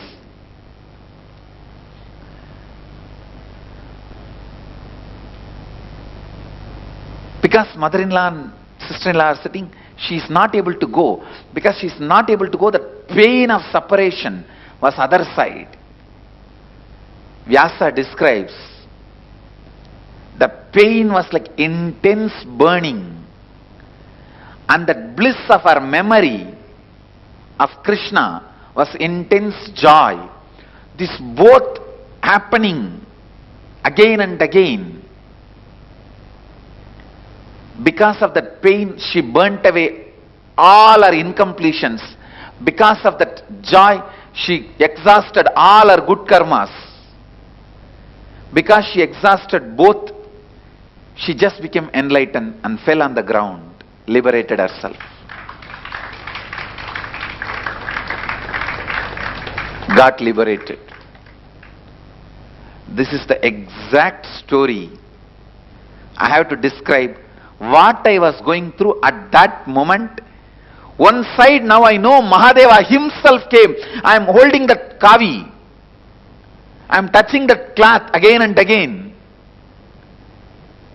He himself came and gave the kavi.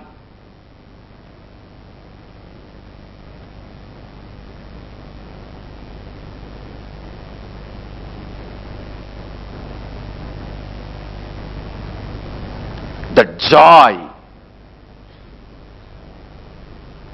ecstasy, pride, bliss, all that.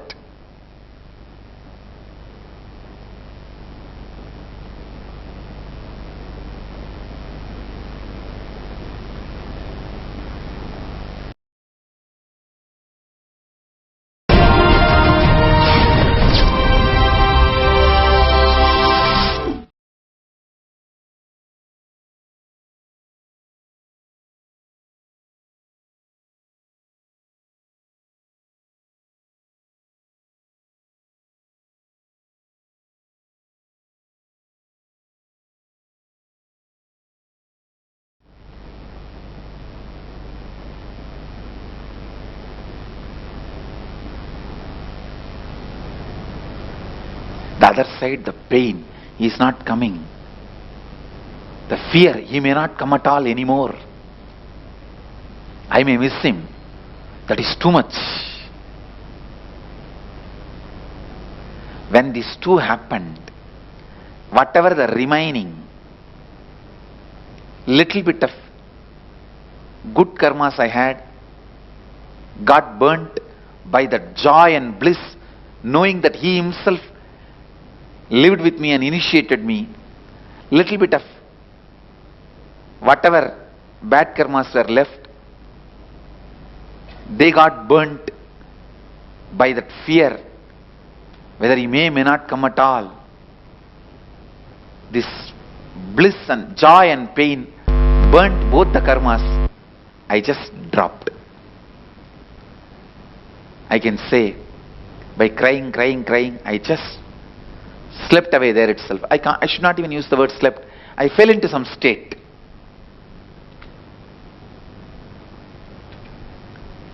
I got lost.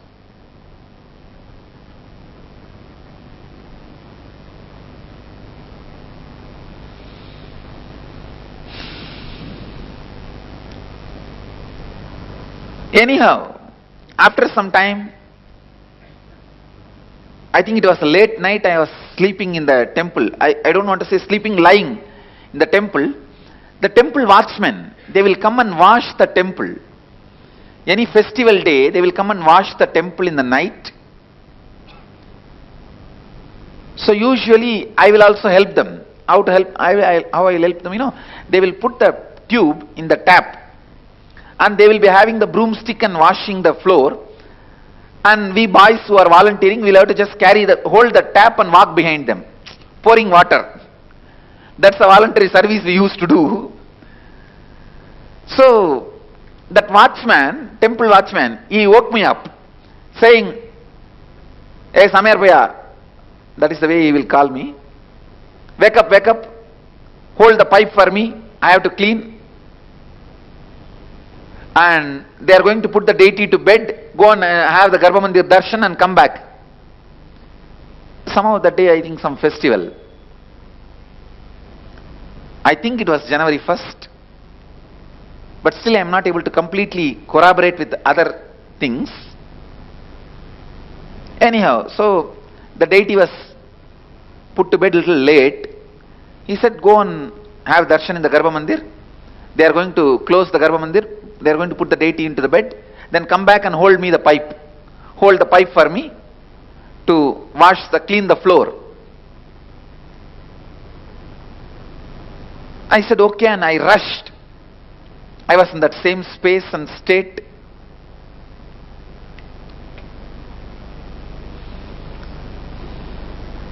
I ran to the Garbha Mandir.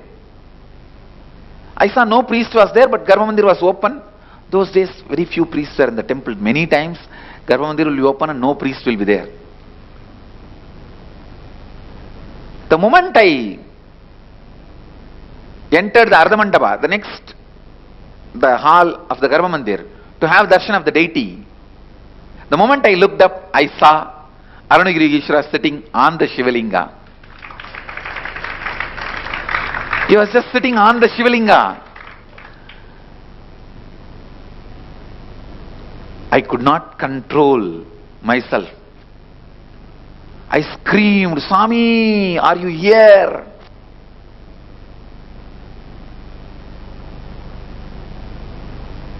"Why you did not come when I called?" I was talking all this and I was rushing near to touch him. Even though we were not supposed to enter the Garbha Mandir. I don't think I have entered the Garbha Mandir, but I rushed towards him. I don't remember whether I entered or not entered. I was not in that mood at all to follow the rule that I should not enter the Garbha Mandir and all that. I just want to touch him. I ran, stretched my hand to touch him.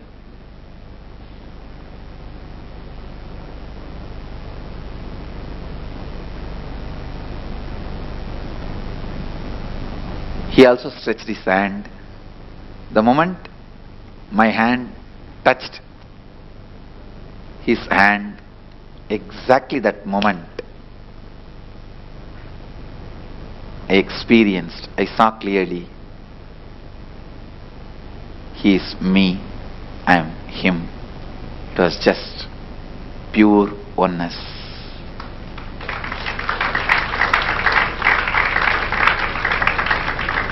Pure oneness.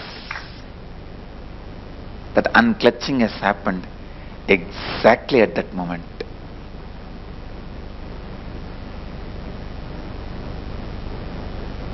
After that, neither I missed him, nor I saw him separately.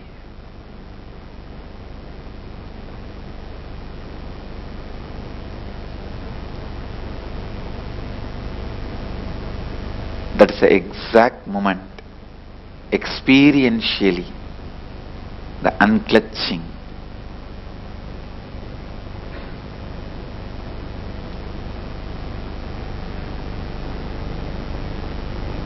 The pure Advaita happened.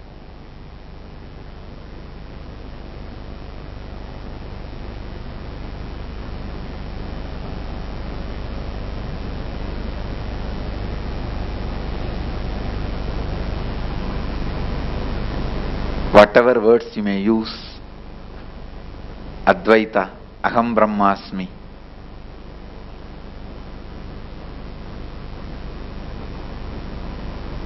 Tattvamasi, Shivoham, the experience of that pure oneness happened as it is to stay once for all.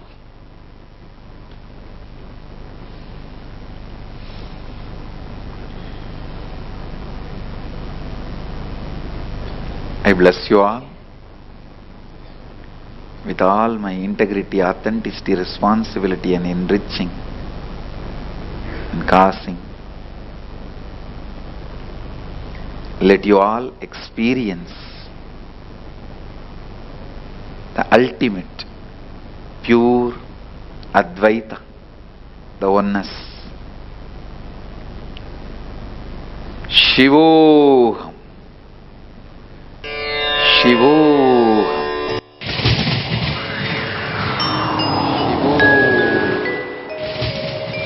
Ananda. Nithyananda Dhyanapitham, Nithyananda Nagar, off Mysore Road, Bidadi, Bengaluru.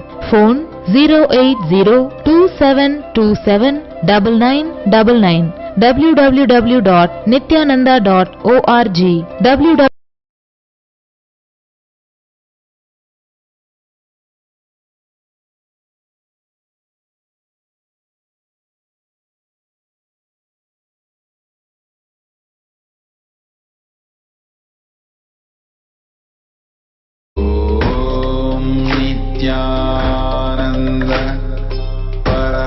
Paramashivoham. Om Nithyananda Paramashivoham. Om Nithyananda Paramashivoham. Om Nithyananda Paramashivoham. Om Nithyananda Paramashivoham. Om Nithyananda Whatever you think as your strength, like how much cash you have, how much gold you have, how much money you have in the bank, what all properties you have, your secret passwords, passcodes, your strength secrets, you will tell only to your son or your daughter to whom you are going to give your inheritance. Same way, most important powerful secrets Paramashiva has given to his son Muruga, Subramanya, in Agama called Sarvajnanottara. All the powerful secrets the father will tell only to his son. It is too secret. I am going to open that Agama and give all the essence of all those secrets. Secrets of Charyapada, lifestyle, secrets of Kriyapada, secrets of Yogapada, and secrets of Jnanapada. I am not only going to teach you, I am going to give you exactly what Paramashiva gave it to Subramanya. Because Paramashiva himself is manifesting through this being now, giving you all exactly what was given to Subramanya. Nothing is required from your side. Just sit like innocent Subramanya. Muruga at the feet of Paramashiva. I assure you, whatever was given to Subramanya, the whole life will be given to you now. Not just words, teachings, not even just experience, life itself. I am talking to each one of you sitting in your room. I will make you all Subramanya.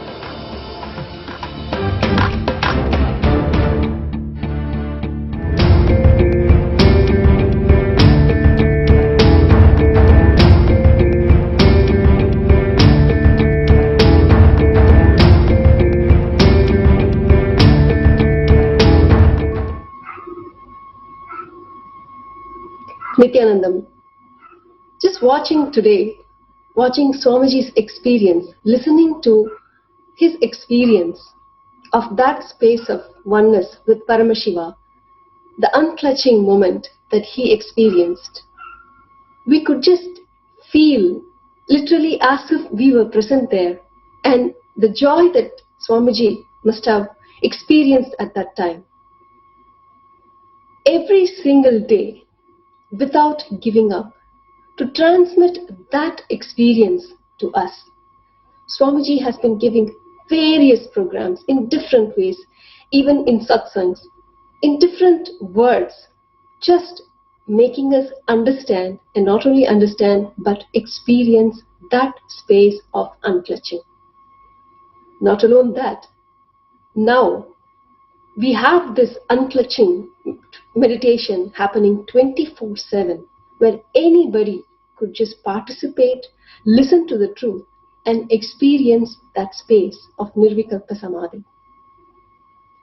Relentlessly, Swamiji, without giving up on us, even if we forget, even if we are carried away by our own apasmara, day in and day out. Every possible way, Swamiji has decided, committed, and no matter what he goes through, just works to give us that experience. Of course, we are now going through the season 6 of Paramashivoham level 2. In that attempt of Swamiji to transmit that experience to us, to manifest the being of Paramashiva.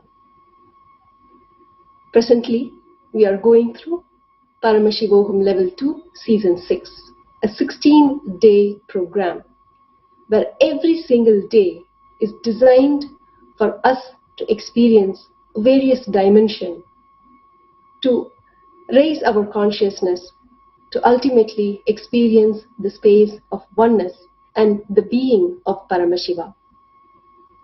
Every single day is offered as individual capsules for us, absolutely free of cost. Anywhere in the world, you can just join and experience, taste that space. And of course, the whole 16 days are available. As we are in the middle of this lockdown, as we are going through this coronavirus crisis, what better time than to take this time for our own self, for our own consciousness, to realize the ultimate purpose of life. In realizing and manifesting that being of Paramashiva, which is our true self. Paramashivoham Level 2 is open for all, does not need any prior experience. You can participate any single day to get the taste, to experience it absolutely free of cost, and you can even participate all 16 days as individual capsules. Even that Swamiji, out of his compassion, has given us free of cost. And of course, you can participate as the whole 16-day program as well.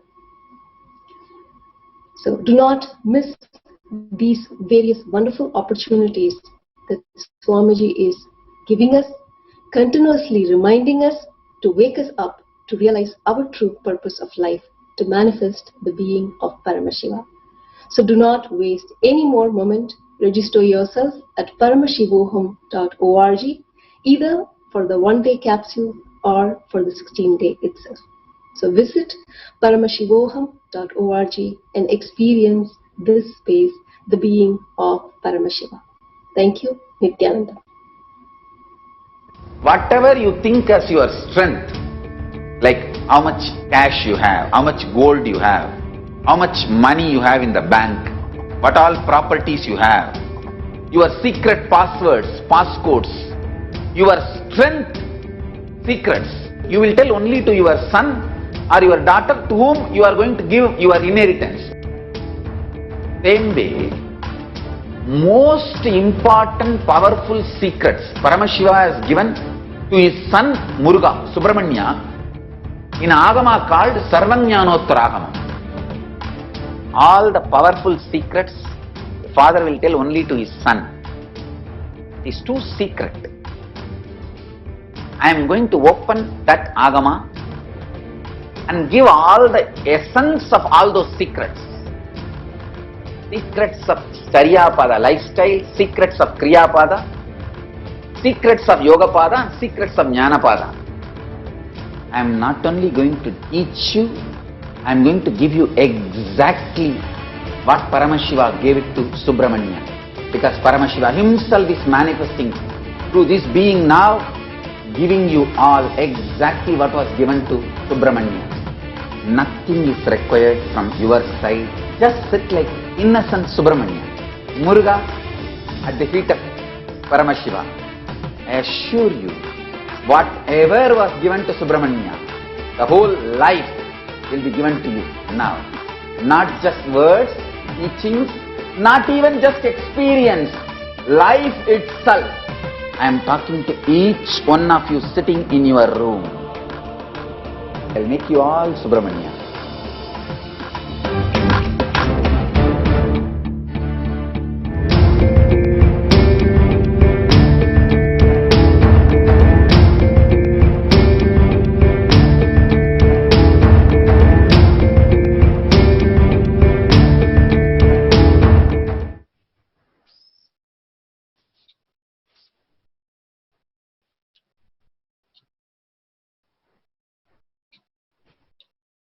Nithyananda, let's start the power manifestation. Let's sit straight, visualize Bhagavan in your third eye, and let's start with the Sadguru Vandanam. Nithyanandam Paramasukadam Kevalam Jnanamurtim Dvandvatitam Gaganasadusham Tattvamasya Lakshnam Ekam Nityam Vimalamachalam Sarvadi Sakshibhutam Bhavatitam Tribunarahitam Sadgurum Tam Namami. Nithyananda, such a beautiful relation between Bhagavan and Arunagiri Yogeshwara. Bhagavan, in his very own words, experienced and expressed the beautiful space of oneness, much beyond the oneness, becoming Paramashiva himself as reality. With that very space, becoming the being of Paramashiva, let's start the power manifestation.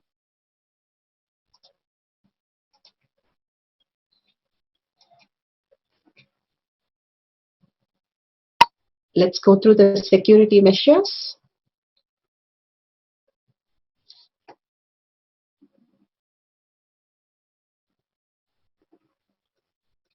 What is power manifestation?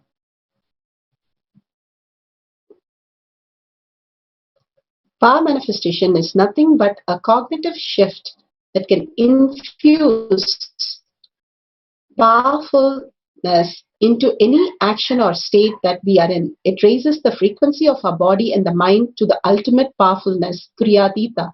We know three states, which is deep sleep, dream state, and waking state. Here, Bhagavan beautifully puts it as Turiya state, which is heightened awareness, and Turiyatita, the consciousness itself. Living as Paramashiva, you can experience the being of Paramashiva as Turiyatita state. Paramashiva? Who is Paramashiva? Paramashiva is Ajomuha, beyond the form and formless. He is doing the Panchakritya of Shrishti, Sthiti, Samhara, Thobara and Anugraha. Shrishti, Satyojata phase, manifesting continuously, the maintaining, manifesting, sustenance, destroyer, pulling out of delusion and liberation.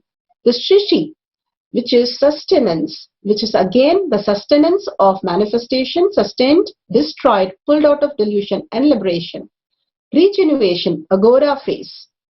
Regeneration of manifestation, sustenance, destroying, pulling out of delusion and liberation. Prabhava phase, Tatpurusha, which is the each direction and which is pulling us out of delusion. The manifestation getting pulled out, the sustenance getting pulled out, and destroying, regeneration getting pulled out, and pulling out of delusion getting pulled out, and liberation itself getting pulled out. Anugraha, the liberation, Ishana phase, the Panchakritya that Bhagavan has doing in all the 5 phases, into all these 25 actions, liberates the beautiful space and creates the oneness. Who is Bhagavan? Paramashiva, who has come down as our Guru. He is His Divine Holiness Bhagavan Nithyananda Paramashivam is a reviver of Kailasha, the ancient enlightenment civilization, the great cosmic borderless Hindu nation. His Divine Holiness Bhagavan Nithyananda Paramashivam is an avatar from and is the supreme pontiff of Hinduism. His Divine Holiness Bhagavan Nithyananda Paramashivam has made the science of power manifestation, yoga and temple-based university for humanity. Sovajan order of Kailasha, led by His Divine Holiness Bhagavan Nithyananda Paramashivam, and Nithyananda order of monks, nuns and Hindu diasporas are working for global peace and to give the superconscious breakthrough to humanity. His Nithyananda Hindu University, world's largest, which with extended campus in 150 countries, is collecting, organizing, preserving, time capsuling, decoding, spreading, reviving 20 million source book of Hinduism and the 64 arts and science like Ayurveda, music, dance, sculpting, astrology and Vastu. His Divine Holiness Bhagavan Nithyananda Paramashivam is 293rd Guru Mahasannidhanam of Shamala Pita Sarvanya Pita, ancient apex body of Hinduism. and present Emperor of Suryavamsa Surangi Samrajyam. His Divine Holiness Bhagavan Nithyananda Paramashivam has survived the worst prosecution of multiple assassination attempt on person and character by anti-Hindu element. Bhagavan has given the science of power manifestation as a gift to humanity, which is authentic, time-tested, scientific and foolproof. Shastra Pramana, the Veda Agamas, the eternal unchangeable truth revealed in the Hindu source scriptures are called Shastra Pramana. Apta Pramanas are the Rishis, Munis, Ganas, Nayanamars, Alvars and Siddhas who are the authority of Hinduism, who are the scientists who are time-tested and verified the science of power manifestation. The Atma Pramana are the avatars who land on the planet Earth, raising humanity into superconsciousness.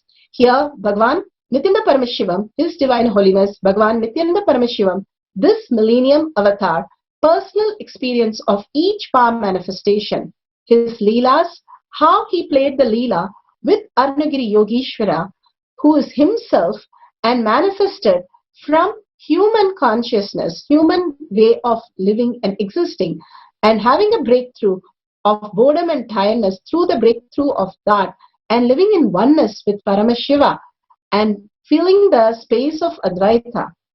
Shakshi Pramana, Bhagavan has initiated millions of disciple devotees and followers into the science of power manifestation. The Shastra Pramana is from the Veda Agamas,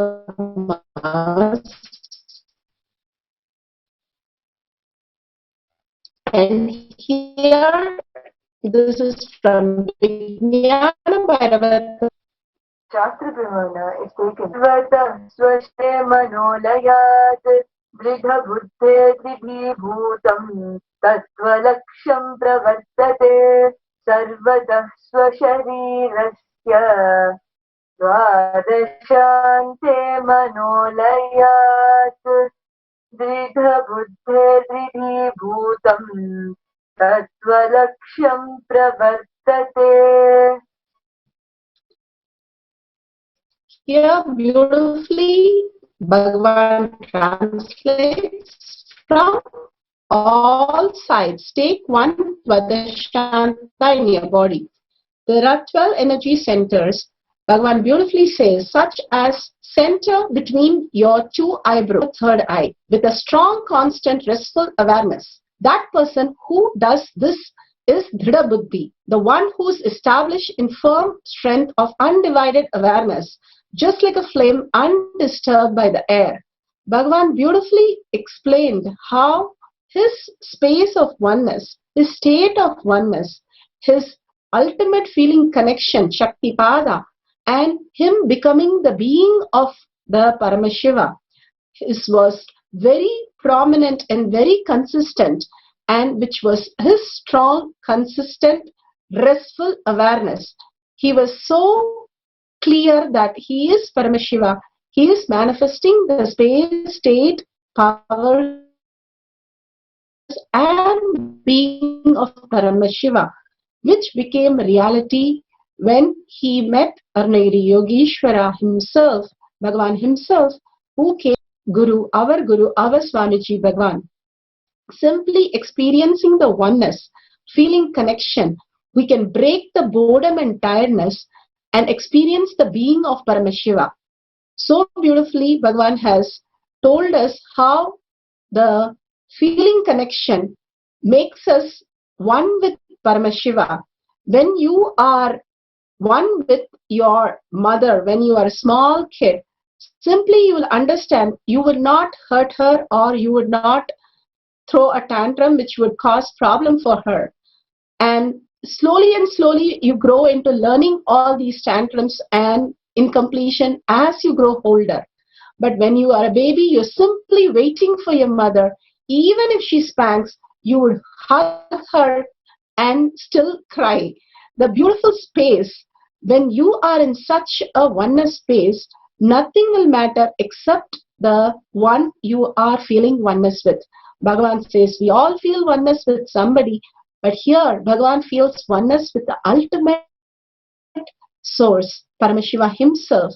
When you are feeling oneness with Paramashiva, you become that. You just get absorbed into the higher reality.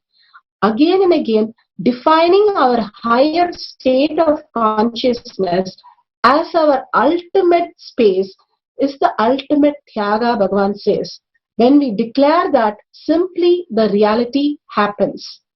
Bhagavan has given up the pramana how Skanda Kartikeya was born. This is from the Shiva Mahapurana, chapter 1. Kumar, perfection is Skanda because he has all the 5 faces and his 6th, the Ajomuha, fully forming together as 6 faces Skanda. The perfection of him and completely from the 3rd eye, and simply Skanda was born. The life energy of Paramashiva is Skanda who was born. Atma Pramana, Bhagavan himself has experienced the power of 3rd eye. When Bhagavan went and found a rock and he experienced the ultimate connection. The same rock, Devi Parvati, did the tapas and became enlightened. When Bhagavan sat there, able to feel how we would feel under our skin, how alive we are under our nail, under our skin, in our body. Bhagavan was able to see and feel and experience the mountain, the stones, everything, all that existed as himself. Suddenly everything became very clear that everything is consciousness. He experienced this as an ultimate reality when he started inquiring who is the person experiencing everything. When he kept on asking, seeking for the deepest truth of open to the highest reality. Here Bhagavan has given so much of initiation to several devotees and experienced the same power. Now what you need now is a paper, a pen, a cloth which doesn't allow any light inside your eyes. If you try just closing your eyes, simply because of the way we exist, the eyes might open. So it's better to have a black cloth or a cloth which is not letting any light inside, a video camera with timestamp. So prepare yourself. Now what we are going to do is, once you are blindfolded, when I'll tell you, when you start the Mahavakya, you can go blindfolded. Once you're blindfolded, you can read the page from Living Enlightened book, page 69, which is a solution for you today. So as you do the third eye reading, you're also given the blessing from Paramashiva for the ultimate reality happening in you. Now, I'm just giving you instruction. Please wait, don't tie your eyes. Once we start the Mahavakya, you can start the whole thing. Now sit cross-legged on the floor with your head, neck and spine in a straight line. Remember Bhagavan in your third eye.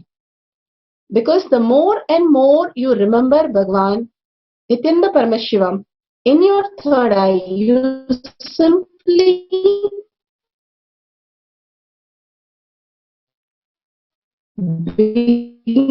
bringing awareness to your third eye. Bhagavan, remember the state of Paramashiva, the outer world, whatever exists, unclutch from that completely. Do a complete completion to experience the space of Paramashiva. Whatever tantrum that you are having, anger, incompletion, stubbornness, depression, boredom, tiredness, so much of fear or greed, whatever, that can be simply understood, the fantasies of the mind. When we just let go the incompletion, we are in the pure space only with Paramashiva. Bhagavan beautifully says, we will not offer anything bad to our mother. Like that, Paramashiva is in your inner space. When you do complete completion, only you are there experiencing Paramashiva. Otherwise, you're offering all the tantrum on Paramashiva and blocking his grace to fall on you. Simply complete completion. Make it redundant, irrelevant, and experience the space of Paramashiva. The oneness Bhagavan has beautifully described in the whole of the Satsang, how he felt with his Arunagiri Yogeshwara as his guru, the ultimate happening. So when Paramashiva, when he finally met Arunagiri Yogeshwara sitting on the linga, he just became one with the whole scene. There was no any other person. He just experienced the space of Advaita as consciousness, as Paramashiva. Do the Tyaga as Paramashiva is your only strength. Now declare simple integrity with Bhagavan and only experiencing Bhagavan as your strength, becoming the being of Paramashiva. So now we'll have a 10 minutes oneness capsule. We'll start chanting the Mahavakya Om Nithyananda Paramashivoham. I'll project once the Mahavakya starts. I will project. Please make sure your eyes are now tight. Make sure the cameras are on with the timestamp. So anything, we are going to read it from the Living Enlightened book. So let's start chanting Om Nithyananda Paramashivoham. Let Paramashiva's third eye manifest in all our third eye. Let the Amrita pour, let the Vanni open up, manifest in all of us.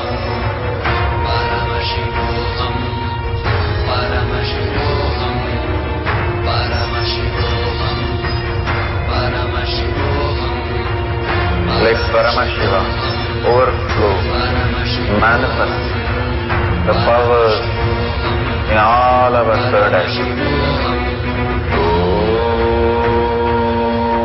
Om Nithyananda Paramashivoham. Om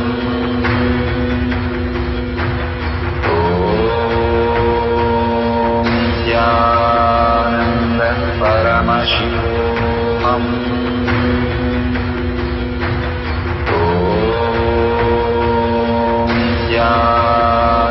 Nithyananda Paramashivoham. Om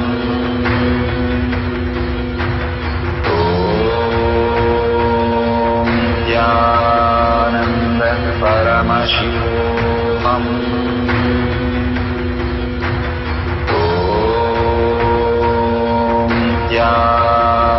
Nithyananda Paramashivoham. Om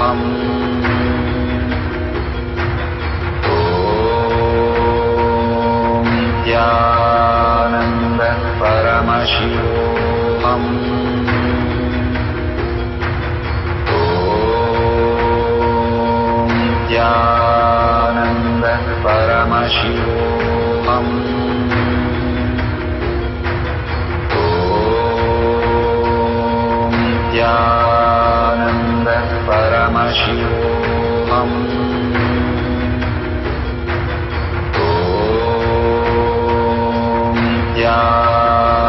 Nithyananda Paramashivoham. Om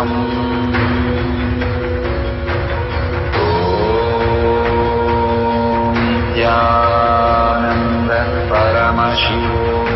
Om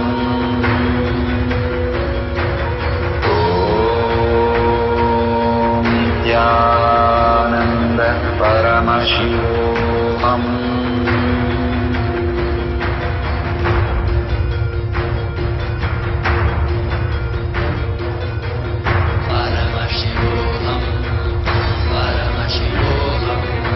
Let Paramashiva's third eye manifest in all our third eye. Let the Amrita pour,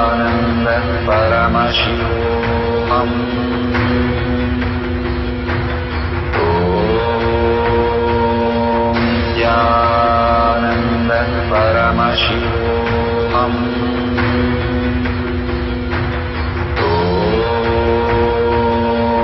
Nithyananda Paramashivoham. Om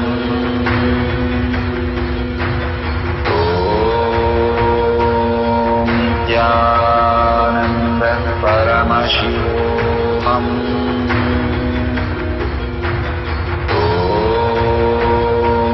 Nithyananda Paramananda Paramashivoham. Om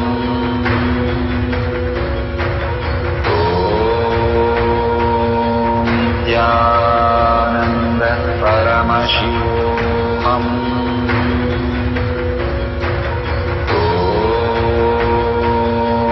Nithyananda Paramashivoham.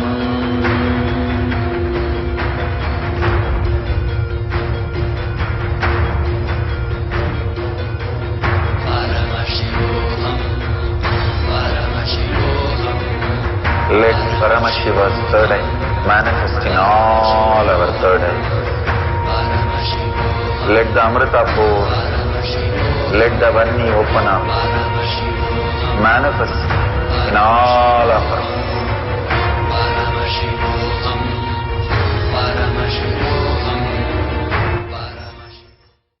Nithyanandam, so beautiful. You can open your eye band and see what's written on the screen, and whatever you have written, you can take a picture of that, or you can, whatever you have recorded that you have written, simply you can experience the oneness. You can simply read through your third eye.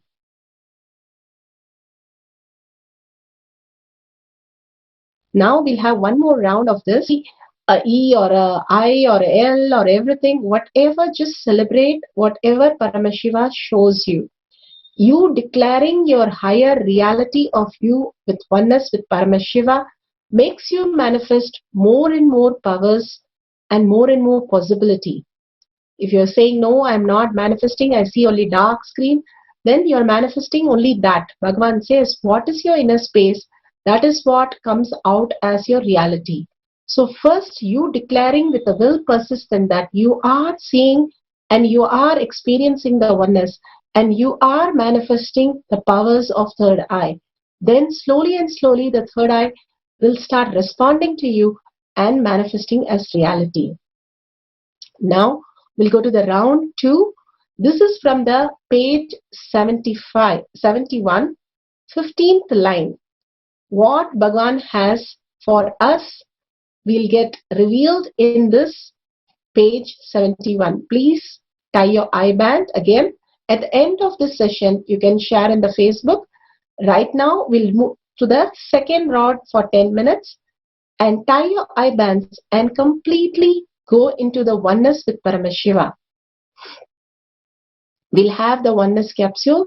Sit straight, visualize Bhagavan, remember Bhagavan again in your third eye, and completely unclutch, absolute unclutch to the state of Paramashiva, outside world. All the fantasies are unreal. The perception that you're having is completely unreal. It's just a dream. The complete completion inside, the inner identity that you experience. Do a complete completion of your inner identity, the anger, the incompletion, understanding Paramashiva is your original space and you don't want to hurt yourself by any incompletion thrown on your inner space. Make it redundant, irrelevant. Experience the oneness with Paramashiva, how Bhagavan became Arunagiri Yogeshwara himself as Paramashiva himself. He says, I had a best negotiation. I gave up myself and I got you, which is the ultimate. So the oneness is feeling who you are, breaking the boredom and tiredness. You experience the oneness with Paramashiva. Do the Tyaga. The strength, the only strength is Paramashiva. Declare very clearly, I am Paramashiva. I am God and Goddesses. I am manifesting the powers of third eye right now. And most importantly, chant the Mahavakya. Your whole being vibrates with that. So let's start the second cycle. We'll play the Mahavakya and oneness capsule. Then I will show the letters. You can take the sentence and write it down, whatever you see through your third eye. So let's start. First, tie your eye bands now, because I can only project after you tie your eye bands. And we'll start intensely chanting Om Nithyananda Paramashivoham. Authentically do the whole power manifestation. Then only you can experience your higher reality side. So let's start the oneness capsule and the timer for 10 minutes. And I will project the line for you. Start chanting. Manifest the powers in all our third eye. Om Nithyananda Paramashivoham.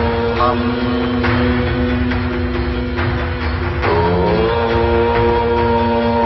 Nithyananda Paramashivoham.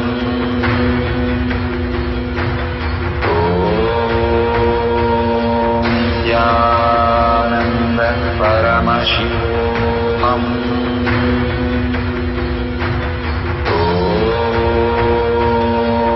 Nithyananda Paramashivoham. Om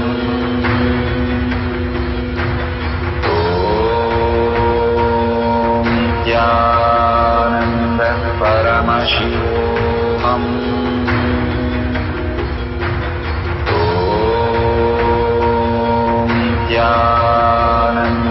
Paramashivoham. Om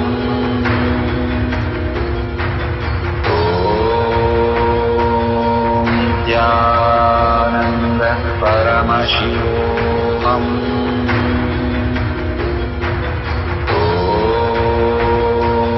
Nithyananda Paramashivoham.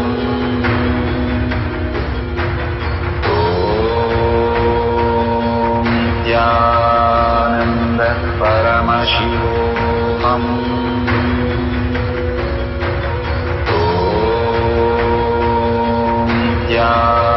Nithyananda Paramashivoham. Om Nithyananda Paramashivoham. Nithyananda Paramashivoham. Om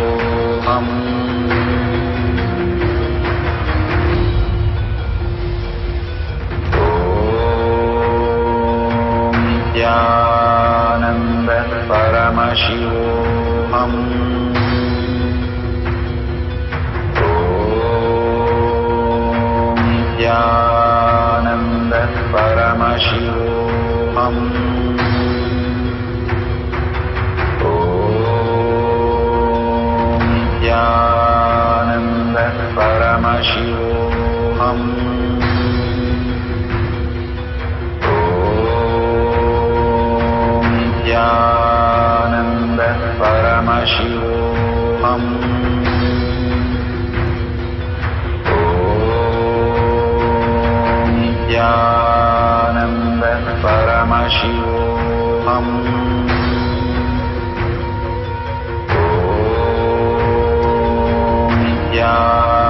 Nithyananda Paramashivoham. Nithyananda Paramashivoham. Om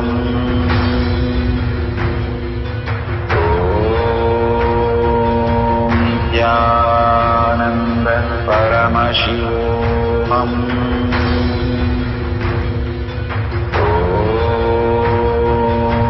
Nithyananda Paramashivoham.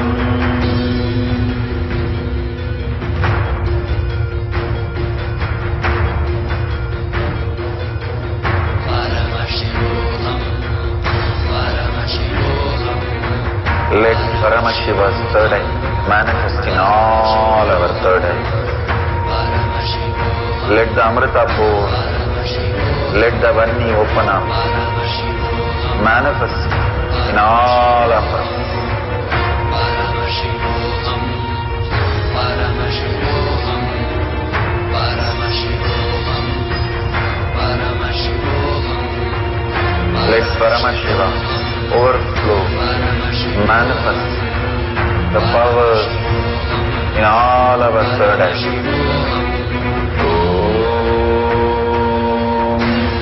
Nithyananda Paramashivoham.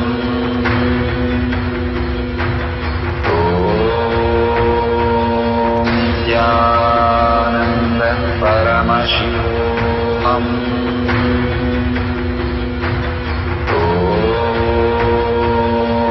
Nithyananda Paramashivoham.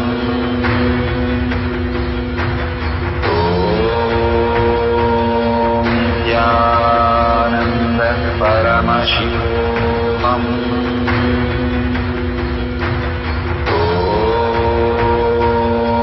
Nithyananda Paramashivoham.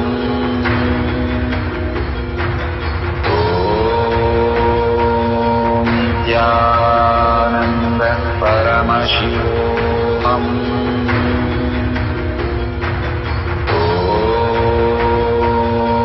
Nithyananda Paramashivoham.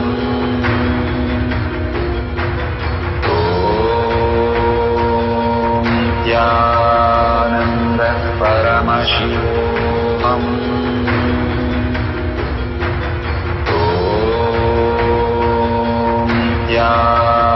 Nithyananda Paramashivoham.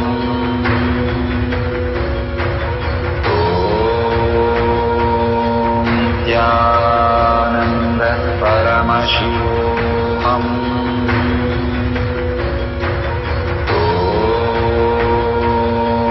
Nithyananda Paramashivoham.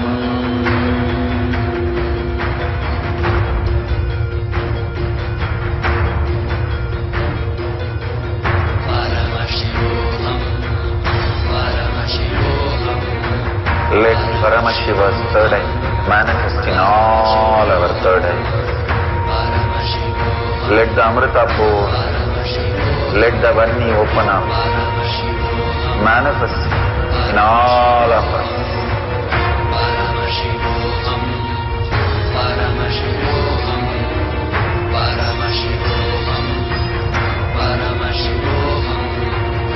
Let Paramashiva overflow, manifest the power in all our third eye. Nithyananda Paramashivoham.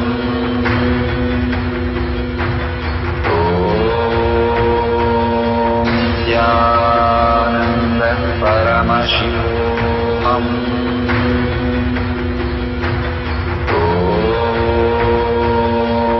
Nithyananda Paramashivoham.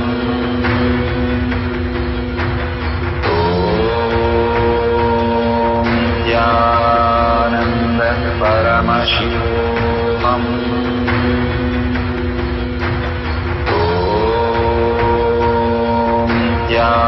Nithyananda Paramashivoham.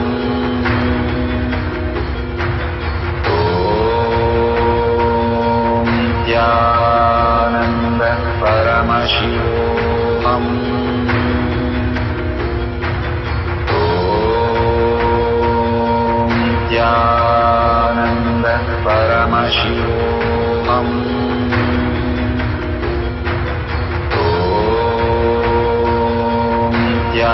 Nithyananda Paramashivoham. Nithyananda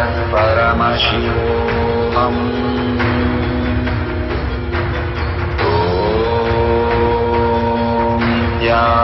Nithyananda Paramashivoham.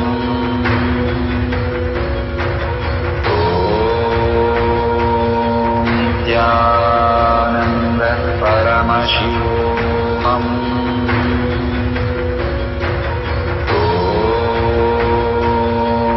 Nithyananda Paramashivoham.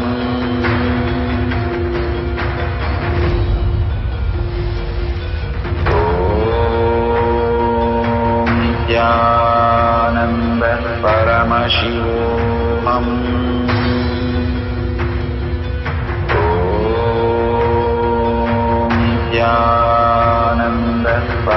Paramashivoham. Om Nithyananda Paramashivoham. Om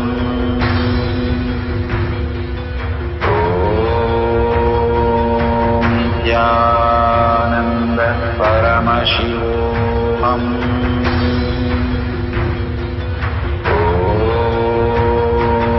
Nithyananda Paramashivoham. Om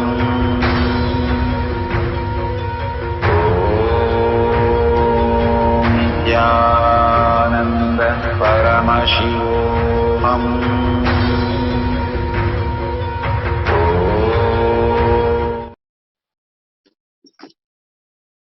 Nithyanandam, so beautiful. This is the best message that you can get from the Living Enlightenment book, page 71. I bless you all. Bhagavan's blessing is how we feel so connected and so complete. If you have got any of these words, please go ahead and whatever you have taken the timestamp or recorded, you can post it in the social media. If you're part of the Paramashivoham program, they will guide you in the power manifestation. If you're part of the social media, please use this tinyurl.com/power manifestation link to update the sharing and causing others reality. Sharing and causing other reality is part of power manifestation. The very core that you have experienced as power manifestation has to be told to as many people by you in words, in your own words, you hearing it again and again. Only then the power manifestation becomes reality. The whole 42 minutes we did is for this very moment to share with the world what you experienced, what Bhagavan has shown you. And only when you share, it becomes that 5 phases of Paramashiva, where we say pulling out of delusion, which happens to us when we share, and regeneration and liberation happens when you cause other person's reality. Again and again, this is the essence of power manifestation. You sharing and causing others reality through power manifestation is manifesting your life itself. With such a beautiful space, let's surrender all this power manifestation and powerful cognition to Bhagavan's lotus feet. Again and again, whenever we feel stuck or whenever we feel amazing, surrender every emotion to Bhagavan's lotus feet and ask for his blessing to make this existential reality, the oneness space, the Advaita space that Bhagavan says, how he experienced with Arunagiri Yogeshwara. Ask Bhagavan to make it that reality with Bhagavan for you. Paramashiva gave himself to Bhagavan. That is real. Paramashiva is real. And Bhagavan is giving himself to us to experience the reality, existential reality. With deep gratitude and seeking, ask Bhagavan to make this as your existential reality. Again and again, manifesting powers proves your cognition shift and being of Paramashiva. So with that, let's thank Bhagavan. Remember Bhagavan in your third eye and end with the Purna Mantra. Please don't forget to share and cause others reality. Bring them for next Satsang and Kotiyat session, causing their highest reality. Thank you so much. Let's end with the Purna Mantra. Om Purnamada Purnamidam Purna Purnamadashyate Purnasya Purnamataya Purnameva Vashishyate. Om Shanti Shanti Shanti Shanti. Hari Om Tat Sat Sarvam Bhagavate Sri Nithyananda Paramashivam Padukarpanamastu. Om Nithyanandam. Thank you so much for participating. Make sure you share and bring others for Paramashivam program, the Kailash Kotiyat session, where Bhagavan himself is going to sit and guide the Balasans. You can experience the initiation today. Thank you, Nithyanandam.